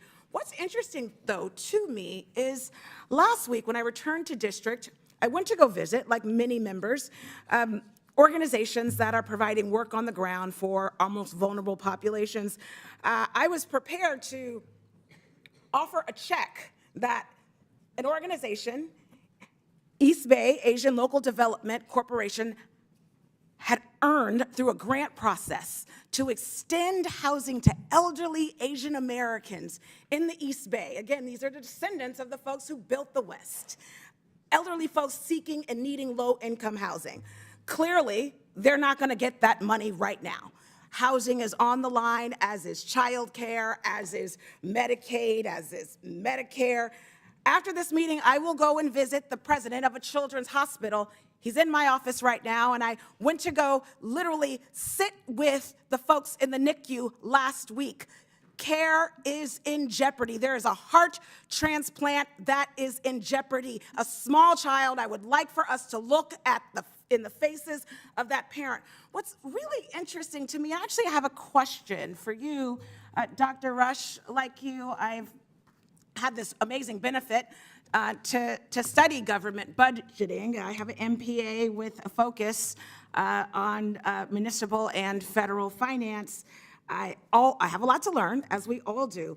But in understanding where we are in this push by DOGE and our colleagues to look at government spending, which I agree we got to figure it out, I'm curious, because this ripoff we're talking about, again, halting essential services for people to live in communities where there is waste, let's get rid of it, but by freezing basic services, I want to ask you this. By weakening the country's social service structure within a week, causing chaos, would you agree with me that instead of going after the Department of Education, again, if you have a young woman in college and she is abused, the Department of Education has an infrastructure to investigate that rape. I can go on and on, they do. We get rid of the Department of Ed, what happens there? Instead of going after the Department of Ed and USAID, wouldn't it make a lot of sense for us to think about other areas that are right in our face? Listen, the constituents of California's 12th district are paying over $6 billion in tax dollars for DOD. That could pay for 35,000 registered nurses per year and salaries of 50,000 elementary school teachers. If we're serious, sir, about right-sizing our government, I would recommend that we start there in an institution, in a department that has failed 7 audits with an estimated multi-trillion dollars of waste and abuse in contracts that go to private companies. Would love to know, Dr. Rash, your thoughts on where we should start. Congresswoman, thank you for the question. I'd just like to note that throughout this testimony, I've been asked questions about a very, very insignificant proportion of our federal budget, and that is domestic discretionary spending. If the committee is serious about right-sizing government in terms of dollars, then it should not. That very tiny proportion of our overall federal budget has seemed to be the focus throughout this meeting.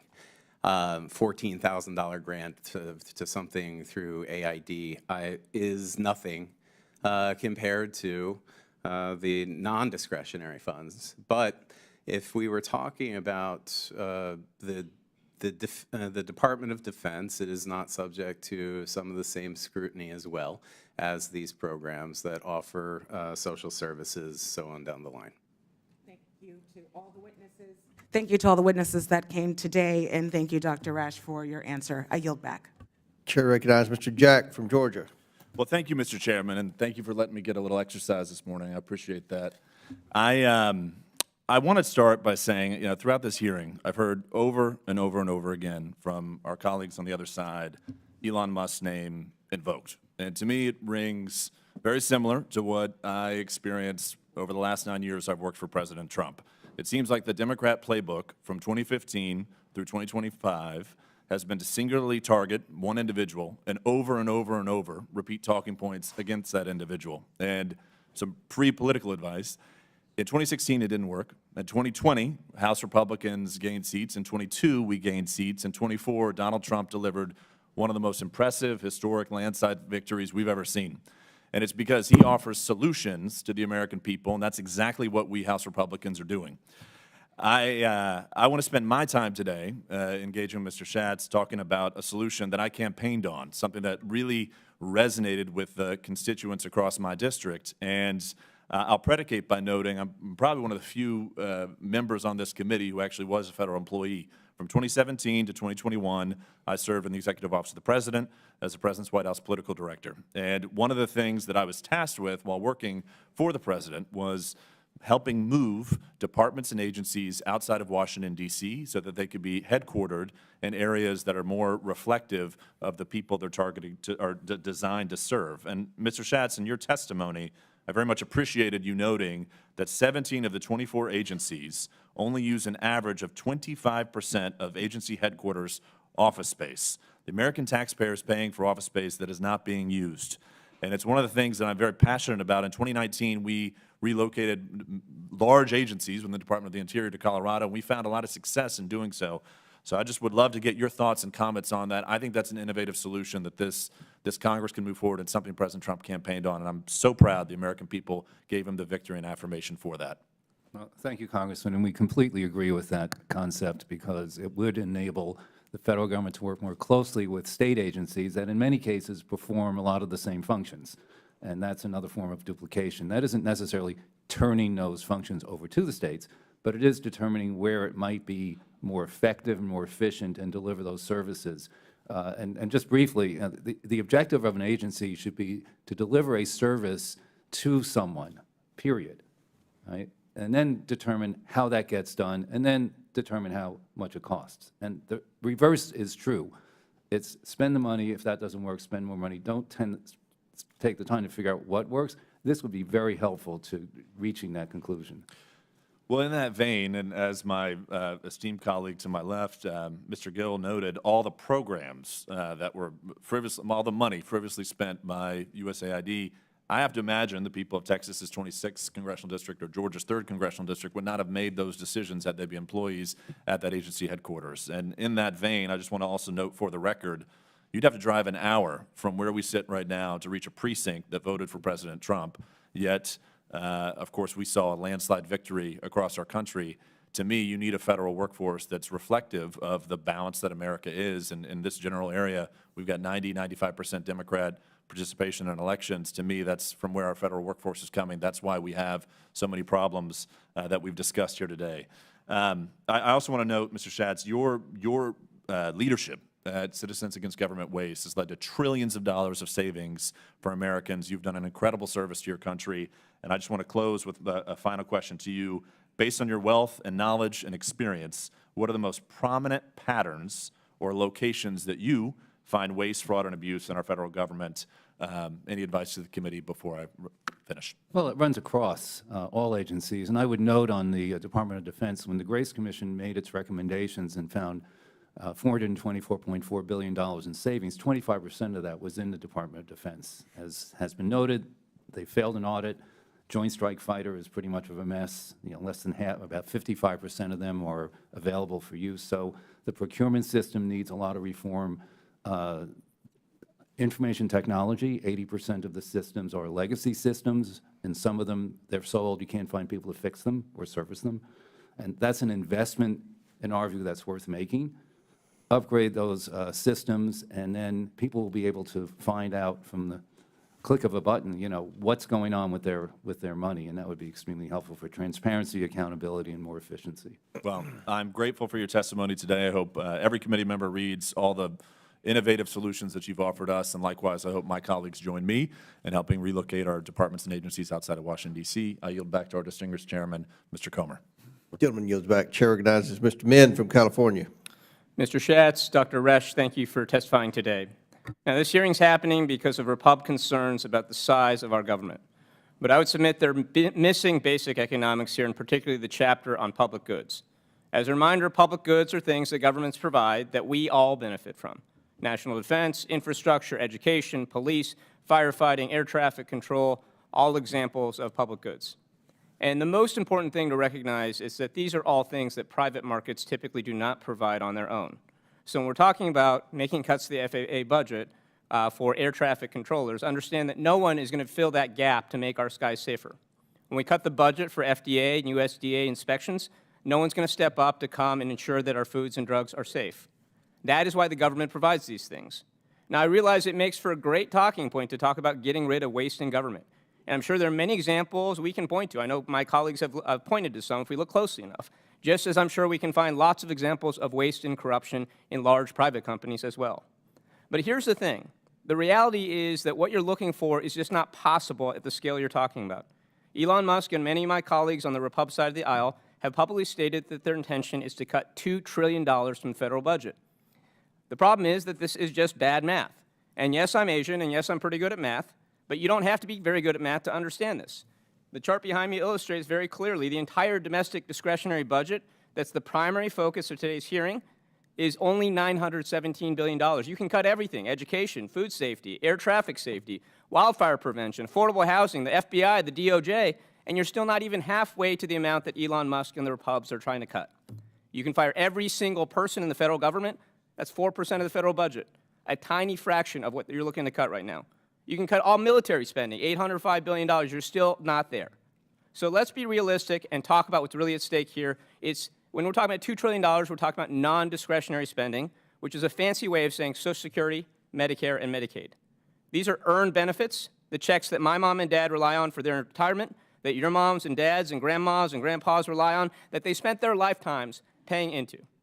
And let's be clear, this is what Elon Musk and many of my Repub colleagues are targeting right now. They've made it very clear with their statements, such as when Nancy Mace in March 2023 called for huge cuts to Social Security, saying everything is on the table, quote.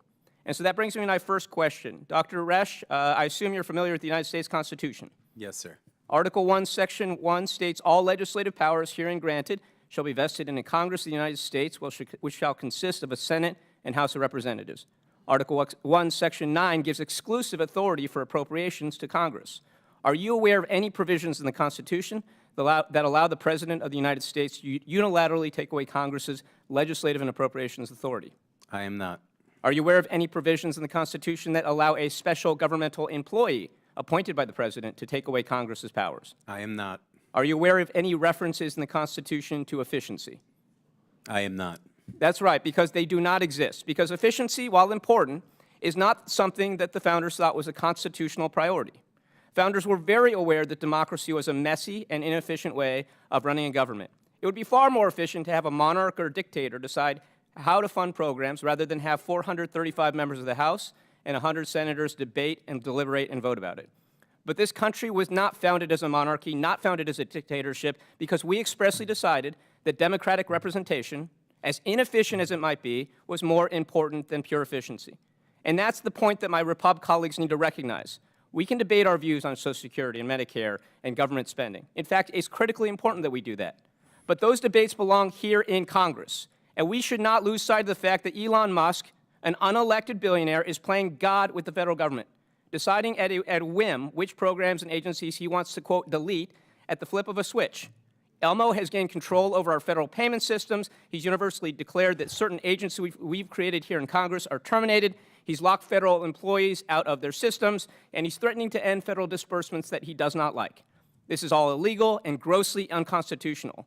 The United States of America is not a monarchy, it is not a dictatorship, and Elon Musk is breaking the law repeatedly by taking Congress's legislative authority. So to my Repub colleagues, I want to plead with you, this is not a partisan issue. It is your authority here in Congress that is being stolen by Elon Musk right now. If you do not speak up, you are going to permanently lose your legislative authority. We all swore an oath to support and defend the Constitution of the United States, and that is what I'm asking you all to do. We have an obligation to uphold the rule of law and defend the Constitution against this unprecedented assault. I yield to the ranking member. I have 3 seconds to thank you. I thank the gentleman for his observations and for his cogent points. I also would like to request unanimous consent to enter into the record a New York Times article titled U.S. Agencies Fund and Fight with Elon Musk. A Trump presidency could give him Without power over objection, them, so ordered. which describes how Elon Musk were, quote, promised $3 billion across nearly 100 different contracts last Without year objection, with so 17 ordered. federal agencies. You got it. Thank you, Mr. Chair. I also have a unanimous consent request, Mr. Chairman. I ask unanimous consent that the statements of the American Federation of Government Employees and National Active and Retired Federal Employees be entered into the record. Without objection, so ordered. And I further ask unanimous consent that the article Doge Aid Search Medicare Agency also be entered into the record. Without objection, so ordered. I thank the chair. Chair recognizes Ms. Tlaib. Thank you so much, Mr. Chair. Since we're entering items to the record, it's really important, as I do a lot of these question lines, to center it around my constituents and my residents who very much feel like there's so much instability and chaos right now. So if I may, I would like to submit a letter from the CEO and founder of Cody Rouge Action Alliance in the 12th Congressional District in Michigan, just about the freezing of the funds and what it meant for her seniors and many of the community members that she supports. Many of them are retirees. Many of them rely heavily on this agency to, again, supplement the high cost of living right now for many of our families. And so if I may, I would ask unanimous consent to, again, send this letter. Without objection, so ordered. Thank you. You know, I want to cut through the BS because I am from Detroit, and we like to speak truth to power and be very honest. You know, the American people feel very much we're in a constitutional crisis. They cannot understand, you know, this billionaire. I don't even know really how to describe him. Of course, he's the richest man in the world. And to think that he can just walk in to an agency that I can tell you for many of my families from the Social Security and Medicare, I mean, it is literally part of how they survive in our country. And it's not just about the private information. It's about the fact that this person who they have no way of, they didn't get to elect him. He's not held accountable to them, the community, the public. And so they are very much living in fear right now. And we are in a constitutional crisis. One of the things that I continue to talk to our ranking member about, and thinking about even the folks that voted for the president and others, if I was to ask the American people, do you think Elon Musk cares about you? Do they think that he cares about your disabled child that relies on Department of Education services through the IDEA Act? Do you think he cares for any of our families right now? No matter how hard they work, they're still in survivor mode, not thriving in our country. The disconnect that his own lived experience will never, ever be able to connect to that family in North Dakota, to the teacher in Detroit, to the child living and trying to survive through the education program, living with autism, and so much more. And so I'm just curious. I mean, really, this is my, do you think Elon Musk cares about the American people, Mr. Shades? I don't think that's the issue. I think the question is what is going to be done about the $36 trillion debt and the $2 trillion So you want to talk deficits about the annually. debt, but the Congress, they're in control. Why not go through the public process? If you want to make cuts, then vote to cut it. Why are you having this person do it? Are you giving him your power as an elected person representing 750,000 people? You represent equal number of people I do. I want to get a chance to vote on this, hear from my constituents, have it be done in a public process. You want to deal with it, you're in power. You have a trifecta, the White House, the Senate, and the House. But no, you want to do it this way, the cruelty of it. The fact that even American people, no matter in their political affiliation, I'm telling you right now, feel like they have no control over the decisions being made. Why? Because members of Congress have circumvented, said, hey, we're good, go ahead and do it for us, go ahead. Even though they know it is going to impact farmers, veterans, disabled residents, folks living with disability, and so much more of these infrastructures that they don't understand support all of our families. So you can keep talking about the debt. They have control. They can deal with the debt if that's really what they want to do. Instead, they're just yielding their power to Elon Musk, who has, again, been unelected. And we can continue to say that. But one of the things you can go around the country is they don't want Elon Musk making that decision. They want their member of Congress that is elected making that decision, Mr. Shades. That's the problem. And I will never, and Mr. Chair knows this, vote your district. Come here and vote your district. If your district wants you to cut these various programs, go cut a public education, Department of Education, then go ahead and vote on it. Introduce a bill to cut the Department of Education. Do not say, hey, I don't have no custom. You're just literally giving it to this person. It doesn't make any sense. Dr. Resch, do you think the American people think that Elon Musk cares about them? I don't think the American people should really care what he thinks. They should have someone making decisions who's taken an oath to the Constitution. Oh, that's actually very important, isn't it? You know, the Constitution gives Congress control over the spending, not the president, and certainly not Elon Musk. And the American people need to understand why that balance of government is there. It's to protect all of us from these kinds of decisions that are hurting people now. And Mr. Chair, just know this. This is the same man that continues to want to cut, but he has $20 billion in federal contracts. Can I get our money back? Because he is the richest man on earth, and he's still taking a handout from us, the public. $20 billion, Mr. Chair. If it's really about that and not about hurting these public infrastructures, which really are critical and important for, I guess, the most vulnerable, and really, you'd be surprised how many people in your community and in your districts, no matter, again, political affiliation, will be harmed by these decisions that, again, overpass the congressional public process. It's our constitutional duty and responsibility to be able to authorize spending and cuts. We should be able to do it, not Elon Musk. With that, I yield. Gentlelady yields. That concludes our questions. In closing, I want to thank our witnesses once again for their testimony today. I'm now going to yield to the ranking member for some brief closing remarks. I thank the chair and I thank our witnesses. You know, we've spent the entirety of this hearing under the rubric of right-sizing government, as if we all know presumptively what the right size is, which of course nobody does. In fact, it's not even necessarily a sensical question. But we have ignored half of what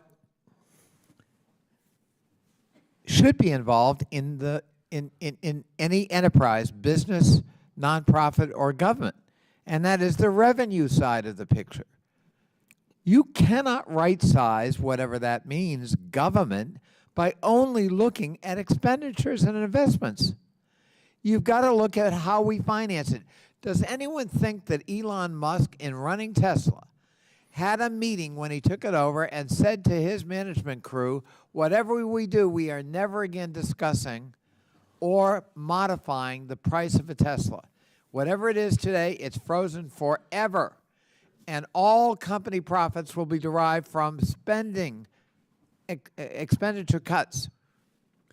Of course not. I heard the governor of Iowa say we ought to run government like a business. Well, then run it like a business. And that means there are two sides to the ledger, revenue as well as expenditure. I also heard the governor of Iowa say that there's nothing wrong with looking at the enterprise and making recommendations. I couldn't agree more. But that isn't what Elon Musk and company are doing. They are taking a wrecking ball to the federal government. They're firing people. They're intruding in very sensitive databases. They are threatening to close down entire departments and agencies of the federal government without any mandate, without any confirmation by the U.S. Senate, and without a howdy-do by the Congress of the United States. This committee and Congress cannot be supine in the face of that threat. We must play our legitimate role. And if my colleagues on the other side can muster a majority to, in fact, shut down these agencies, then so be it.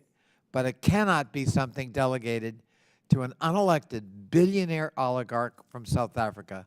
I yield back. Gentleman yields back.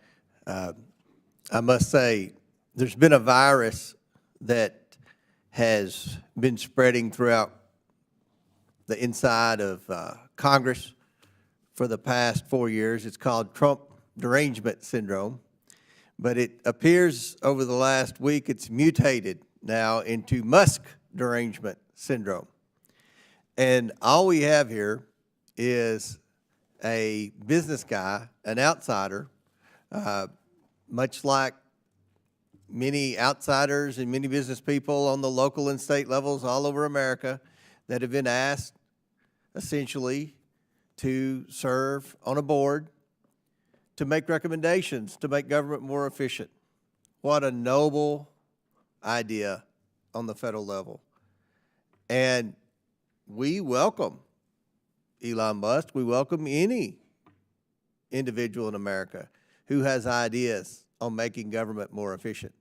But I will say this publicly, to make government more efficient and to live within our means, which is what the American people voted for in November, we're going to have to make cuts. We're going to have to reduce the size of government. And that's not going to be an easy task. It's easy to spend money. Everybody's popular when they're spending unlimited amounts of money and doing check presentations and things like that. But when it gets to making cuts, that's tough. That's what people in the private sector have to do every day. That's what people who work and pay taxes and struggle to make ends meet have to do every day. They have to make tough financial decisions. Congress has been immune for that for a long time. But the day has come, and the American people have spoken, to where we're going to have to tighten our belts. And that's what at least my side of the aisle is committed to doing. And we're going to work with DOGE. We're going to work with the Trump administration. We're going to work with all of his cabinet secretaries. We're willing to work with Democrats across the aisle on sincere ideas to make government more efficient, to end duplicative services, to reduce wasteful spending. That's what we want to do. That's what this hearing was about. And I want to thank our witnesses who came here today to testify about that. With that and without objection, all members have 5 legislative days within which to submit materials and additional written questions for the witnesses, which will be forwarded to the witnesses. If there's no further business, without objection, the committee stands adjourned.